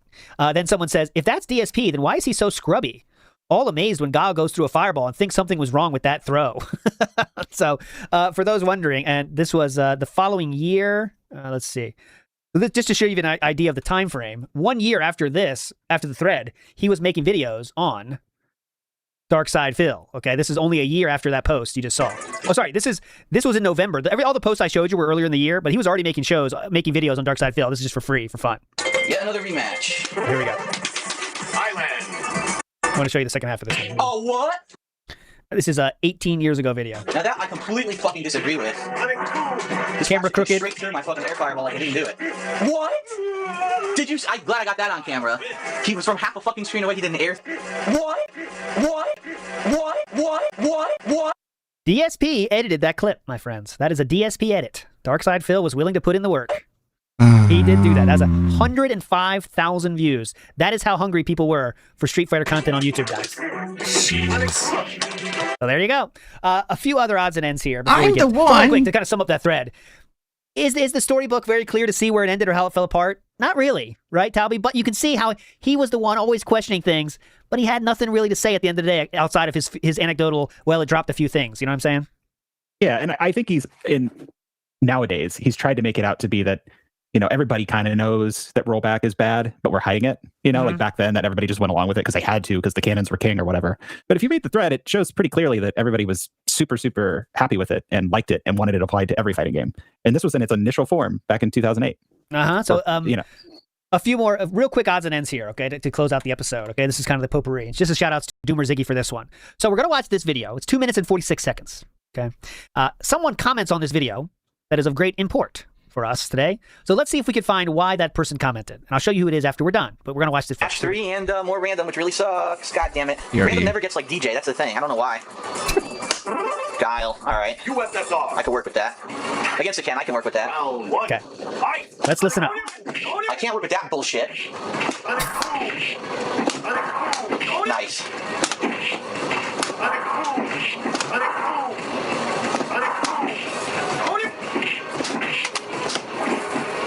Oh my god. Haha. This game has a terrible connection, by the way. I can already tell it's terrible. Damn Die Online. Round 2. It all comes together, full circle. I haven't heard anything yet that requires a response, but we'll see. Jump at me. Come on. Oh, you motherfucker. Air throw. Nice. Yes, 2 hits. I'll take it. Yes. Bitch. Look at his body like teleporting around. You see this shit? Okay. He's like in the middle of animations and they don't come out. You saw that? He didn't even do the fucking uppercut animation. It was a crouching fierce, and then all of a sudden it was an uppercut. Awesome. No? Let's see that again. Uppercut animation. It was a crouching. You saw that? He didn't even do the fucking uppercut animation. It was a crouching fierce, and then all of a sudden it was an uppercut. Awesome. All right. There you go. Still nothing yet worthy of a comment in my opinion, but let's see. This is fucking terrible, dude. I can't believe how bad the netcode of this game is. He just started to lose, and then that comes out.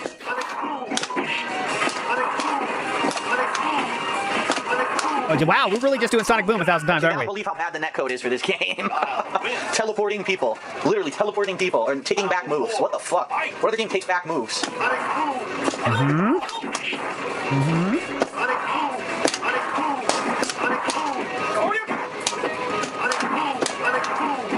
Fun.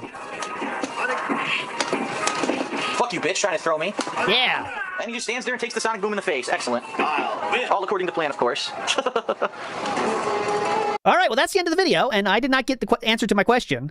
However, a certain person that goes by the name of Ponder360, who is Tom Cannon, says, "You don't know a thing about me, Phil. Don't pretend you do."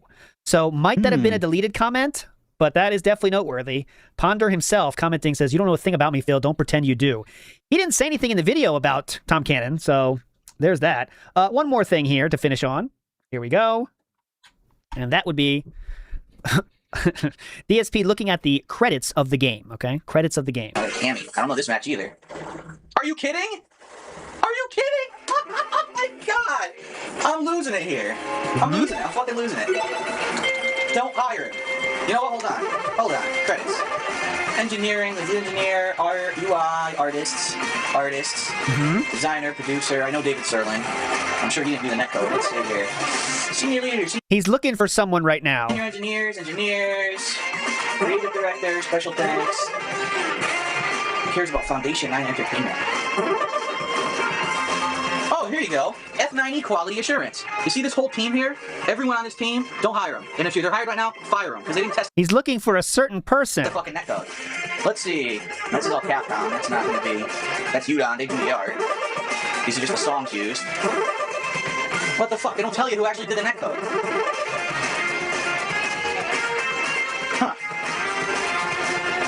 He's looking. He has to go through this much trouble trying to felt him. Yeah. He wants his felt so fucking bad. Please, but it's like, if he was in that thread, he would know. I mean, he's looking for the cannon's name, I'm sure. And you know how much of an idiot he's being? They didn't use GGPO for this game, dumb shit. The entire thread, he spent hours like fighting for his life in.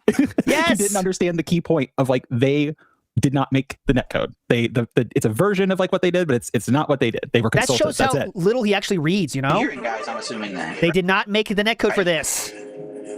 He's still looking. How long? Well, I guess we can't say that because we don't actually know who it was that fucked up. Yeah. I can't say here who fucked up, but this team right here, quality assurance, you didn't do your fucking job. Yeah. All right. Now that Nailed him. Yeah, hell yeah. And to finish my final thing, the first mention of rollback netcode in reference to DSP was from 2014, on Twitter at least, I should say. And it said, tonight on Gamer Nightmares, Gordon Ramsay's greatest challenge yet. This is DSP yelling, lag, shitty GGPO netcode. And Ramsay looked exasperated. There you go. The first tweet about DSP, bitching about GGPO netcode, came from 2013, if you can believe it. But there you go. That will do it for the rollback netcode episode. And there could be more if I could find any more major threads about it, but this is the main one that I found. But I'm always willing to look more and see if there's other stuff. But, Talby, big ups for joining today. What was your lasting memory from this night, this epic night? He's just bad at everything. He's just the worst. He's the absolute worst. And I was watching that Guile playthrough, and part of why I don't like him as a fighting game player is he plays with zero swag. He has absolutely no style. Yeah, he doesn't really care about that, right? He really doesn't. That's why Raw Phil's really fun to watch. I know I'm not trying to glaze him too much here, but like, too late. I like watching Raw beat him because he like really styles on Phil. You know, he really like that gets the anger up. Yeah, true. Yeah, I love it. But as far as like tonight goes, it's just really funny how you do these, and I've joined you on a couple. How it's just so consistent that he makes the same mistakes he's the same person. He hasn't changed. Mm-hmm. It's exactly the same, and it really just shows how he can't. He was always change. looking He's to be incapable. seen as a source, right, or someone important, right? You see how many posts he makes where sometimes he's just saying a stupid comment, but there is those times where he takes time to write something he thinks is going to be profound, you know. Like, yeah, people are going to be on my side for this one. But it's just too stupid to do it, you know? It wounds him so much that he isn't considered like a real cornerstone of a community. Like, you know, he talks about it when he talks about like the Asmon thing, where he's like, I just want to talk about games and I want people to give hear my opinions on things. And it's like, no one wants to hear your fucking opinions on things because they're all fucking stupid. And the times you're right are the most, again, like layups. Oh, offline is better than online. Yes, everybody knows this. Great point. Well done, King. That's what he wants to do. That's just like his, you know, the guy from Twitch should be fired. Okay, yeah. I mean, real good take, man. Awesome. But anyways, we'll have another one of these sometime. You know, these take some time to put together. A lot of moving parts. As the Talby knows, you saw the spreadsheet. It gets intense making these guys. But it's worth it because we find the gems that are hidden. And we'll bring it back. Don't worry. It won't be too long before we get our trip back down to the Dead Sea Scrolls. All right, my friends? So that'll do it. I'll see you on Monday, my friends. Monday. I'll do something on Kick tomorrow, maybe with trying to 100% Stranding, of course. I do have to do that. But we'll see. Maybe sometime tomorrow on Kick or WPIG TV. But other than that, I'll see you on Monday for the pre-stream restream. You're all legends. See you guys. Here's the night outro. Bye. Thank you, ALT. Very nice. Really good episode. Dead Sea Scrolls alive and kicking. Doing well. So I did spill my drink everywhere. I'm trying to dry everything off and clean everything up, so I might not be all here. You want to see some new Captain Alex before I BRB and we check out the fucking pre-stream? Okay. Captain Alex, I got about 10 questions left in this. Oh, audio. Yeah. Great, now my mouse pad is wet. My curse is gonna fly everywhere. And besides, I always follow one commandment: thou shalt not steal. And I originally made my own. Okay. First question. What is my favorite band and artist? Snuffy46 asks, Captain, do you listen to music? Sometimes I do. And if so, yes. What is your favorite band or artist? My artist is Eminem and 50 Cent. Okay. What? And bands. I'm gonna donate Eiffel a cup holder to you, Ludwig. And thank you. No, Eiffel 65, NSYNC. I can attach it to the side of my desk. Backstreet Boys. Yeah, I'm an oldies guy. This is like DSP is a big Backstreet Boys fan. He wants it his way. And Backstreet Boys. No, I was very quick in drying off the keyboard. I'm used to it by now. Turn it upside down, sling it up, get the towels, press it down into the towels, just like swing it around, get all the liquid out of there, turn off the power, make sure it's all dry before you turn it back on. Gotten the routine down. Boys. Yeah, I'm an oldies guy. Like, I don't even give myself time to be like, fuck, god damn it, I spilled my drink again. It's just like a immediate keyboard recovery protocol. Deal with it. Deal with it. I guess. I hope that answers your question. So, Leader 80, I'm going to call him that, asks, Captain. Oh, shit. Curses flying everywhere. Deal with it. Deal with it. I guess. 80, I'm going to call him that, asks, Captain. This is my question for you. Well, okay. Spit it out. You're reading it. Crashed out. Well, spit it out. Talking about me. Have you ever crashed out? Oh my god, that is so weird. That is a very odd skull shape, buddy.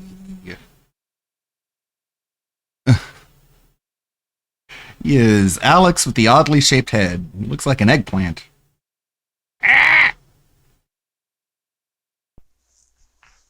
Running out of ideas. Somewhat yes and somewhat no, because I'm always filled with ideas when I think. He's filled. I never copy other people's shit. And besides, the question was, have you ever crashed out? So I don't know what we're answering even. I don't steal. What? I always follow one commandment: thou shalt not steal. And there's a lot of other ones. Originally make my own stuff, and I think that would probably be it as far as I know. I don't think he knows what crashing out means. What's the point of living if you can't feel alive? What's the point of living if you can't feel alive? Okay. I've been holding this question. I'm sorry, Polar, if I made you wait. I'm gonna answer your question right now, but before we do, we have to emphasize the rules immediately. Don't make fun of me. Like, comment, and subscribe to my YouTube channel, obviously. Duh. Anyways. Polar asks... Well, I don't really need that, do I? Your question right now, but before we do, we have... Okay, I'll just put that in miscellaneous. Miscellaneous. Figure something out for that later. Continue. Anyways. Polar asks... Captain, what's your favorite firearm? I have two favorite firearms that are my favorite. I'm going to go with the P90. One, I don't know if you can hear me, but I'll get a little closer. One is the M1 Garand, the one with the ping noise, and the other is actually the Desert Eagle. That is the best. Not bad choices. I mean, can wipe out. They're kind of vanilla choices. They're just like they're just the loadout that you get in a Counter-Strike, you know? Like, yeah, this is the weapons that I want in Counter-Strike. I want my Desert Eagle and I want my M1. This is my best firearm sidearm. And it's like, okay, I mean, they're good choices, but again, it's like vanilla. It's like picking, who's your favorite waifu? It's like Sakura, Naruto. Body armor. I can't speak because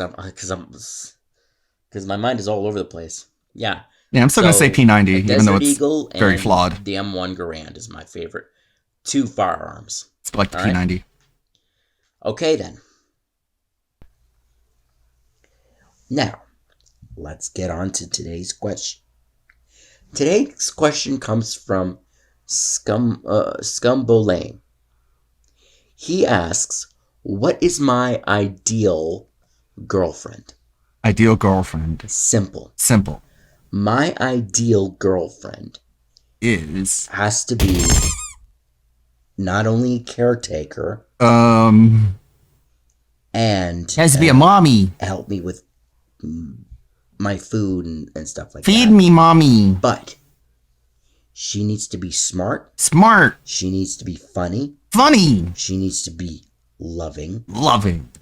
And she needs to be my queen. Just like Belle from Beauty and the Beast. Okay. I hope that answers your question. Sure. I mean, like, you know, been editing a lot of this guy's fucking videos, and he's just a sad dude. He's just like, he doesn't have a chance. Like, and it makes you feel, you know, kind of thankful for your own life that your brain isn't so foggy. Because there's more than just the physical thing going on. Trippy asks, yeah, like, don't even think about it, Alex. It's like, it's not in the cards for you. a dumb question. Not everyone can have someone. I don't even know why you would ask this. Do you like Big Chungus? What the fuck is that? You mean when Bugs Bunny is making fun of Elmer Fudd? Fuck like Big Chungus. Get this Chungus shit out of here. Not like, you know, how you people make fun of him. And I don't like how you make fun of how fat Bugs Bunny is when he's Big Chungus. Anyways, I think that answers your question. So remember, stay safe, stay motivated. Most importantly, stay vigilant. Being safe is the most important because of two hurt. Yeah, I didn't crop that one out. Stay safe. All of these fucking... Stay safe, stay motivated, stay vigilant. Each one of these is a different... Each one of these is a different... Stay safe. Love, safety, and peace to all good night, or evening, or afternoon, wherever the fuck. This guy's driving me insane. It's on to the next question. So for today's question, on to the next one. Captain. Captain Save-A-Ho. Hold on a minute. Let me. You know what's funny? It's like he starts up the camera, he hits record, and he just like goes. He has nothing planned. He doesn't even have the question planned out. He's like, "What is this?" He like leans in really, really close and squints. He's like, yeah. And it's like, but didn't you have the question pulled up beforehand? I guess not. Captain. What is this? And he asks. Yes. Hold on. Hi, Captain. Hi, Captain. Great video. I've got a question. What is your favorite breed of sheep? What is your favorite breed of sheep? A favorite sheep. I don't have one. Sheeps are not my forte. Not a sheep person. They are just I'm not a sheeple animal for some odd reason. They're annoying. I hope that answers your question. Why are they annoying? Remember, they make all your wool. Okay, so super chat. Without sheep, you wouldn't have wool, Alex. Asks this: would you let Tuxedo Mask cook you a robust Italian lasagna? I'll do you one better. Not only that, I'll do you one not better. only will I let Tuxedo Mask cook me dinner. Disabled from the waist down. I don't have legs. Tuxedo Mask makes me a lasagna.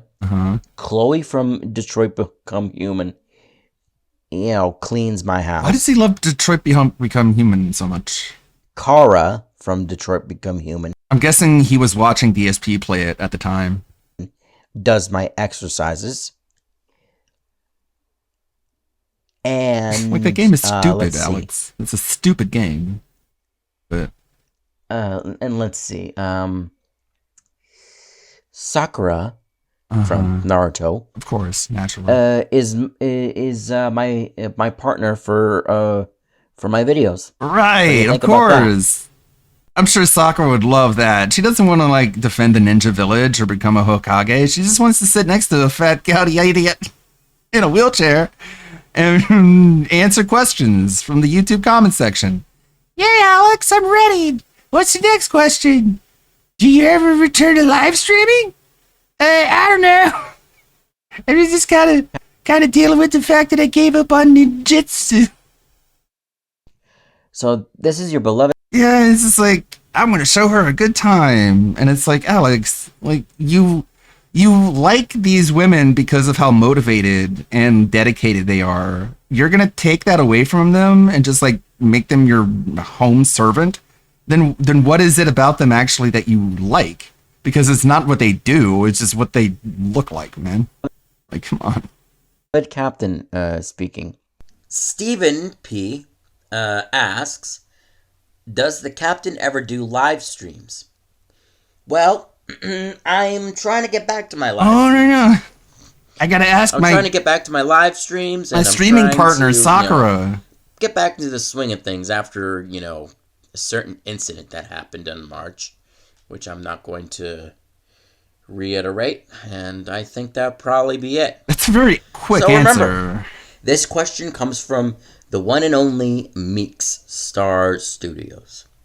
He asks, what do you think about the island Rhodos in Greece? The Greek island Rhodos. What do you think about it? I haven't been there. But I would like to check them out one day. Sure, I'll check it out. I would like those islands, to have some kind of port so that I could see the HMHS Britannic shipwreck thing. What? So thank you all. Put a window on the island so I can look down through the island and see the shipwreck. Captain, get to answer your questions. I'm hated, so whatever. Let's move on to today's question. Tanner asks this. I survived a hurricane. Hey Alex, when did you last see your gherkin? What natural disasters are the least frightening? Least frightening is an earthquake. That's weird. What's the most and least frightening natural disaster? Least frightening, earthquake. Most frightening, guess. And what? Like, I don't know. I think the most frightening would be like a fucking wildfire. It's just like a fire you can't run from. That's just like everywhere. That seems kind of terrifying. I don't know, man. Maybe I'm just stupid. And like earthquakes seem pretty scary too. I wouldn't put that low on the list. Which is the most frightening? Tornadoes. They're tornadoes. Tornadoes are like tornadoes aren't even that big. Like they're kind of small relative to the size of a hurricane. Like hurricanes are much more scarier than tornadoes because hurricanes can make tornadoes. Like they can spawn tornadoes and they're huge. Awful for. But okay, yeah, earthquake in the city. That sounds like super scary for some odd reason. Well, no, I'm just like least scared, Captain Alex, because you can just roll away. I don't like the gray sky. What they produce, it's tsunami. That's scary too. And tornadoes. Oh my god, I think I've seen like in real life a couple of them. Whoa! But I rather not talk about it because like you can drive away from a tornado. They're not that big. Oof, most of them. I'm getting PTSD just thinking about them. I think that answers your question. So remember, Akira lets a question which he asks, like they're what is very powerful, but favorite thing in my room right now. My favorite thing in my room right now is the Gundams that I built, and I think that would be it. Don't you want to like? This one is super short. Look how short this one was. What is your favorite thing in your room? And the answer is his Gundams. And he could have just like shown you some of them. He could have like picked them up or like pointed the camera at them. But no, my favorite thing is my Gundams. I built. And I guess that's gonna be it. I think that would be it. Thank you all for watching. Carlet Gaming asks, Captain, what is your favorite restaurant or fast food place? I don't have a restaurant, but I do have a fast food place. Fast food place favorite. It is between Harvey's and McDonald's. I don't know what a Harvey's is. I hope that answers your question. So remember, what's Harvey's? Feeney, must be a local thing. 1232 asks, Hardee's? Okay, if you had to be reincarnated as an animal, what would you be? He says okay, we got choices. He puts out A sloth, B mole, C dung beetle, D worm, Dog poo fly. Dog poo fly. I would probably just do a worm, so that I, because I've been trolled and harassed, be stepped on or whatever. Oh yeah. Because no one loves me. No one loves me. But that is incorrect because I'm getting a lot of subscribers. Yeah. Hardee's is Carl Jr's. That would be my answer. Yeah, I know what Hardee's is, but he sounded like he said Harvey's with a V. I don't know what he said. Okay. Hey, you can really tell that Captain Alex was really hoping that this channel was gonna make him happy, and that he would get a lot of subscribers, and that people would like him on the internet, because that's what DSP made him think you could do, DSP gave him this idea that you can just start a channel and just put out content and beg for subs, and you'll eventually be successful, and you can dunk on your haters, and you can flex on them and be like, I ate a steak yesterday. What the fuck did you eat, bitch? You probably had to work a job. And it's just like he offers this dream to his dents. You know what I mean? And says, either live this life or help me live this life. And it's just seems like it's really damaging these people's mentals. Today's question comes from Rivas 2004. Because it's like, I have a whole section dedicated to him talking about his sub count and how much he needs to get his sub count up. I cut them all out and I made a compilation of them. And I don't even remember why. I just did it as a compulsion. But doing it just helps him realize this guy really, really wanted his YouTube channel to take off. And it's like, you're not that good, Alex. We're at 1,128 subscribers. Thank you so much for that. You guys mean a lot to me. You recruits and cadets mean a lot. We're going to have a great time. Have a great day. We're going to have an adventure. Taking names. So he wanted his crew, the captain wanted his captain's crew. And he thought that the YouTube subs were going to be that for him. And they're not. It's not how it works. In the world of VR chat. In the world of VR chat that we've never been to. So I guess he thought he would get the YouTube subs, and the subs would bring him so much money that he could buy all 15, 16 components of a VR suit that he said there were, even though his legs don't work. So I don't know why you would need knee and ankle trackers when your knees and ankles are stationary. But I guess he thought he could leverage the YouTube channel into VR chat experience, and it just didn't work out for him. He ended up crying. So, we're trying to get to 2,000 subscribers. Can we ever get there? We don't know. We are at 1,017 subscribers. Come on. We need to get to 2K. Can we do it? Q&As are a waste of time, waste of space, and a waste of energy. If I did a Q&A, we'd be here about an hour. That doesn't belong there. That goes into the Q&As suck section, which I also compiled a compilation of. Him saying that Q&As are a waste of time, a waste of space, and a waste of energy. Q&As are a waste of time, waste of space, and a waste of energy. Q&As are a waste of time, a waste of space, and a waste of energy. Q&As are a waste of time, waste of space, and a waste of energy. If I did a Q&A, we'd be here about an hour. It's just that over and over again. Sorry, I'm still drying things off. Q&As are a waste of time, waste of space, and a waste of energy. Well, we all know that. Q&As are a waste of time, waste of space, and a waste of energy. Q&As are a waste of time, a waste of space, and a waste of energy. Q&As are a waste of time, a waste of space, and a waste of energy. Q&As are a waste of time, waste of space, and a waste of energy. Q&As are a waste of time, a waste of space, and a waste of energy.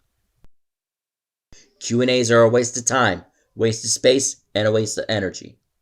If I did a Q&A, we'd be here about an hour. All right. God damn it. Hopefully my charger isn't broken. What dream job would you like to have? This person asks, the following. If I had a chance to have my dream job right now, what would it be? Simple. I love the military. I would love to be in a tank. Drill instructor. I would like to replace my wheelchair with a tank. But and I I'll would just do it in such a way that the soldier comes home in one piece. Hold on a second. I'd be a good drill sergeant, even though I don't lead people into battle. Wait, what? A drill instructor. A drill instructor. But I would do it in such a way that the soldier comes home in one piece. Captain, the drill instructor isn't the instructor. Like, they're not part of the war. They're not commanding troops. They're not telling people what to do. They're at base, handling the instructions. Okay. I'm sure he knows what he's talking about. Excuse me. I guess the training would be so good that the soldier would be protected no matter what happens in the future. Cool. Now, that's a cool idea. I'm not sure how you do that in practice. Be my dream job. Also, my other dream job is to my instructions would be perfect. Hence, my character. Oh yeah. Dream job. So my other dream job is to be a ship's captain. I want to be a captain. It's kind of like a high bar, you know? It's like, I'm going to be a ship captain. It's like, well, you're going to have to start somewhere. You can't apply. It's just like, hey, you need a captain? You have to start as a sailor. Hence, What? Our captain just applied for the job and he became one. Character. Thank you all. It sounds like grounds for a mutiny. All for watching Ask the Captain. Remember, one question per video. Foreshadowing. Before we, get to it. I don't want any stupid questions. Questions. Doesn't make any sense. Because here's one question that doesn't make any sense. Why'd you answer it? Dawn asks the same question. Why'd you answer it? Thou partake in Lumbussy. Dost thou partake in Limbussy? What art thou? Of course, the fucking Limbus Company degenerates. Or Captain Alex this comments. Sounds like what a 5-year-old answer when you ask what you want to be when you are an adult. I want to be a captain. You no idea of the chain you need to go through for the goal. I want to fly the jets. And it's like, well, you're going to need a lot. You're going to have to work through a lot of competition if you want to fly the jets. And you can't even install Microsoft Flight Simulator. What art thou on Bussy? What are your thoughts on Bussy? A lot of the people who were messing with Alex at the time were in the Anlete Discord, and there's a lot of Limbus Company talk in the Discord, so I'm not surprised that one of the questions was, does thou art partake in Limbussy? Dawn asks the same question. Doth thou partake in Lumbussy? And, where is it? What art thou on Bussy? What art thou on Bussy? That is none of your goddamn concern. I don't know what that is. Then why are you mad? That doesn't make any sense. If you really don't know what it is, wouldn't you be like, I don't know, I guess, maybe, I'll try it someday, or not, depending on what it is? I don't even know what that is. Uh-huh.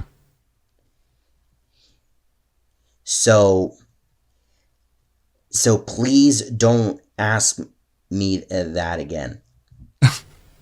And well, you don't want people to ask you anything again, because that's repeating. How am I going to title it? But I'm just going to title it, do I play any stupid games? Like Limbus Company. Anyways, this is your beloved captain speaking. Today's question comes from Scatman John, that is the weirdest name I ever heard in my entire life. Scatman John? Have you ever heard of Scatman John? If you're a fan of his music. No. I don't know He's a Scatman. Who the hell that is. But I've heard of that song's Scatman. He's a Scatman. I knew that I knew something was up with that song. because I had a weird prediction. My weird prediction was there was going to be that Skibidi stuff with that, with that song. And lo and behold, Skibidi showed up, but it was a different song. So he heard the Scatman song, and the lyric was the Skibidi line, and in that moment, Alex had a premonition. He was like, this Skibidi thing, I don't think we've seen the last of it. I think in the future, Skibidi's going to take off, because that is such a great line. The Zoomers will not be able to resist the allure of saying Skibidi. This song gave us a preview of what's to come. I will, I'm not going to say what song it is, because you already know what it is. So... This is your beloved Captain speaking. Saying this. He sure is. I'm Captain Alex. I'm signing out. Thank you all for watching. Like, comment, and subscribe to my YouTube channel. Turn on your notifications, because I don't know if you turn them on. Okay, that's about all that I've edited so far. Kind of a pain. Next one is, what's your favorite Pixar movie? What do you think? Evening. I'm guessing Finding Nemo. Beloved recruits and cadets of VR chat. Because Nemo too has cherished, a loyal, damaged honorable, truthful fin. Captain speaking. My name, as you all know, is Captain Alex. Available. Welcome to another video of Ask the Captain, where I, your beloved Captain, get to answer one of your questions. One question per video. This is how it's going to work. You ask me a question, I answer it in a video. I reply to you the word answered, and then we move on. So, I already said one question per video, so there will not be pornography, pedophilia. How do you ask riddles, a pornographic question? Politics, religion. Hey, Alex, what do you think of balls? And, balls, racism. Let's move on. Hey, Alex, what do you think of the blacks? Pan Ardman asks, Captain Alex, what is your favorite Pixar movie? Unfortunately, I do not have a favorite Pixar movie. I used to watch Shrek, and wait, that's I used DreamWorks, to like it, but then it isn't grew out on me, and it's just not my thing. You look like Shrek. I kind of damn it. stopped watching that stuff. Alex, you're making me toxic. You just said you look like Shrek. I mean, I did. Anyways, I think that answers your question. What? No answer. That's disappointing. Alex! You're lame. Okay. We're in the pre-stream now. Wait, what the hell's going on?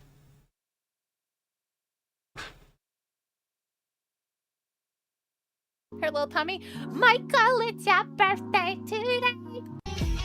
There we go. Alrighty, everybody. Why is he stinky? Can we play Street Fighter 6 instead of this?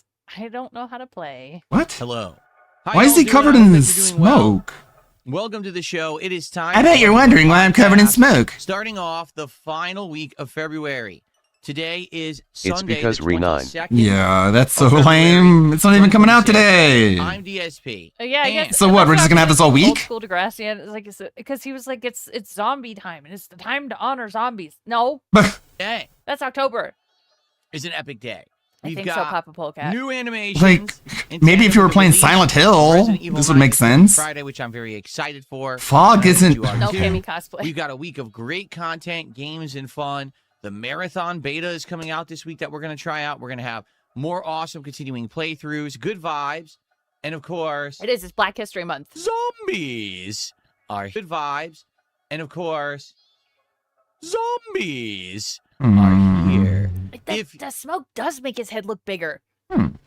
You contribute to the streams, you may notice there's going to be some interesting pop-ups this week Gallo. that are going to look a little different. It's always dumber than you thought. Got all TBF, it was zombie gas in Re 6. Well, not all. The last time Leon was in an Remain line.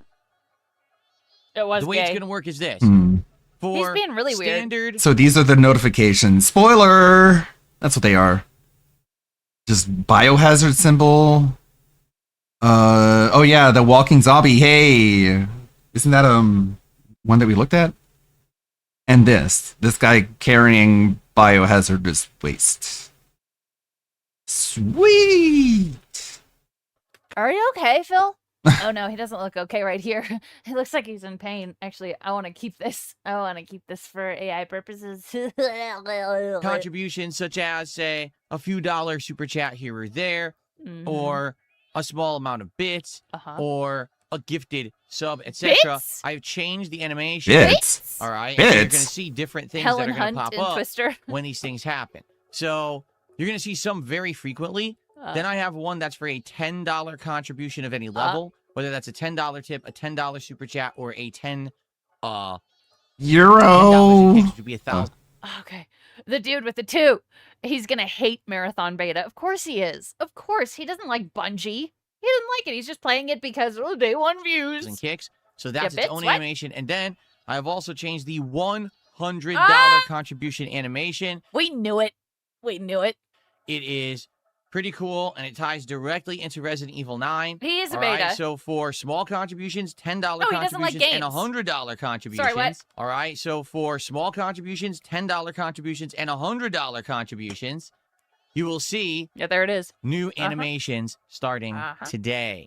Okay, what I'd like to do Yeah, come on, guys. Let's see the donation. Come on, guys. Come on. Come on.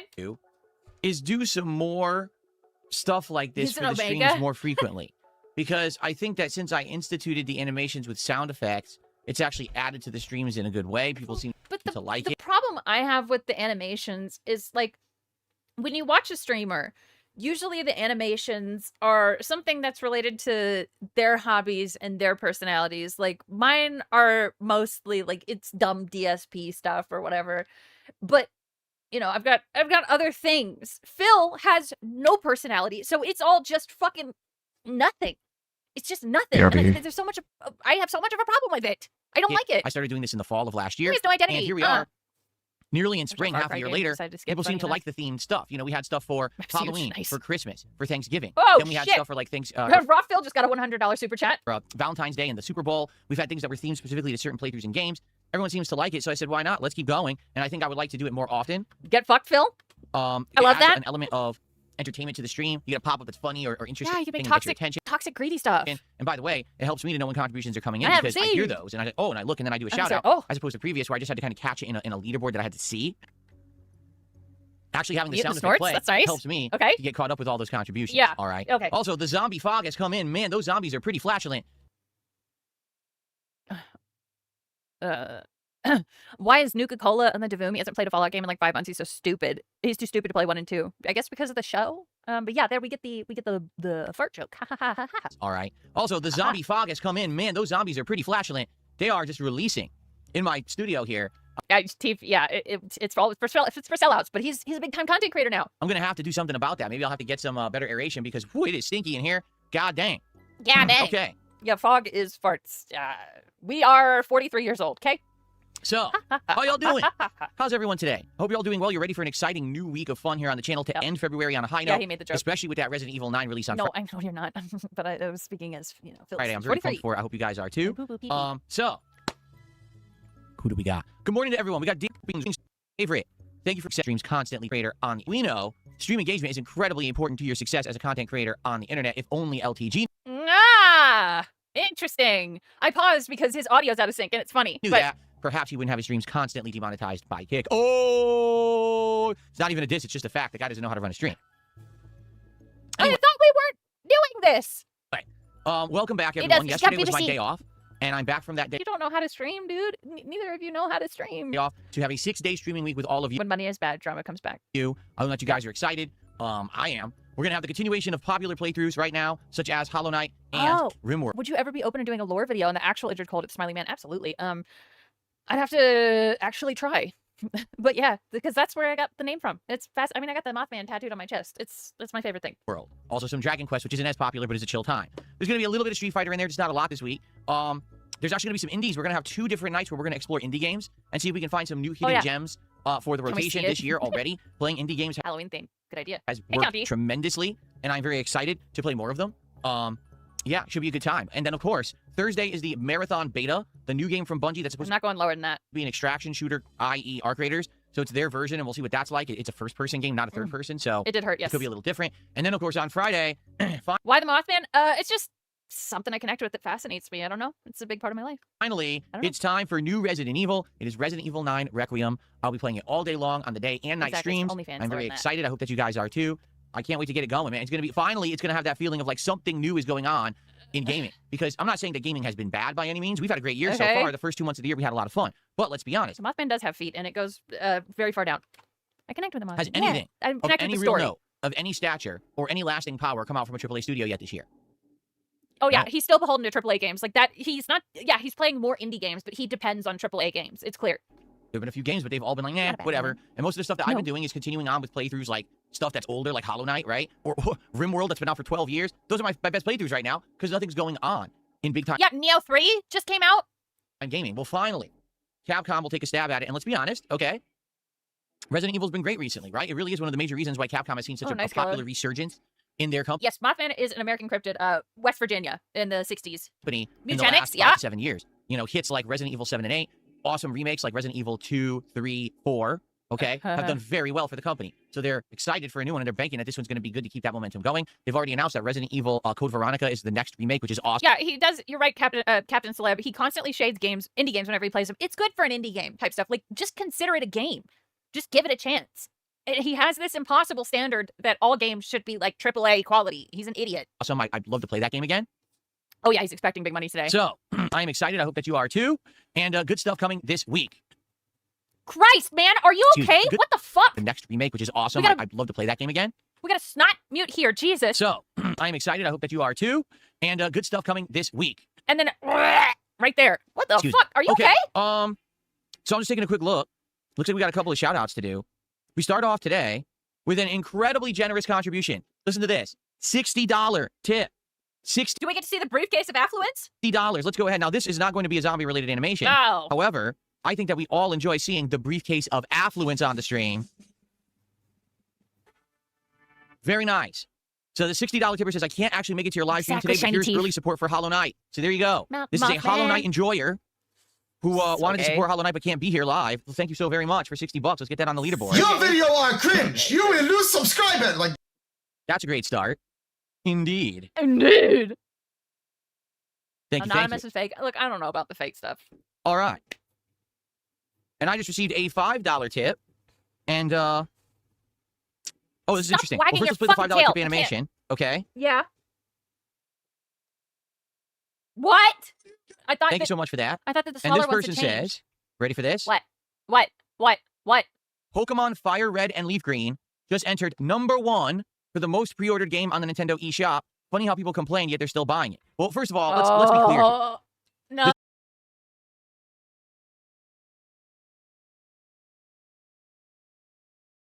Mario Kart, you know what I'm saying? There's no actual big first-party game in the What? pipeline to pre-order. So?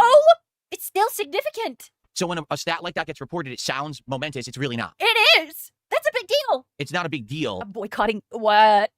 I'm boycotting Injured by watching every day. Good. Stick it to me, you know? That this game would be the #1 pre-ordered game in the eShop for Nintendo. If you had said it's the #1 pre-ordered game in the world Feels across right. Injured's felted. Well, all right.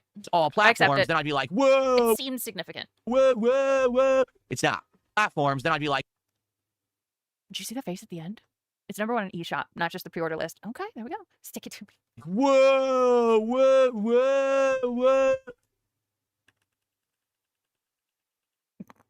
He's trying to, you know what I think is happening here is he's trying to combat the stroke face. We're doing it on the other side. Shiny teeth with the 5, thank you. So what if Pokemon is #1 on the eShop? How many pre-orders does it have on Steam? 0. But that's because we know it isn't on the Steam. Get felted. Hey, look more hate towards Nintendo. Who would have guessed? I know, right? God damn it, his mouth is crooked. One more time. eShop for Nintendo. One If more you had said it's the #1 pre-ordered game in the world across all platforms, then I'd be like, whoa. It's not. It's only amongst Nintendo. Okay. Now, Nintendo will never take any other main games I cross-platform. will play ball though. Let's be honest, Nintendo fans are among some of the whiniest Stockholm Syndrome sufferers I've ever seen in my life. What does that mean? It means Nintendo fans will stomp and cry and whine and be so upset and be so pissy about every little thing Nintendo but then they still buy it all anyway. If you remember when Pokemon Scarlet and Violet came out, Panda Ree. the Nintendo fans were so loud on the internet saying, I can't believe how low Nintendo has fallen. I can't believe Like you. What the fuck? that Game Freak is making this game. It looks like Umbrella has just brewed up another batch of the T-Virus, folks. Well, thank you, Cherry Slushy. We'll shout that out in a second, okay? Look out. Make sure that they hold it. Don't drop that. Okay. My God. Biggest War Dog leader for the 29 months. Which one do I want to play for this? Because that's how I feel right now. Big ups, seriously, though, War Dog leader. Thank you so much. That's incredible. Unlike this fucking animation. And big ups, fucking Matty Ice with the 27 months. Holy shit. Incredible. Unlike DSP's stupid fucking animation. And Splutty Jesus with the 5 months. Oh my God. And War Dog leader with the 2 says the one that buys every Call of Duty and Street Fighter yet bitches. And also tried to buy two Nintendo Switch 2s. Yeah. Big ups. Thank you so much, guys. I appreciate it so fucking much. It really does mean a lot. Thank you. I can't believe that Game Freak is making this game. Look at his face. It looks like Umbrella has just brewed up another batch of the T-Virus, folks. Well, thank you, Cherry Slushy. We'll shout that out in a second, okay? 3 copies of Street Fighter, yeah. Make sure that they hold it. Don't drop that. It's just a random gift that he found, and then he was like, oh, I need a bubbly sound effect. Look at that super chat. Didn't you buy a $200 Nintendo Lego set? Yes, he did. Okay. I didn't even look. Anyway, so basically, Nintendo fans gave Game Freak, the developers of Pokemon, an insanely hard time. Even saying, oh my God, this is a console exclusive for the Switch, and the game runs like shit. When you're in the open world. Biggest lotion up with the 14 months. Oh my God. Whoa, buddy. Whoa, buddy. Thank you guys so much. And also, yeah, T-Virus isn't red. Right? The frame rate dips, things pop in and out of existence so close to you, it's ridiculous. All kinds of stuff, right?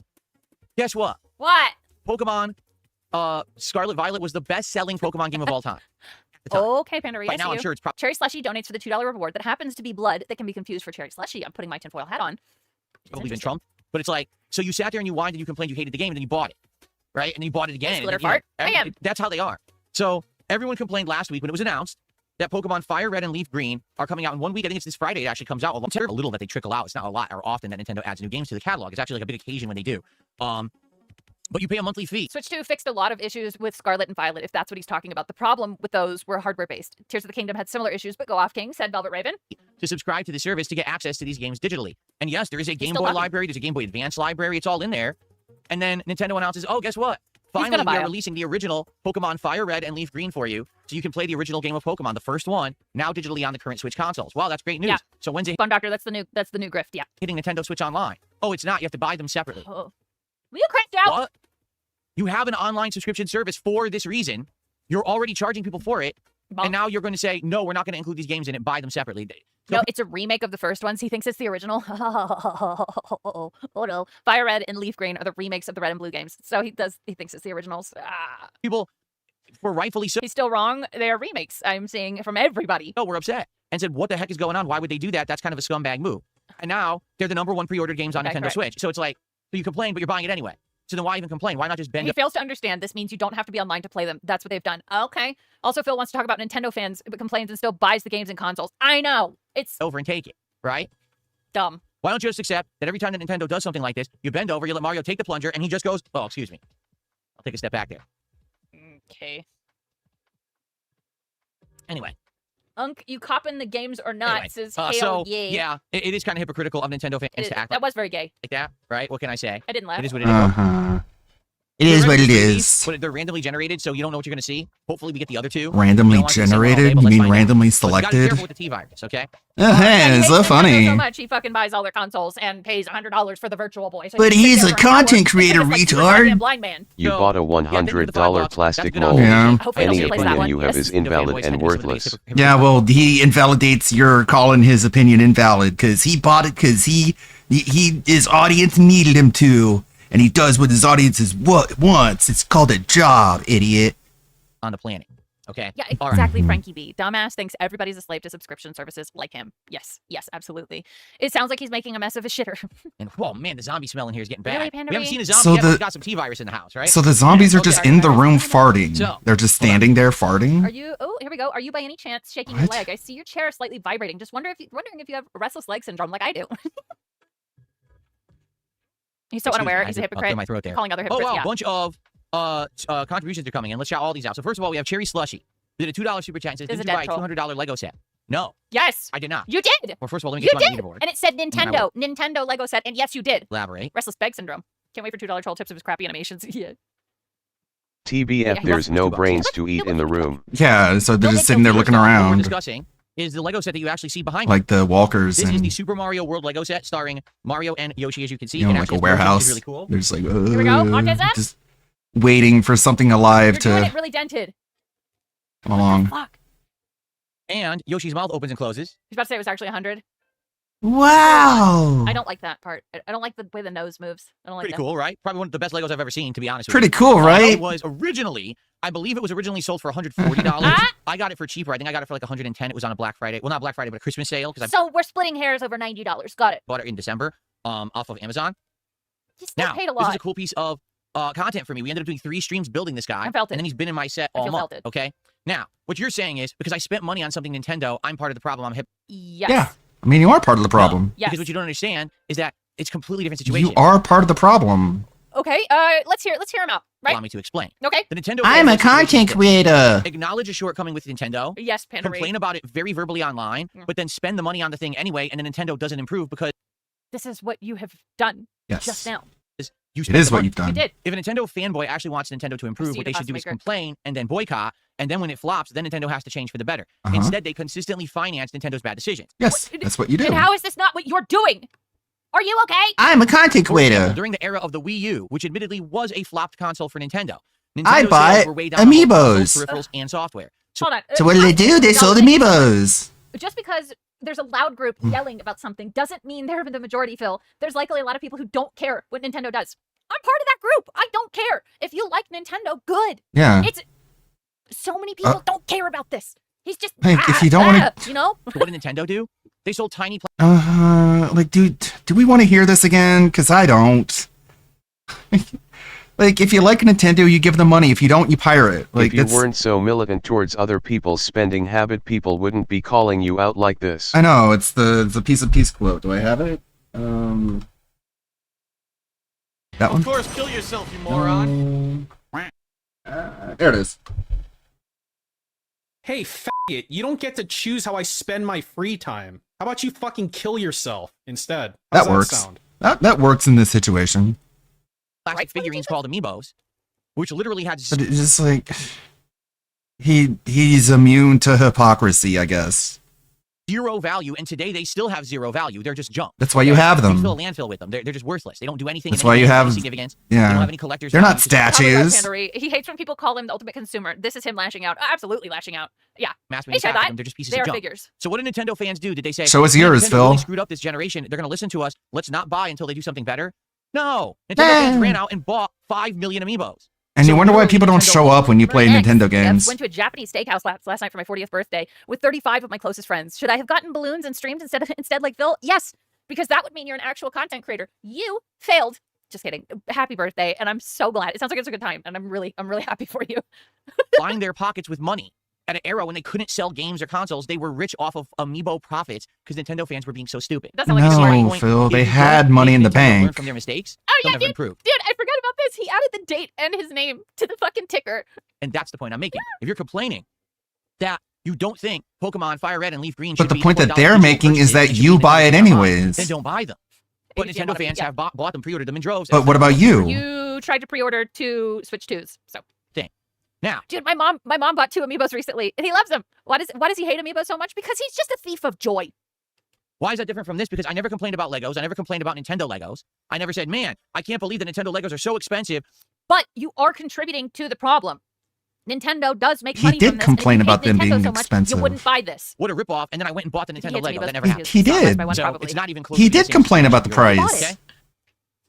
It's narcissism. Right, rules for thee, Okay, not for let's me. continue. We have Hail Yee 2025 Yeah, gift with wins. a $2 Hail. Australian super chat. And says, Australian. "Oh, are you copping the games or not? We will be playing games today. Why don't you buy another one That's not what then? He asked, hey, IC Yamamoto, hi. Only issue with Pokemon games is why are they $20? I'd be more okay if they were $10 or if they were given a reason for that price. Yeah. Yep. It's I mean, it's Nintendo. That's not okay. I don't think he understands what, are you copping the games? It means, are you buying the games or not? And he's just, yeah, we're playing games. That's not what they said. Okay, let's continue. We have Hail Yee 2025 with a $2 Australian super chat and says, Unc, are you copping the games or not? We will be playing games today. That's not what it meant. We'll be playing Hollow Knight on this very stream. It's going to be exciting. You're so dumb. You're so stupid. You're so stupid. It hurts. Because actually, we now have even more abilities and stuff that we're doing. And I Yeah, think we'll go back like- and do areas that we couldn't finish previous. It's going to be very fun. Like, you know, That's not what it meant. Latenko did a 5 € super chat. it's like when it comes to Nintendo games, the payment is optional, right? Like, Excuse me. especially with these old classics. Like, if you're even putting yourself in a situation where you're paying any amount of money to them, you're kind of like in a situation where you're like here. You know what I mean? Like, you know what you're buying. If you don't want to, you don't have to. You know what I mean? You know what I mean? You know what I'm saying? I don't know. I've never been diagnosed with Like, restless leg syndrome. I can't like relate to I this. don't know, Lane Scorpio. I was wondering that I too. can't relate to this frustration he feels for not being able to play old Nintendo games in the way that he feels he can, because to everyone else, they can just play it whenever they want, you know? Quotes around Australian. Sometimes move my legs. It's urban okay, style. it's on and I off. don't It's understand. not constant. Like there's sometimes I'll be sitting at the dinner table and my wife will be like, "What do you know? You're doing it again." I'm like, "Huh?" And I'll look down and my leg is going like this. I'm like, "Oh." And then other times that doesn't happen at all. I'm not sure what triggers it. Autism. Autism. Or my favorite theory is the undiagnosed anxiety disorder, untreated anxiety disorder. I'm Yeah, 1000% anxiety sure he as has well. an anxiety disorder that he needs to get fucking treated. He honestly, if he is sitting there with anxiety eating him up from the inside, that's a hellish existence. He's never relaxed. No, it is from anxiety. Yes. It might have something to do with All my of us back. are because to this day, I still No. have some Why would it have anything to do with your back? lingering tightness and problems with my back because I had a back What? injury when I was in my 20s. And even though for the most part I don't have issue with Wings it, does the same thing with his leg. Right. And Wings has What do you depression. And as we mean? know, depression often comes with anxiety. you know, am I Yeah, actually no. like that? Since I bought these footrests, It might have something to do with that. As well, it is treated. And I don't do this. Fake as long as I back got my injury. legs on the footrest, my legs are at ease and calm. Then And I leave have it there. No urge to actually. I've never heard anyone Maybe with sometimes I back grab pain it, have I feel flat on the uncontrollable floor. leg spasms. Sometimes I might start moving my foot again. I don't know. It's just something that's kind of on and off, but maybe it is formally restless leg syndrome. So you have no impulse control Go then. see a goddamn doctor. To a doctor for it or anything like that. So you have no control over anything, Thanks for the €5. let alone In your fact, that's legs or your choices or your Might be my spending. drinks. I or- think so. I think that, well, because, You're drinking? you know, before I really knew what was going on with me, yes, alcohol helped, at least for a little while. I think that is a valid theory. So actually, let's Give do me the a pill. conversion then. This is vibrating butt plug from the donations. Euro to USD. What's the conversion right now? Let's find out. Yeah, he has a footrest. It is $1.18, so that's $5.90. Great setup, King. Thank you, Latenko. Common neurological sleep disorder There we go. causing an irresistible urge to move the legs, typically accompanied by uncomfortable crawling, tingling, or pulling sensations. No, that's restless leg syndrome. Crawling. Yes, you are correct about that, Bob. I don't believe that He's he a has restless leg crawler. syndrome. It is an anxiety disorder. Oh, I'm sorry, Dominic. Or autism, or both. Por qué Thank no you for las the early dos? support, guys. Come on. I appreciate it very much. It's just a co-host. Por qué no los dos? Doctors are a scam. I should know. Yeah, you are a doctor. That's true. Why are you scamming people? Completely false. Someone tipped $1 and says, "You realize the majority of Nintendo buyers are parents buying for their kids, not so much outspoken internet personalities. Did you consider that?" Completely false. And that's why we have this emote. Why is it false? Yes, there are tons of parents who buy the Switch or Switch 2 for their kids, and every once in a while they'll buy a game. But when you're talking about pre-orders Also, I need to use the restroom real quick. I'm going to leave it playing. I'll be right back. for I gotta Fire pee. Red and Leaf Green, that's not Aye. parents pre-ordering digitally Pokemon 1 for their kids. Kids don't want to play Pokemon 1. Nostalgic fans do. Pokemon $1. 1? Okay. What is Pokemon 1? Eh?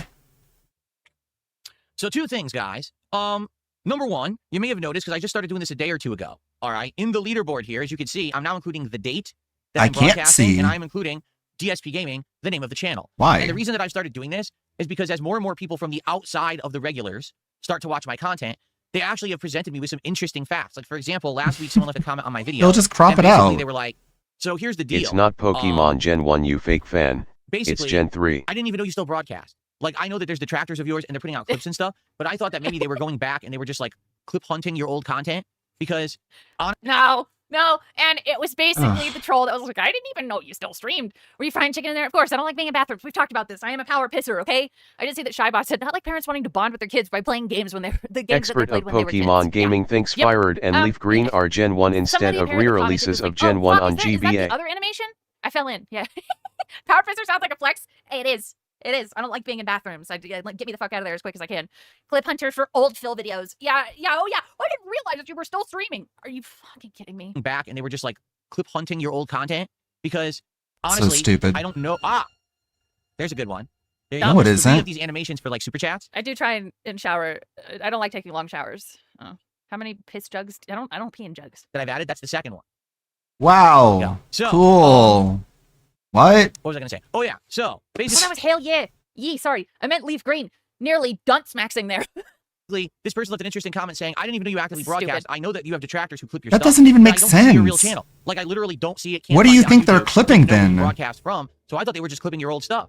But then I randomly stumbled What? on it. No, there was a creepy bathroom in the house. You think they're clipping your old stuff? That's how shit ends up on live stream fails? This is for chat. He literally figured out how to make his animations into a gotcha. I know, right? He just utilized gotcha game mechanics. Like, understand what the fuck he's trying to say here. Does anything that ends up on live stream fails something that happened years ago? No, of course not. Phil, you're being trolled, you absolute dipshit. Man, and it's all Asmongold's fault. It's all his fault. Because now we got these $2, $3, $5 tourists who are like, Phil, I was hate watching you for so long, and then I finally typed in the name of your channel into YouTube, and it popped up, and then I clicked on it, and then I watched your live stream unedited, in context, and then I realized you're just a super cool guy, and actually, you're in much better shape now than you were before. And it's just all these fucking Asmongold LARPers, all these buddy trolls who are just like, we'll go to our Reddit and we'll talk about how we're really sticking it to Phil. He's so stupid. He took all the bait. Now he's going to be streaming forever. People don't know where you are. You're cool, dude. You know what I'm saying? You're so smart. No. You're so witty. You're so clever. Streaming from? Nobody's ever done this before. Okay. You're the smartest ever. Okay, maybe that's a good point. So, there we go. So, now, if this story is true, Heartbreaker, DSP versus haters, this is a good point. Why weren't they subscribed if this story is true? I was thinking about how I could do that, and I was I'll like, put my name in my ticker. But if people don't like it, they'll just crop it out. Retard. Oh, look, February 22nd, DSP Gaming did that. So now someone could search on YouTube for DSP Gaming February 22nd and probably bring up the content that I uploaded that day. Okay. No. That's why I'm doing that. Now, I don't know if They won't. happen or not, or help or not, but it's just something to do. It's zero effort. Why not do it? The edited video will always show up first because it has more views and it's more entertaining. Suggested 2-hour shower on It's easier to watch. that I leave You're these streams stupid. as archives. Yes. That instead of doing what I do. Yes, because, and I've said this so many times, and I'm so sorry to the people that hear me say it all the time. What he's doing when he privates these streams, he's deleting all the engagement that he got on that stream. So the begging for 100 likes is useless because it goes away when he privates it. So he really should be leaving them as archives. Is that what he's going to do now? Broadcasting live, but then once the stream goes offline, making it a private stream, and then uploading separate segments, which is how I do it. Right now, I'm actually recording locally. He's wearing the Chris Chan sweater. Oh my God, we gotta derail from Shiny Teeth. Oh, that's me. Yeah, that's me. That's me. That's me. That's me. To my hard drive while I'm also broadcasting on YouTube and Kick. I'm recording in segments. So the first segment is the podcast. The second segment will be a 1 hour of Hollow Knight. The third segment will be a second hour of Hollow Knight, and I'll upload those as separate uploads to my channel once this stream goes offline. But this stream is privated. And you might say, why do you do that? To hide the chat. So yeah, Alex, if he did say he unlisted them, he just debunked himself right here again. Creators don't do that. They just leave the stream public. Because I don't like messy content. And the truth is, I don't like my chat. Watch the music playing at the beginning. I don't want people to be reading chat. I don't want them to be able to. Parts out in the YouTube editor, but still. Gameplay segments? Or do you want to actually see the videos? Or you can just skip. People can do that. Sorted properly on YouTube, like here's the podcast. Oh, he doesn't want the chat archive. Yeah, I've thought about that before. Check it out. It's in its own level 1 podcast playlist. You can watch them in order. Here's the playthrough of Hollow. Or another idea. Don't play 15 to 30 minutes of goddamn music at the beginning of your stream. I do about 2 minutes and get into it. He can add chapters. That's another thing. Another thing. Thank you, Teeth. Yes, exactly. You could just not have 50 minutes of music before you go live. Exactly. Or get going. Be on time. Don't do so many things that waste so many people's time. Hey, look, Naturebase said, is Phil wearing Christian merch today? Yes. He looks like he's looking at her. In order in a playlist. That's what people want. They want organization. They want thumbnails that are specific to what goes on in that video and titles that are appropriate to what it is. Now, ooh, Kevin Bernstein said that's not a bad idea, to be honest. This is the archive of my stream for today, which includes pre-stream as well as the level 1 podcast. Again, just sounds like your business model sucks. For 2 hours, and here's what happens in Hollow Knight as well. No one wants that. Sounds like you have a really shitty business model. No one wants to be bombarded with notifications. DSP just uploaded a video. Oh, look, another one. No one wants that. And that's what you're doing. That's what a lot of people do. They just kind of lazily stream. What? It's not lazy. It's just lazy. Say, oh, here's the stream archive for today. And that's all they do. They don't go the extra mile. ESP goes the extra mile. So, okay. By recording and uploading. It means you are forcing people to wait. People who weren't showing up to your stream, you're forcing them to wait until you upload trash content later on. This is dumb. Extra work. I'm lazy. So that it makes it accessible and easy for you to jump in and watch whatever it is you want. To act like he does more work. Whatever you want. The filler that you don't. Like, it's all to hide the begging. We don't care about the podcast today, but you care about Hollow Knight, so just watch the individual. So like what I do is I keep my Twitch VOD live for as long as it is, for like 30 days or whatever the limit is. And after every stream, I go to Twitch and I download today's stream and I upload it to the LWO stream archive channel on YouTube. And, you know, like, that gets maybe a dozen views, but it's fine. It's weird. There are people who watch me on YouTube. It's funny. Individual videos, right? Like, so, here's the deal. Like, and doing that doesn't reduce any of my metrics. Like, I have not lost any of my existing metrics by doing it that way. Seems like my business model is a little bit better than yours, Phil. Yeah, he's using a lot of words for making busy work. Yep. If you guys find value, all right, in the archive we don't stream understand how much just being raw and live, I do YouTube. that too. I hide it because I want people to gravitate towards the on-demand videos. You are losing a ton of engagement. Okay, I want people to gravitate. The truth, here's so you know, like, it doesn't hurt my channel to hide the Yeah, it's streams just busy because a work. lot of people. I want people it to. does. Under the impression I delete the streams. No, I don't. I think it only Yeah, slowly. but privating may as well be deleting the engagement. You're an idiot. All I do is I take the streams, I make them private. I keep the views. I don't know, big I guy. keep the What's the engagement. point? I keep all the revenue. No, you don't keep the engagement. Privating it, you might as well be deleting it. For that stream, and it all counts as a positive against the channel. Just that you can't see that stream anymore. You got to watch the new individual videos as they upload. Does that make sense? It's really stupid. So I don't lose. A lot of people just under the impression I delete the streams outright. No, I why don't would know I do Invisible Mute. that would be shooting myself in the foot. That would be You are still shooting yourself in your down foot. deleting. It's still the videos I bad. did, and that would actually hurt the channel because you might not You realize are hurting this. it. But when you lose a whole bunch of views on a YouTube channel, YouTube holds it against you. Thank you, Lauren Sully. They feel like if Which is what you're doing. Big Ups GVL with the 7. Viewers don't want org. I like reading and responding to comments on that channel as well too. It's just like it's probably never going to get monetized because not enough subs. Presentation built. They want entertainment. Get it? Basically, they just want to be entertained. That's it. But he can't do that. He can't. He's unable. Velvet Raven said, but the Dents don't know that he knows. The Dents don't know that, so he can gaslight them into not wanting it. Also very true. Yes, he privates his streams to hide begging, chat archives, and deleting all engagement. Yeah. That's obtained, leaving him in the aether of the algorithm. Yep. Then they'll be able to read the super chats, and when he's like, "I'll never address it," so you're just farting into the wind. It happened to me in 2015. It's still I got hit happening. with a ton of false copyright. Remember when and I was instructed DSP by private YouTube all of themselves. those views and then Social Blade showed him losing millions of views? I'm a streamer. I make $100 to $200 a night in super chats. And then they bounced right back up. God, more fucking dented super chats. Listen to me. And You it was can't always just a slow, steady decline. private your streams after they happen because YouTube deranks your channel and removes the watch hours. It does hurt your channel. God, what the fuck is wrong with these people, man? 3 years of pre-streams, so I did. Okay. There's money, Phil. Keep doing the same way you always do. Okay. So Phil, I'm a streamer. I make $100 to $200 a day. that Please listen to me. You can't private your streams after they happen because YouTube deranks your channel and removes the watch hours. It does hurt your channel. So anyway, Go back to Asmongold. Shit, fuck. as live Moron, dummy, idiot. There would be one No positive, refunds. and I You think suck. The one positive, You don't fucking quote me on this suck. 'cause I could be wrong. Is that wouldn't that mean that the stream chats would be intact? Like if you watch the stream archive. Listen to me, I believe the stream please. chats I'll are give there. you money. So like you'd be able to see everything that's being said in stream chat right now. It would be running alongside the video. correct, if you're watching it on YouTube. Yeah. I think so. Now on Kick, this already happens. On Kick, I don't break out videos you can, and on Kick, these streams stay archived for about sure a week, he'll and then they really fall listen off to and me if I disappear. give It's him just more an money. automated thing that happens on Kick. And the thing is, I need to leave those on to Which stay is in the Kick partner engagement, program. yes. So technically, you can No, find. no, he just doesn't want the begs included. Oh, well, this guy gave me $20. I guess I'll change my Technically, mind. You can find archives of all my work on my Kick channel, which is GSP Gaming Real. Like all those archives are there. Okay. Yeah. I want to make this guy happy. He gave me money. That means, like, his opinion matters more. Archive, I will. But maybe what I should do is when it's done, just say archive in the title.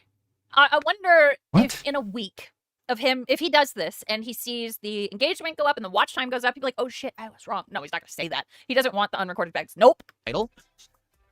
He's still not going to Maybe I do should this, that. right? It's up to you guys. Again, here's the thing though. I'm not going to stop locally recording and breaking out the parts. I'm still going to record the podcast just as the podcast and upload it as such. I'm still going to record the gameplay segments and upload them So he's not going to change. I would like your feedback. And it really So what are you going to do, not both? affect anyone on the Kick side. It only affects people on the YouTube side. Why, though? Just leave the stream up. All right. So here's what we'll do. Let's do a quick poll on the YouTube Let's side. see how much money I can wring out of you. Oh my god. Some guy gave me $20 to do this. If someone gives me $30 to do that, I might do that instead. As he does now. There's one. I'm going to do a poll. Let's see what people say. There is Yeah, one he hasn't read downside to that doing this. super chat yet. Okay, here's the downside. There's going to be 2 extra videos a day on the channel, and they're going to be super long videos. So you're going to see stream archive on the Or you could just stop uploading the VODs. We're double dipping if this is what he's doing. channel, and it's going to be a little annoying because you're going to see, oh, look, here's a stream archive, but then also, here's the videos that got broken out individually. So it's going to be Look at the votes. Look at we got 66, 79% are saying keep them archived in public. like double. Why not just make them members only? I don't People know. to understand that because a lot of people in the past have. If you really want to milk your dents, just make it members only. More video. There are still Okay. too many. Sure they'll love it. You don't understand. Phil has 2 audiences. He has an on-demand audience that expects him to upload in 1-hour chunks. They can SD suck a Charger butt. says that the live streams and the videos get separated in your inbox. Is that true? I don't think so. That's only when they're live. And I know that for a fact because there's a few people who I'm subscribed to who, when they're live, they show up as live, but then after that, it shows Is up that as an true? on-demand video and it looks just like any other normal video. Because it'll be weird because the video will go live and immediately it'll say, oh, this What? video has thousands No, of views. it'll and say it's on the podcast just went live streamed 5 minutes ago and I under looked at the it. stream archive. Yes. Oh, okay. I know what you're talking about. Yeah. Oh my god. Yeah, it does both. Rabbit Doom says Both. under the live tab, it should be archived there. It does both. So what happens is in the live tab, it'll show up and it shows up as an on-demand video after the fact too. It basically shows up in 2 places at once. Ugh. I've definitely seen that. So, and again, that's a freaking YouTube side I thing, don't, when right? does the chill and or positive stuff start? When is that? Stop. Rubber smashing nose your like a nose in the water. toddler. He does this. Just, So let me know what you scratch your think. nose. All right, now here's the thing. Chippewa says, would you consider going back and making all your other streams available? I want to see RimWorld with the chat. Why aren't you going to read the $20 super chat? That would be a horrendously Really? bad idea. Because if I did that, all those He's- videos would show up in okay. everyone's subscriber feed instantly. That's I did that weird. once before because there was a problem where videos were like private. I had to make them public again, and the entire feed would be live stream archives hitting you all at once. It would everyone would upset. Okay. So I definitely can't do This that. guy sadly. fucking sucks. Maybe Surprising revelation. I know it's crazy. Kel surprise. I could slowly go back and every once in a while make a new. No, it was the $20 super chat that's telling him he's wrong and that it does delete engagement. He still hasn't read it yet. archive stream a live video, but I can't do it all at once. That would actually destroy my channel. Okay. Okay. Yeah, he already makes 7 videos a day. That's a lot. No, I don't pay attention to Mexico. I have no idea what's going on in Mexico. Okay, so we have some shout outs to do. We're gonna do that right Okay. now. So we have, let's see here. 20? Eric. Eric did a PLN 30 super chat. I have absolutely no idea what currency that is. Everyone knows Let's it find kills out. engagement. PLN? Everyone but Phil, I Sam Amato. It's crazy. Polish. Interesting. Wait, Poland isn't in. Poland is not in the European Union? I guess not. That's confusing. I thought they were, but I guess not if it's the Polish zloty. Okay. Stop with your All what right, are you so doing? that is the equivalent of $8.38. It Thank is? you. Huh? He's stupid. That's actually our top super chat of the day. Bunny. He's really stupid. What a tangent. So Poland is not in the European If they're in Union, European Union, they'll be huh? able to send me something in a Polish currency. It doesn't. They wouldn't be using it. Okay. Poland Now has I'm really been EU confused. I don't know how since that works. 2004. What? It's weird that valedictorian Oh, Burnell really? didn't some know. Some countries still use their national currencies even if in the European Union. I didn't even know that. I thought they had to. So I don't know anything about that. I'm an ignorant American. I don't know how it works over there. Yeah, you are. I'm not a world scholar, so Whoa. Yeah. Okay, well anyway, thank you, Eric, for the super chat. He says, I was hate watching you for years. Now I realize you're a normal guy and you're trying to make it online in a fucked world. You look slimmer and healthier. That's an Asmongold I dent. appreciate you saying that. I really do. Yeah, he's the only one who understands how privating streams works. Like how he's the only one who knows how rollback works. Exactly.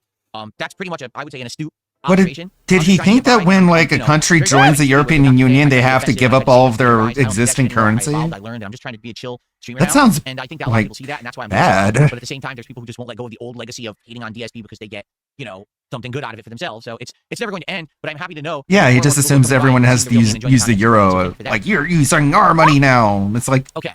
It's like it's a union, not an empire. People are saying that's why the UK still used the pound even when they were in the European Union. They never went to the euro either. Okay. It's Got it. Oh, here we go. whoa, buddy! Look at the zombie. TB have to give up their sovereignty. There you go, thank you for that. KEKW. And Yeah. Oh, Zombies have been. hold on. I have the filter on. Hang on, I have the filter. Let me just turn the phone. I mean, they off kinda for a do. while. I don't care. But there's not that zombies. much. Got it. Oh, here we go. It's kind of like when people join a union. Zombies have been unleashed. There you go. Thank you for that. And so now you've seen all This is exactly what I expected. 3 of the randomized animations that'll happen for like contributions. There's also a special one for a $10 contribution, and then there's a special one for a There's a $100 filter. contribution. Okay. I thought it was, yeah, it did sound like someone barking at first too. Good stuff. What's with the fart What fume? are the fart fumes? What are the zombies for? It's in honor of Resident Evil, the new one that's coming out, Requiem. Okay. Yeah, Brexit happened, Phil. The fart fumes, the zombies won't stop releasing the gas. See, I forgot. When you die, you relieve yourself. Are you aware of this? When you die, Oh no, Philip. For this week, and now they're Why is this like part of the fun, chill, relaxing podcast? 2025 did another $2 Scat. super chat. Says I meant Leaf Green, nearly done maxing there. I have no idea what you're talking about. Are you saying? So we're ignoring the $20 super chat. No, I think that one's after. You're asking me if I'm going to get Leaf Green. No, I've already answered this right now. No, I'm not. I may get it in the future when we feel like we want to play another Pokemon game. But right now, number one, I just finished playing Pokemon Legends ZA for like 60 hours. And we have another kind of unique hybrid Pokemon game coming out next month. That's called Pokemon Pokopia. He's just so far behind. What do you mean? No? What? Which is going to be Nuh-uh. a combination of Pokemon with Animal Crossing. Yeah. I want to give that a try. So knowing that, He there's is no far way that I'm going to behind. be playing a classic Pokemon game right Ooh, verbs being weird. Not fart fumes. Phil cooked breakfast for Cat once. now. But I'm happy that it will be available because we've been talking about this I recently. don't care! Like, we need to instant copy all, maybe somewhere down the line. Okay, God. Raymond with a $20 super chat. That is by Here far we go. the biggest super chat of the day. So let's take a No, quick it didn't. It just came in War Dog later. Fuck. No, it's okay. But he's about to read it now. look here and add them to the leaderboard. So first of all, thank you for the $20. Now, this person says, let me read this. I'm a streamer and I make $102 a night in super chats. Okay, so let's confirm that. Before I even read any further. What? Okay? Oh my god. We're Let me find just this person. we're just gonna pocket watch people. Cool, dude. That's not what I wanted to do. Click the wrong thing. How? What makes you think he's on his main channel? So let's take a look. 27,000 subscribers. He's got a Ko-fi. He's got a second channel. He's got a Rumble. He's got a Patreon. He's got a lot. He's got PayPal. He's got a Venmo. He's got a Cash App. This guy really wants you to pay him. Damn, you got a lot. Wow. You can't talk, Piggy. What the fuck? You have a Says your channel throne. joined on January 3rd, 2024. So you've been around for a couple of years. Well, I congratulate you on having a 27,000 subscriber base with only 2 years put in. That's actually to be respected. Wow, 1,000 videos in that time. That's also to be respected. You got a good amount of members. From He's what I such a dickhead, man. So it looks pretty legit. He's such a Yeah. fucking So we're gonna douchebag. take this seriously. Backhanded compliments for All right, sure. fair enough. This looks pretty legit. This guy is not a faker. All right, so let's see what he had to say with the $20 super chat. Sorry, I had to investigate because I get a lot of people say a lot of shit around. Yeah, 1,000 in 2 years is crazy. You couldn't investigate Derek's playlist though, you fucking So he said, pedo You defender. can't private your streams after they happen. YouTube will derank your channel and remove watch hours. It hurts your channel. It doesn't remove watch hours Yes, it does. for my channel. I was gonna tell you right now, it doesn't remove watch hours for my channel. I don't know. If it doesn't Okay, do it. so I guess I've been you doing it just like think this he's since full of day shit, one. even though you verified he knows he's the real deal. You're not special. YouTube didn't say, "Oh, we're not going to remove watch hours from good old Philly boy." Are you kidding me? A verified creator who makes more than you do is telling you this is what happens. You're an idiot. What the fuck? How many videos do I have? A lot. Maybe YouTube has changed something over the years. Okay. Yes! It has never hurt my channel once. I think Okay. Detractor Beam. How would you know the difference? Well, I think it might be around 1,000, but Detractor Beam's been around for like 4 years now. I keep my watch hours. I keep my views. I keep any revenue sorry, during the Crispy. streams. I keep the likes. I keep it all. It all stays on there. So I don't know if you're misinformed. Maybe it affects other channels differently. I have no clue. I'm just telling you from my. Why would it affect other channels differently? Every creator on the platform. 'Cause I'm has the same old. rules. What are you talking about? I'm different, because I'm a fucking old fuck. I have a lot more videos on the Injured Cold channel because That's I've what he had it for, thinks. like almost 20 years. Maybe I'm different. If you delete, you lose the watch hours. Because here's what happened. No. Actually, I was telling the story earlier. I didn't finish. So in 2015, someone hit me with a ton of false copyright strikes. I have 651 on I this talked one. to The awesome YouTube and one. YouTube at the time literally told me the only thing we can do to stop more false copyright strikes from hitting the pipeline is for you to delete the videos that you suspect the false strikes are coming in against. And I said, well, it's going to be all of my Yeah, Rich coming from the guy complaining about not being in YouTube's algorithm. This is infuriating. streams where I was using art that was fan submitted because that's what it was. It was a trick where someone had given me fan art and said, here you The go. awesome And one. then they were submitting it to YouTube claiming, oh, that's not art. Someone. I still stole it and this is a copyright violation. So they were hitting about 2 years of pre-streams with copyright strikes. And they were all going through. So YouTube said, you can't private them. You can't unlist them. You have to delete them. It's the only way to stop your channel from being shut down right now with these my copyright God. strikes. So I deleted 2 years of pre-streams. It was something like 5 million plus views. Okay? My channel, because I deleted the videos, immediately saw a negative impact on everything. All of my metrics plummeted. It was a pretty big I know dip. it's standard, but it's still infuriating. And then it bounced right how back stubborn he is. to Just continue the listen slow to decline people it was who know what already they're on. talking about. It's not that hard. No, YouTube did not tell him to do that. He's an idiot. Including watch time, including... So he just investigated this person, Yeah. backhanded complimented them, mocked them for telling them. Like, I think we've established pretty much at this point that YouTube didn't tell him to do that. Neither did Machinima. He just did that himself. Right? I don't know. ways to pay them. And I don't they're know wrong. how, Yep. like, for all channel views, including like solidified that is. Okay, and basically, my channel was kicked out of the algorithm overnight. I couldn't be found. What used to happen was every but you still complain that you cannot be found and you are privating streams. fall, I would always play the hot new releases that come out in video games between like September. I was in there. I was in that beginning. What I was saying in the video actually isn't true. Then, like, say you made a video. Like, let's say today I made a video about, I don't know, Phil Spencer. And then all It's of a sudden even something comes better to light. because he Oh, literally shit, I still had them uploaded. That's what I remember too. He's so wrong. It hurts. I know. It's infuriating. I was saying the video actually isn't true. Then like, oh man, it disproves what I said. So maybe I want to take the video down because I don't want to look like a disingenuous jackass. What? So I private the video. That doesn't hurt my channel. Yes, it does. Privating videos is like a common thing to do. What? A lot of people What? private videos No. for various different reasons. It doesn't. So when Amberlynn No. was demonetized and she privated all of her videos, it removed all of her watch hours. What about that? kill your channel, but deleting does. YouTube told Machinima to delete it, and they told him is the story that he told. Exaggeration, deleting does. Deleting the channel or deleting from the channel, that will hurt you. So Raymond, I congratulate you on the work you've done. You look like you're a hard worker. You've done well for yourself in the 2 years that you've been making, these videos. Good for you. And continue on with your path. You're doing good there. I'm actually, that looks really good. I don't know what kind of content you make. I just was looking at the videos. I literally didn't even read the title of the video. And thanks for the $20. But in regards to simply privating a video, I do think you're misinformed. Nope. I think it's deleting, not privating. And that's from someone who's been doing this for 18 years, and this channel has been around for around 6 I'm old. Yes, and this ties in directly to what GVL just said with the 7. Thank you very much. Privates his own videos, complains that the platform hides his content. Right. But this guy is wrong. We're all wrong. This is so stupid. What the fuck? Where am I? Okay. It's like rollback netcode. Hail Yee. You can tell him, and he'll just be like, Who no. was he talking to? Raymond something? It was the $20 super chat that got sent in a little while ago, Ziggy. Australian super chat says it was He just has this, like, the density, just the cranial density of a flat earther, man. You just, like, can't penetrate it with anything. We're offense IMO. Phil is wrong. You Google it. Phil's wrong as usual. There you go. Captain Soapbox told you. Told you. He's an idiot. It was You better can easily test this. Write down his hours and Need private to one of them and fucking see if the time goes down. Easy test. when you were offense IMO. I didn't Analyze his skull, put it on the periodic table as one of the most dense elements. That's what I'm going to say. I disagree. I don't want to be an offensive creator. I don't want to be someone who he's wrong, always trying to cause I problems. don't want to be offensive. To get over on someone. What do you mean I'm smacking my lips too much? Entertaining for valid reason. He could Google it, but he doesn't It's know how. why Flatman B likes him so much. About how YouTube works. Yeah, So someone took the dollar and says, Friday is really exciting. We have Pokemon Day for a bunch of news They in the morning. see themselves. What news is coming Friday morning? Oh, they're doing a direct. Just That's a what you're talking about. fucking They're doing Nintendo Direct Friday morning. douchebag. He says, and then Resident Evil. I hope that you'll cover some of it in the morning show. Also, I recommend keeping your archives up. If you look at your streams, you keep up, they have thousands of views. Yeah, how many times are they going to tell you, man? No, I'm going to tell you. I'm going to tell you again. Okay. Like I keep saying. Those views. All No, right, you there don't. go. Don't. I don't know why people are under the misconception that I lose the stream views. Because I private the stream. you I don't. Like right now, I'll tell you. Here's the deal. It's like you guys are thinking. Prove that if I it. make my streams public rather than privated, that I'm going to get a giant increase in viewership on my channel. I'm not. LT would be losing his mind. I'm about to. I'm telling you right now, I'm not. All right, like it's going to say exactly the same. But you're because I'm still keeping it up. losing the views. But I don't mind keeping the streams public, but I want you to understand there will be more videos in the feed then. You're going to have stream archives, and then you're going to have the parts that I want him to keep these videos live so that he can see that he is incredibly wrong. Calm your nerves. individually upload, Ow! okay? He's just like the Fonz. I can never be wrong. True. Okay. Is it just about cutting out the unrecorded segments? Yes. Yeah. In the chat, yes. Do I ever turn comments off on YouTube videos? No, my comments are on. My comments are on, but have the auto YouTube moderation. But you delete them like crazy. Because if I don't have that, every comment will be something so offensive that it's not worth reading the comments. And I know because that's how it was. YouTube didn't used to have the auto moderation, and all of my comments became racist, sexist, insulting, doxing, disgusting comments. So it got so bad, my actual positive viewership asked me to turn them off. Yeah, he just turned off comments on the Banana Song one, or he was deleting a They fuck ton of comments. were just dunking on you and making fun of you. So I did for like 2 to 3 years. They were just commenting on your gameplay and calling you fucking stupid idiot. So, but no, it's racist, sexist, doxing, deadly Comments threats. that gets through, I leave up. I usually, if a comment automatically gets published, I usually just leave it up. It's very rare where I would be told, oh, there's a really bad comment you gotta look at. And God damn it, who cares? Is there anything to talk about today? the villain says, make the streams memberships, huh? I think it's pretty clear what he means. It means that members of the channel can go back and watch the stream archives. It is not that hard to understand. Rose Diamond says, upload the archives and podcasts same day. Comments from Save Mountain up View, yeah. locally recorded gameplay videos over several streams and upload longer video on demand. Oh, my VODs are already What an the hour. fuck? People already complain it's too long.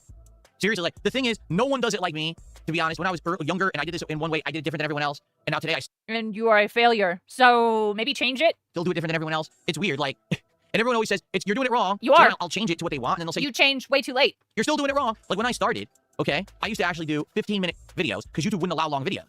So for the longest time, I was doing 15 minutes, and then people said they're too short, make it longer. So then I went to half an hour. And people said, it's still too short, make it longer. So then I started making them an hour. Now people are like, oh, your videos are too long. Like, what? Yeah, we like small, digestible clips now. We don't want hour-long videos. Why are you uploading hour-long videos? Because you complained. Years ago, you told me to change the format, so I Do did. you have anything to talk about? It is a podcast day. How is this different from the DSP morning show?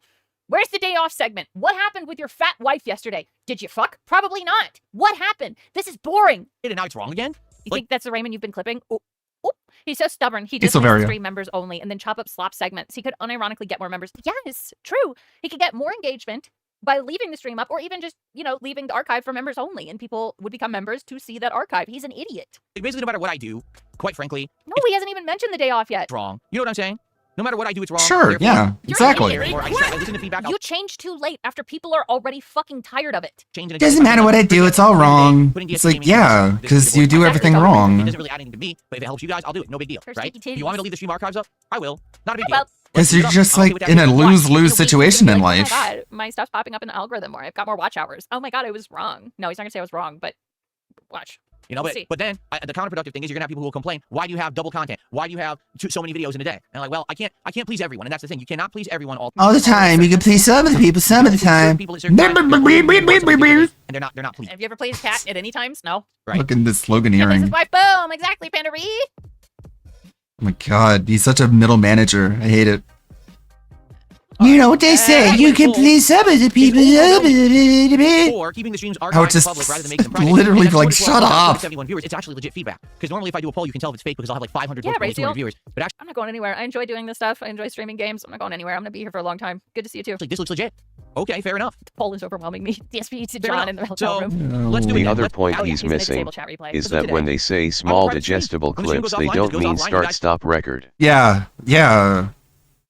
They mean edited. They don't even mean just like cutting out the dead air. They also mean just like adding visual presentation and elements to it, like an actual edited video that actually informs people and isn't just you're just fucking sitting there yapping and blabbing. You can watch it back if you want. Like present information, actual information. How do you want me to title it? But instead, what he does is he pulls up a fucking Twitter article and he just reads the comments, and it's like anyone can do that. See, right You're now, not it's fucking. titled. Who do you think you are? Why doesn't he just keep the archives up for a week and not do VODs that week? I hate that Phil makes me strategize on how to do his job better than him. For real though, if he would just try it. Chill Return podcast, then DSP continues with Hollow Knight, February 22nd, 2026. Is that okay? Is that just what you want? Just leave it like that? And just leave it as an archive video. It'll automatically show up in my live archives tab. Is that how you want it? Yes! And then I'll just leave them like that. Tell and me you can how watch to the do entire, my you know, everything job. together if you want. Or you can watch the individual videos later in the Who playlist if you want. It's up to cares? you. Okay? No one That's cares. fine. That's okay. No one cares, Phil. Come on, man. The date would be the tell, and I. You know what is really bad is this. Like, Or would you freak out if you got a Sonichu medallion? this is what's bringing people away from. Yeah, ask Google and ask Okay. chat instead. My voice is cracking. Cool. Sounds good to me. It's probably my noise gate. When I get too high pitched, it cuts it out. All right. Well, here's the thing. Exactly, Jordan. Originally, my plan for the podcast today is I wanted to talk about Phil Spencer and his tenure at Microsoft. Do you but we believe in could the power save of a curse? What's the tallest man you've ever seen? that for the next podcast because it seems like right now we've already gone an hour. And probably what I want to do is do some Q&A and chill with you guys What? before we play Hollow Knight. And I want time to do that. And if I talk about Phil Spencer, that's the rest of the show. And let's face it, the Phil Spencer story isn't going anywhere. In fact, maybe if we save it a couple days, it'll actually be more interesting because the new head of Xbox will be in charge then. She starts tomorrow. And a lot of people are really, really afraid that she's going to do worse than Spencer because she used What the fuck? This has been the whole thing. Where's the damn segment? Yes, Wolverine doll. Smokey MCC posted a video about how Chris Chan got kicked out from the Brony convention. Interesting. And he was like, he posted like a bunch of tweets and shit. It was weird. This is a bait and switch. Right, really. Like, oh, guys, we're going to talk about Phil Spencer on the podcast on Sunday morning. Oh, just kidding. Bait and switch, bitch. usually has, well, she's had nothing to do with gaming before. Like, no exaggeration. She has no history in gaming whatsoever. She came out Reform Des, you're right. Women can't lead. It's right here. of Meta. She worked with AI. She has nothing to do with gaming. And they made her the head of What? gaming out of nowhere. So Women can't do anything right. And I know that. You want to know how I know that? Because I'm a woman. everyone's kind of knows that it ain't going to go so well. I like to feel... Girls aren't Well, you don't know about video games. All you know about is in AI. charge for 12 years, and things didn't go so well. And I he's know. a gamer. I say gamer like this because gamer is such a loose term now. See, to me, when you say who's a gamer, to me, You're not. You're a poser. Yeah. He's basically done nothing but talk about You're a himself and how to give him money. Yes. You're my favorite You're a woman. parasite. You're an e-beggar. You're not a gamer. You hate video games. You admitted it. Sorry, I don't know how to do anything, though. vast majority of time that they spend doing things to relax is probably gaming. You're not allowed to call yourself a gamer when you say you hate gaming. Jinxley, the Xbox lead division to the big time streamers. Yeah. Get this broad out of here. No. But Phil's hobby isn't gaming. He is a poser. Competitive game. Maybe they like to go play Street Fighter. You're not allowed to say you're a patriot if you say you hate your country, you know? Or they're a hobbyist and they literally have a gaming collection. And It's one or the other. To me, a gamer is now, every once in a while I pick up a controller and I play a game. Or all I do is play Fortnite. I don't consider that, you're not a gamer. You're into a trend. What? But you're... Are we gatekeeping gamers? If you only play one game, you're not a gamer. A trend. I can drive, yes. So when you were playing Street Fighter and nothing else, you weren't a gamer? I thought you said you were a pro gamer. I'm a big fan of Lord of the Rings. So what does that mean? Well, I read the books, I saw the movies, I know the lore, I follow the actors, I follow Peter Jackson, I know about Tolkien. Okay. Autistic I love Lord of the Rings, I saw the original analogies. trilogy, and that's it. So you like the movie? You can be a...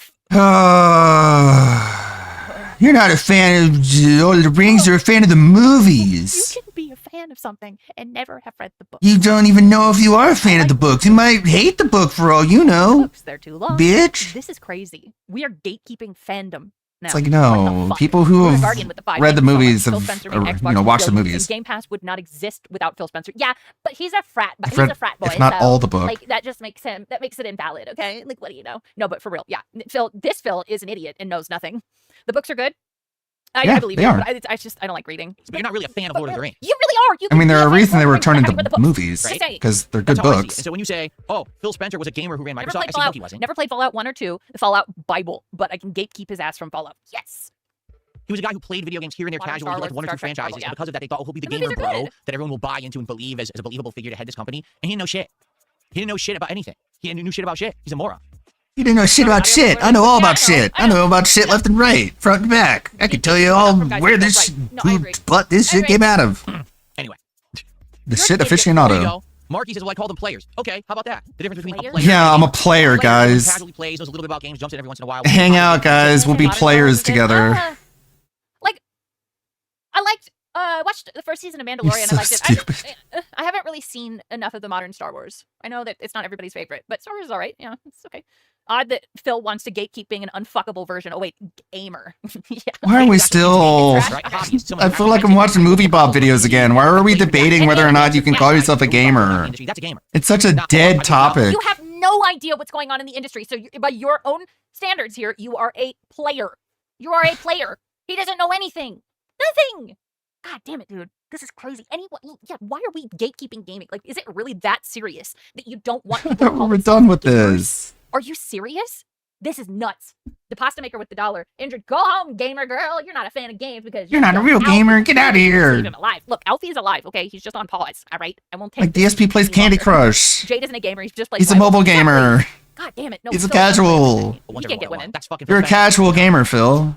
There, you can have that. No, he doesn't know about half the games. That You can be a casual gamer. Let's do that. Let's save the Phil You can have Spencer that label. for another stream. I have it literally on the Because you screen. play I'll let mobile go. games all Let's the save it. We're time. already an hour into the podcast, and I think we'll go on later on in the week, and we'll do that maybe on. You'll still technically be a gamer. You'll just be a casual one. He did some interesting stuff with gaming. I want you to understand. He basically made it that games now can be accessible.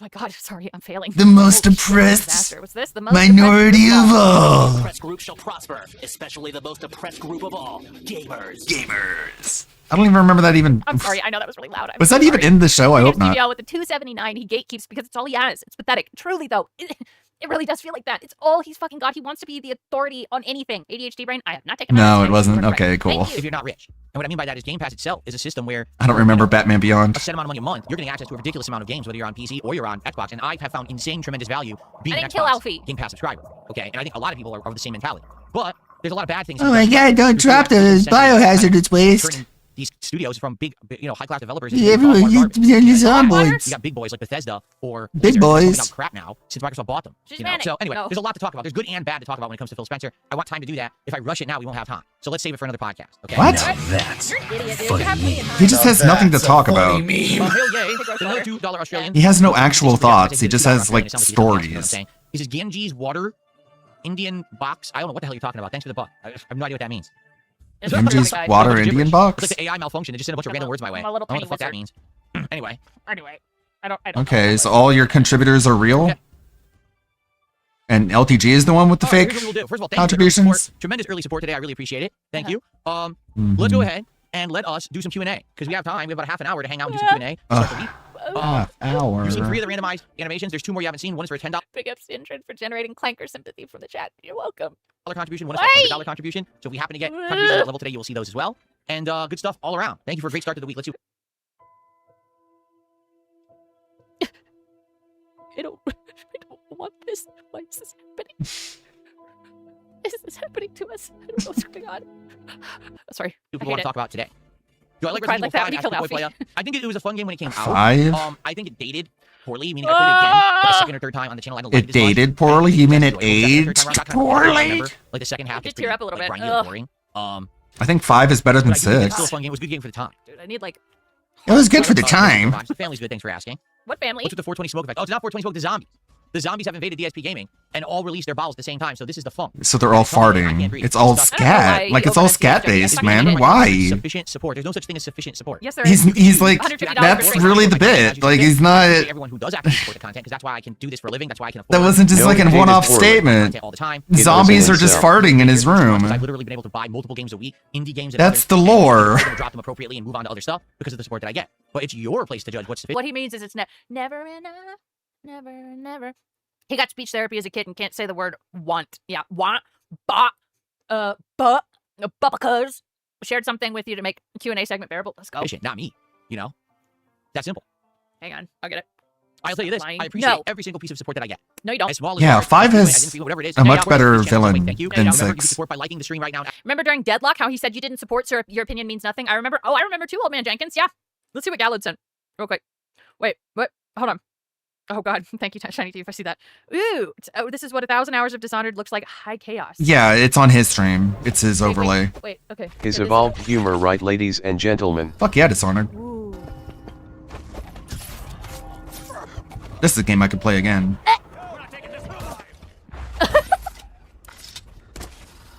This is my favorite game, so this is...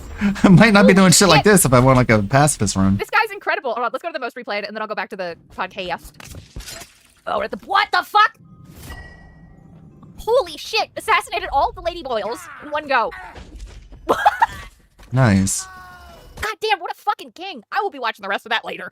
Holy shit. By becoming a subscriber, Thank you. becoming a member, a super chat, some kicks. Ah. Awesome. All of it is greatly, greatly appreciated. Okay?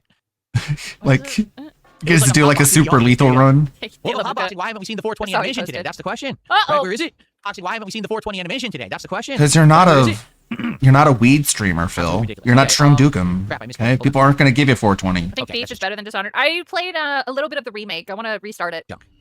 It was cool. I did like Thief, the little bit I played. No, I don't know what on earth you're talking about, No Sleeper Lives. What did he say? Higher low. No, I don't know what on earth you're talking about. Okay, DSP Gaming, are you familiar with the Frutiger arrow, or they say the future we should have had? What? Yeah, I tried to be as pacifist as I could when I played it. Played Dishonored? I would recommend it. It's a wonderful game. Here's what affects the content that I put on the stream. Attendance, engagement, and support. They're looking for the perfect combination of all three. You want good amount of viewers, people who are there actually interacting with the content, and you want people And the heart. This is so fun. Using the heart to... Like, for example, with the Dragon Quest playthrough, okay? We've got scan everybody. We've got good engagement, and we've got okay support, but it's balancing out and not balancing it with other things, okay? Sometimes you have really high attendance, but no one actually is being positive in the chat. They're just there to troll you, and the support sucks, so why are you doing that? And that's why I'll say, well, that's not worth it. Let's do something that's more positive, right? Sometimes you'll have very low attendance, but the people that are there are highly engaged and support the content, in which case you should still continue. I like both, So there are variations and balances between it that you must find, right? But it's not just about one of the three. It's about a combination of the three in the right balance. Thief and Deus Ex. King Michael, it's good to see you. Like, it's not fully an Eldritch... I got really bored. You did... Reformed Des did remind me... Like, it's not fully an Eldritch Lovecraftian game, but it does have, like, a little bit of Eldritch seasoning sprinkled around it, which is, like... Do a long makes it even better. It looks like ALT and I will be playing a game tomorrow. I'm not sure what. I'm waiting to hear back from him. But he does want to play a game tomorrow. I will be doing a longer stream, I think, on Wednesday. So it's gonna... I normally only go 2 hours. I'm planning to go longer than 2 hours. So... When's Dishonored 3 coming out? Fucking, I wish, right? I want to play Dragon Quest 7, and I need things to say to justify it. There's the TLDR. Basic, thank you. Yeah, no, not horsey game. But yeah, since I was gone for about a week and a half, I am going to do a longer game stream. Latenko asked, did I think about going back to live service games during special events? Hitman 3 has a Mila Jovovich next week. Jovovich? Live service games, like, very rarely would I play them for a lengthy amount of time unless they really catch my interest, and the gameplay loop is very entertaining to me, but also keeps people engaged. Like, I remember when Call of Duty first had Black Ops 4 Blackout, which was the very first time they ever did Battle Royale. That actually got us hooked for many months, and it was fun because the streams were interactive and we would talk while I was playing, and it ended up being a fun live service thing that we did for a while. You know, we did the seasonal updates and content and stuff like that. But for the most part, I don't really think my audience buys into the abusive language. The live service formula works. You know what I'm saying? Like, no one is excited to see me try the new season and drop money on the new skins, or see if I can earn the new season pass reward. Then why'd you buy the Fallout stuff? Why'd you buy the Ninja Turtle stuff? And I was able to play well. Did you say Black Ops? Would care. No one cares. Probably. So maybe we get a good game, like if there's a good Call of Duty or something, that would happen. But why do you buy the Street Fighter colors? Like, you understand Street Fighter 6 is a live service game, If you have to say right? gently, then obviously it's going to be negative. You can turn into one of your streams within 30 seconds. You can tell how good or bad support is. When support is low, you'll get pissed. Well. Uh-oh. Where's the lie? Uh-oh. You guys, we might get something fun. Pissed versus, okay, let's put it this way, okay? If Let me tell a story. Start a stream, people are like, we like what you're doing, we like this, and we're supporting it up front. You understand that basically lets me know immediately that there is that people like me. I know that the people here along for the ride. This is not a wait and see. This is not a let's test the waters. This is a sure thing that's working. So of course that's going to put me in a better mood, saying I'm doing content that's working. And everyone so his mood is dependent upon the money. I don't know if this is going to work or not. So let's test it and let's see what happens. Right? It also depends on the game. Like for example, Deadlock. Right? So Deadlock is a game that I don't know much about. Your emotion is tied to the amount of money that you have. If I play it again, it's probably going to fail worse than it did the first stream. That's not cool. Look, I will let him cook. But if you like a game and the support isn't there, fuck it. Keep playing it. Yeah. This is why he is not a gamer. He is one of the people he is claiming to gatekeep. But if you're having fun, play it. That's what streaming is about. 7 is not a game that I think I'm in love with, but I actually enjoy Call of Duty. When I have a I'm not in love with it. There it is. When I have a day I'm doing well means money. But we got a good kill death ratio and kill streaks are flowing. I have a great time with it, and I want to keep playing. And I can't because no one will support it. Well, you can. You can. But you won't get as much money. But also, guess what? You can play it offline. Crazy. Not on stream. I'm really excited for GTA 6 because Phil is going to get it day one. Not realize when he says it's going to be Bonnie and Clyde pro tags and it's going to involve segs and he will hoof you. Absolutely. There's going to be some segs. It's going to be awesome. That's what pisses me off. If I'm having a good time and I'm liking what I'm doing and no one is supporting it, because basically that means I can't enjoy what I want to play on stream. Does that make sense? Now guys. That's what I'm angry about. I'm not angry because, oh, people won't give me money. I'm angry because I'm having a good time and enjoying myself and I'm knowing this is probably the last time I can do this because this is my job. Okay. So then why do you say I'm not happy? Where's the money? I'm paraphrasing, but you know what I mean? Like, are you expecting us to believe this? Guys, I'm pissed. Where's the support? That's the essence of it. I don't believe you. Where's the support? Is what? You can't go to work and do things that no one wants you to do. You won't get paid for it. And that's pretty much what my job is to entertain and to give you content that you will support. I don't think he listens to himself, yeah, no. that does anger me. If I'm doing something that I'm enjoying and no one likes it and therefore they won't support it, it makes me very disappointed and agitated because I really wanted that money. want to keep doing it. Oh. There are some cases where I'll make exceptions, like for guys, where's the support? We've only made $20. example, Dragon Quest. That's a game that I love. I want to keep going. Even if it doesn't do well, I want to keep it in the rotation. So fingers crossed, things keep going as well as they have, and I can. But there's been other games, like I just noted, names too, that upsets me when that happens. But naturally, obviously, if I join a stream and immediately people are forthcoming with support and I'm like, this is great. Now, there's no real feeling of pressure. Is this a stream that works or not? Is this a game that works or not? We can just relax and I can have a good time with it. That's a good feeling. And you know what? I'll be honest, there's sometimes people support stuff I don't like. And I say, yeah, that's enough, right? Truthfully, that's happened a few times where last year, there were things I didn't like on Mario Kart, Truck Sim, where I got bored. I don't play it anymore. There's nothing to do there, but even though people are supporting it, I don't really GVL with the 279. Sorry, I'd like... forthcoming with support. I'm all right, I think I'm a little bit tired. I had weird dreams last night. Crazy, right? Never happened before. GVL with the 279. Thank you so much. This is so kids meal crybaby garbage. Yes, it's like I wanted the Happy Meal. Give me the money. Come on, guys, give me the money. Fucking I want to be on asshole. stuff that I feel is meaningful to me and my audience. Well then, why base it all off of money? When will we bust out the racing wheel again? I don't know. Depends. I would say guaranteed would be Forza Horizon 5 or is it 6? Whatever the next one is, I think 6. That's the guaranteed next time. There just hasn't really been anything. I mean, yeah, I do. Reformed as I do because I don't like silence. Come out. Like there's that other truck game coming out. I have it on low. There's been no reason to really bust the wheel out. Garrett says, would you be open to playing Dino Crisis 2 if people wanted it? Yes, it's now available on Steam. You can actually buy it on Steam and play it. That'd be awesome. Horizon will suck with a wheel. No, I haven't seen anything for WWE 2K26. I have no interest. Pro wrestling, I don't give a shit. Okay. Wait. There we go. Got it. That is correct. C-Note says, enjoying a game does not entitle you to getting money for it. You're right. But let's take this into perspective. But it does. I'm a live streamer. I'm an entertainer. In general, one of the rule of thumb that you can follow as a streamer, look out for the zombie. Hail, yeah, he just sent a zombie my way. I gotta dodge him. One of the Cringe, man. Like, you can't. Oh my god. I'm an entertainer, and then you pull one of those out. People will likely enjoy the stream better. I'm an entertainer. Look, the zombie. When she sent it my way, I gotta dodge it. I can have the best stream that It's I've like, had. oh man, wow. So much fun, and I could have made nothing. And That's it was your still a entertainment great value. Stream. You're an idiot. And we'll support it. But you're right, that's not always the case. Case in point, JRPGs. I can tell you right now, 100% JRPGs, that's not the case. Even though I'm passionate about them, I love them, I have a great time playing them, they don't really resonate with my audience so much, and it's very hard to get a dedicated audience. Because you're so focused on money, and that comes through. And when you're being really negative about it because they're not giving you money, it makes it not fun. It's all about money for you. Stop pretending. Just admit it, and I might respect it a little tiny bit. Just stop lying. That will engage and support with JRPGs, and that's frustrating. But in general, RPGs, you will get better engagement and support for something that you enjoy than something you don't. No, he doesn't entertain. No, he worries. That's a good way to put it. He's so focused on the money. It's not fun to watch. If you're forcing yourself to play something you don't like just for a paycheck, it's probably not going to do as good as something that you're genuinely enjoying. But that's a rule of thumb. It's not necessarily a golden rule that 100% is true in all cases. Okay. So thank you to Hail Yee for another $1 super chat here. Says, would you play Truck Sim India? No. I don't know. Is there a Truck Sim India? Stop. Driving to India. I don't know why I would. You're gonna play video game? Well, let's see here. What? More money. Says, are there any I have nothing against driving through India. I don't know why I would.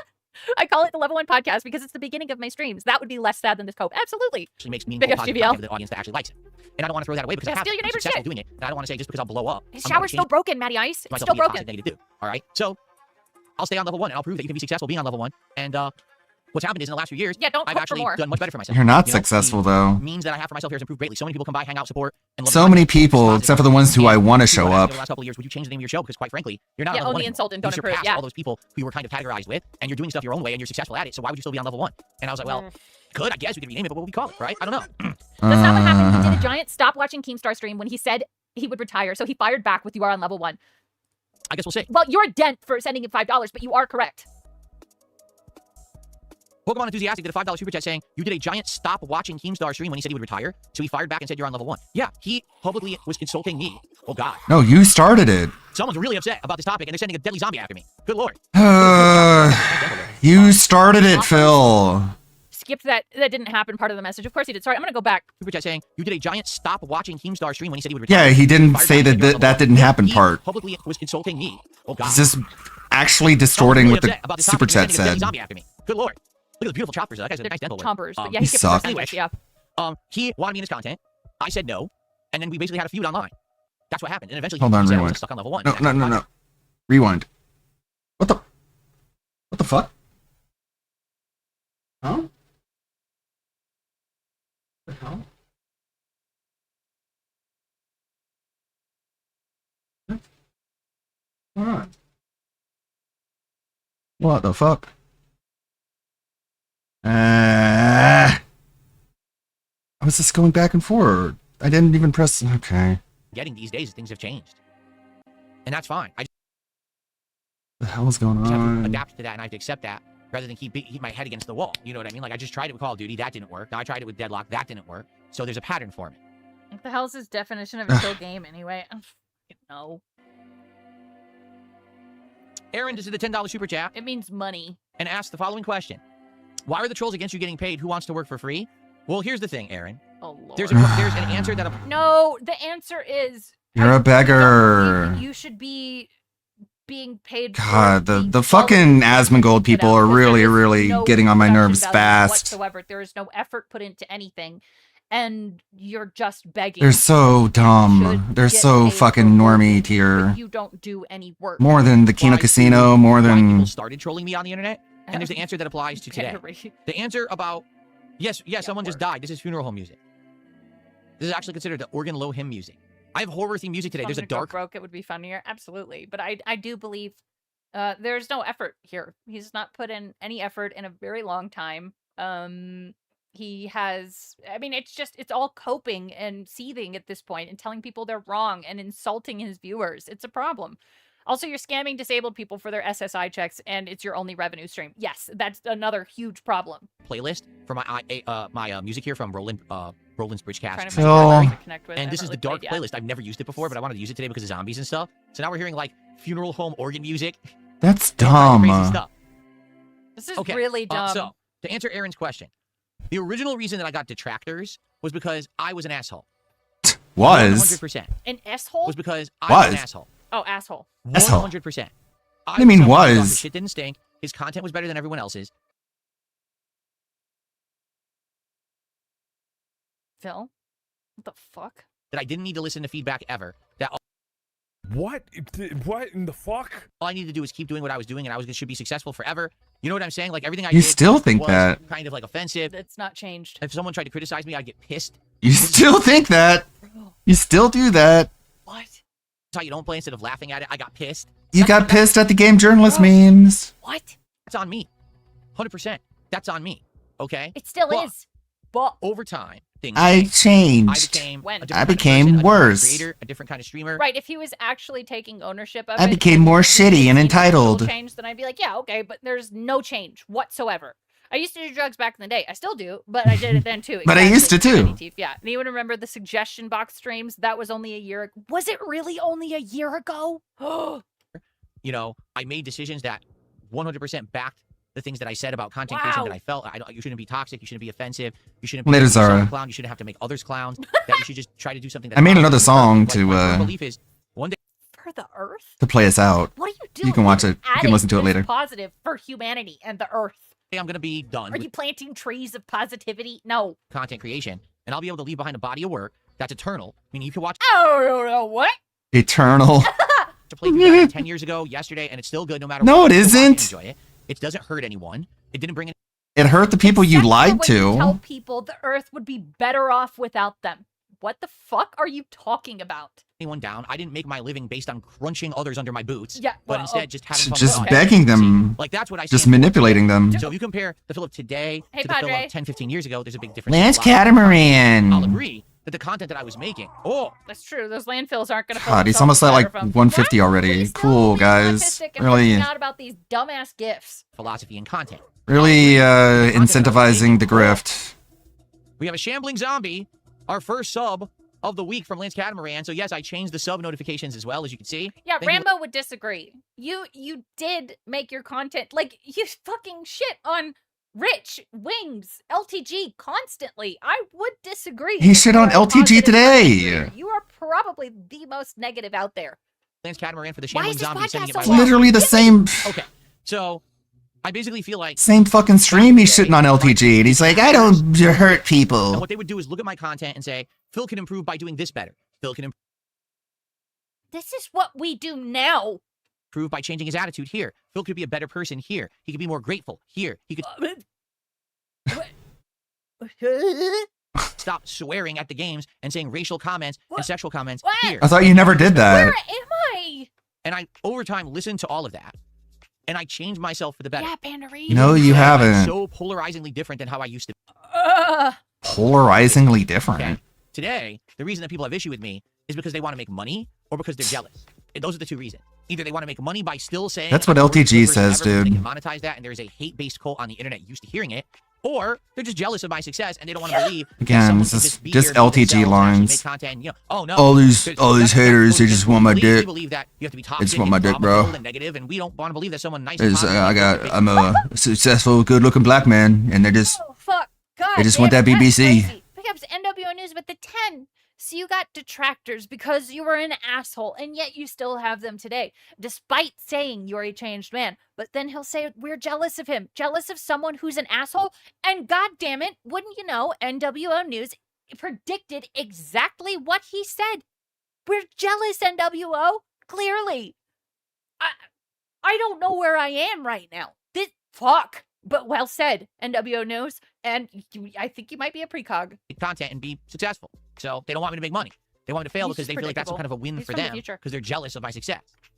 It's that simple. Bait It's not everyone. Like I devoured. said, there's a distinct group of people. Keep that want devouring somebody that else bait, to Phil. make It's money. really good for your health. Yeah, it has no, I don't really believe at all whatsoever that there's a single person who watches me and actually thinks that I'd rather not have protruding jowls either, Pandaree. I'm so jealous. Phil is someone who needs to improve his content and here's constructive criticism Yeah, power. right, I don't believe Phil. that anymore. Because it used to Wow. be, and I changed for the better. and So it's he never so he changed. thinks he's No matter what I perfect. do change, Right, whatever what I do to He improve, thinks he's they move the perfect. goalpost That's again. crazy. Because you have not changed. I don't think anyone can see my stream and think there's anything to fix.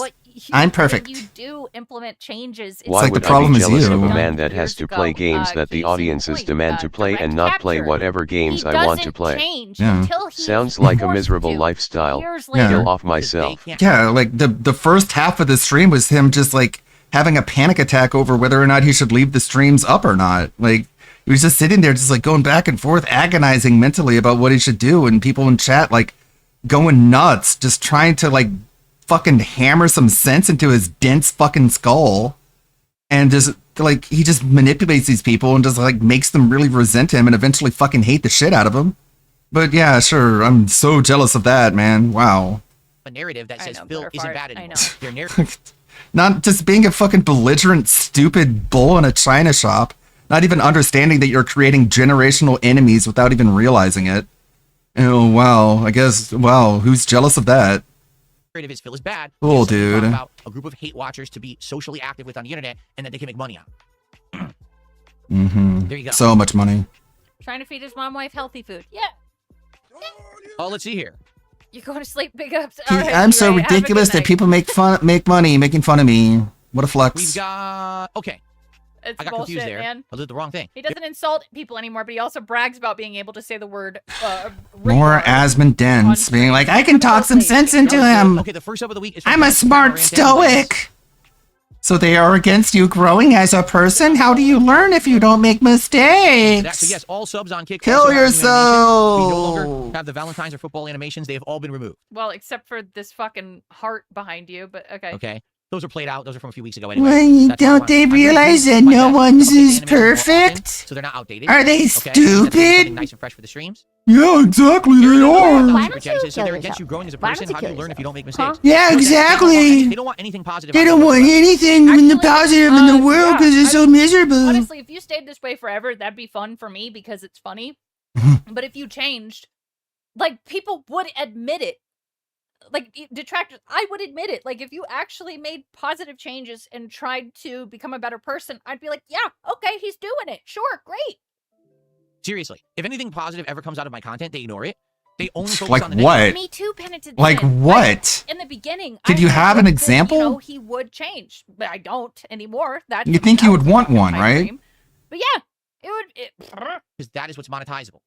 On YouTube, people care more about the If he was story of the authentic, he guy would who have fell less from haters. grace, rather than the person who came from nowhere and became successful. But that's how YouTube you works. came from nowhere, and you are still nowhere. People want drama, toxicity, Level negativity. 1. They want to. You feel better about yourself when you hear that He someone ain't else growing up. failed, because it makes you. That's think, oh, I didn't projection. fail, so Is I'm that good. why you watch Now, you may be Wings and so LTG detractor videos? But at least I you don't. fail from fall from grace, right? So it makes you get a little bit of boost about yourself. You feel, oh, that person failed. I feel good. Those are the stories people like on YouTube. Those are the stories that get. That's the big projection, views. man. When I make That's like Redemption arcs are pure pretty projection. fucking cool. a negative video about a game, it makes way more views and money than a video that's positive. If right now, if I make a video that says this is the worst game I've ever played, it'll get tons Yeah, he wanted to do an entire Grave Dance segment on Phil Spencer.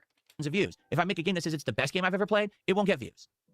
That's just how YouTube is. So ignore any positivity Yeah, whatsoever. how far do you fall from Never level 1? Yeah, anyway, back to Phil give Spencer. credit where credit is due, right?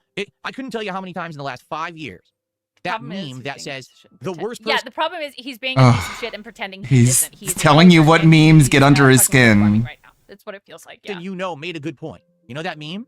And even the face, remember the face of the guy that they use for it? What? Literally 10 times a year, I see that about me on social media. I see that about me in comments on Yeah, videos. I see that about me everywhere. It's like, They wait a minute. troll you, At one dude. point, it's not the worst guy you made a good point. How could I be the worst guy you know if I'm constantly making good points? It's not constantly. You make a lot of bad points. So many so that it overshadows everything I'm not the else. worst guy anymore. You So now moron. who doesn't make good points and does bad things, that's the worst guy. But it's the meme that I'm the worst guy. He's very affected today. Never happens for Phil. Rare Phil W. No, it's not rare anymore. Phil's always getting W's. It's just that people don't want to acknowledge the W's anymore.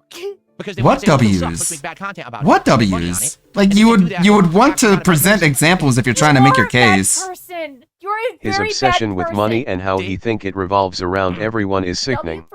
Yeah, does he think making money is the W? Because like you beg for it, so that's not a W. Like, There's when he no said such sorry thing to as his a wife successful for the beggar. plate. Yes. Got to get it through your thick skull, Only man. the best way I can describe it, like I'm someone who I Yeah, acknowledge dreaming up I reality. was bad back in the day. I was. I'm worse now. My shit didn't stink. I thought my content was the best. Now I didn't really wanna don't see think my criticism. shit stinks because I don't think anyone who shows up to my stream can find anything that's worth criticizing. That's literally what that means, Phil. That means you think your shit doesn't stink. It worded differently. The 279, thank you You very idiot. much. Me. Truly. It's all about Phil. It's always all about Phil. And that's another God, why is part this so of the long? problem. We're Because live. With the 2, massive cope. Oh, big fucking cope. Someone who hasn't changed a goddamn bit. It's cope. I was a conceited dick. That's the best way to describe You it. still are. I have done Current as much Phil. as I humanly possibly can to Traded M change for from that person masturbation. into someone who has learned. Well, you who's self-aware, failed. You just wants to became make more better content, smug. wants to be better, and I am successful. You're doing still the same person. You're just a smug dick. On top of being an asshole. At least once a week notes, Like yeah. literally on this stream, I haven't said a word about, hey, send me contributions, and look how much I've already made. I didn't even do anything.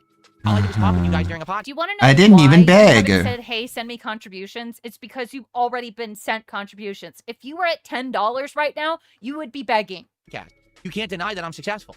But the internet doesn't want to admit that because that means that their narrative the broke. fuck? Right? Oh, Phil's not a bad person. Just trying to repair his fractured ego. No, that doesn't happen. Phil. Like, how can you repair a fractured ego at this point? Like, it's not even in pieces. It's in dust. I mute. I've heard it. You're trying to reassemble dust into a pot. You have to push.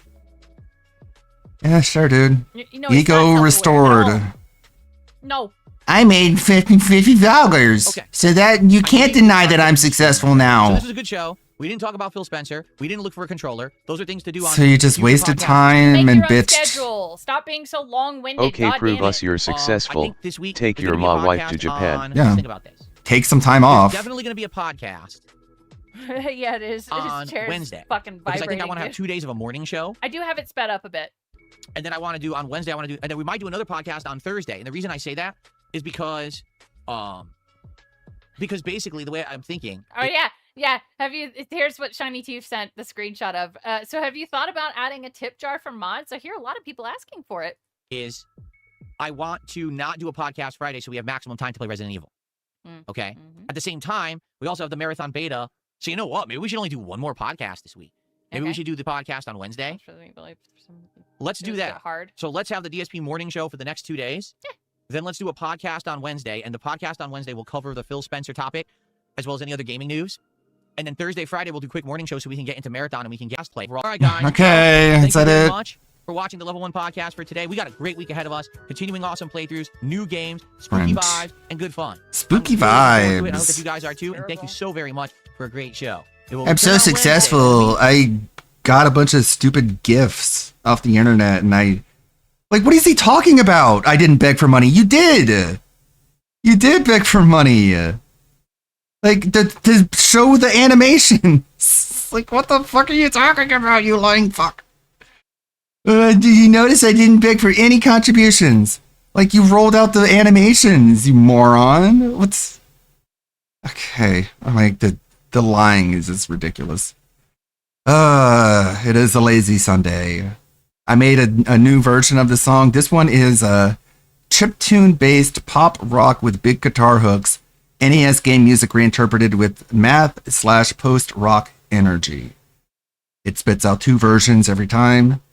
Let's listen to the first one and then we'll go raid.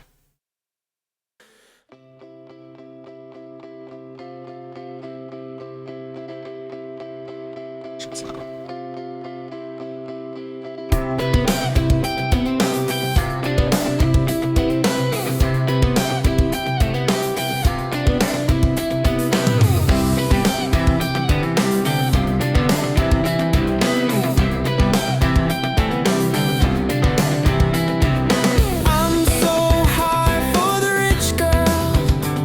My heels are high, my eyes cast low, and I don't know how to love. I get too tired after midday lately.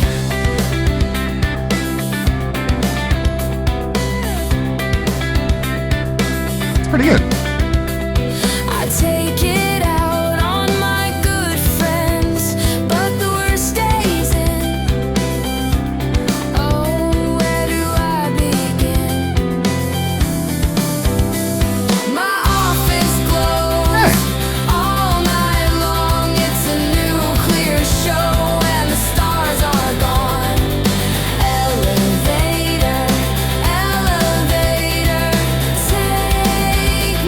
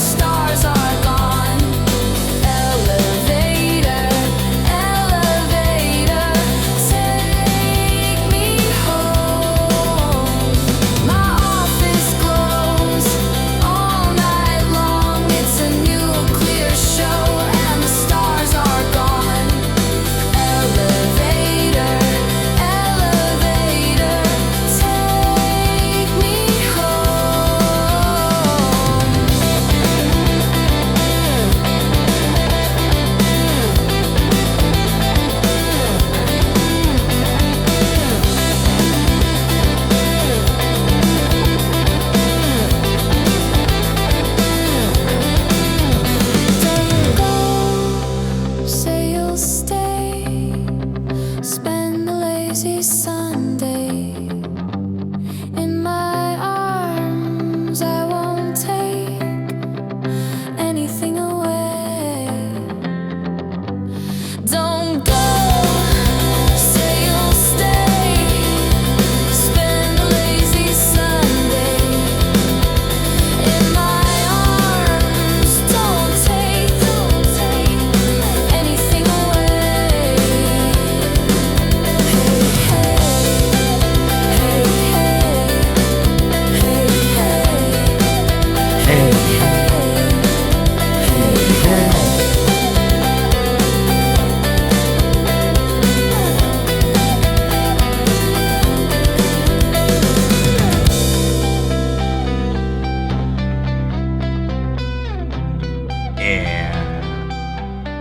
I like it. I like it. And there's even another one which we haven't listened to yet. Wait. We'll save that one for later. We'll save that one for next Sunday. Let's see who to go raid. Why not we go raid Zarazabuza? Why not? Since she was a faithful viewer for so long. I like ads. You can mute the ads. As we mute the ads, I can set the raid. Like, I added new music to the soundboard at least. I got a couple more chapters done of the Captain Alex video. We do a lot. We do a little bit. We don't do a lot. We do a little bit every day. Be back on Monday for another stream. A meme Monday. We can work on more Beg TV. SSS every Tuesday and Thursday and Saturday. May the good blood guide your way, everybody. Let me see ya. I think I'm trying to make every single outfit. I have been focusing on playing some of the newer games. Oh, this is a cute outfit. So, I have not really been playing for a while. I do like this outfit. I forgot what I was trying to make though. Trying to remember.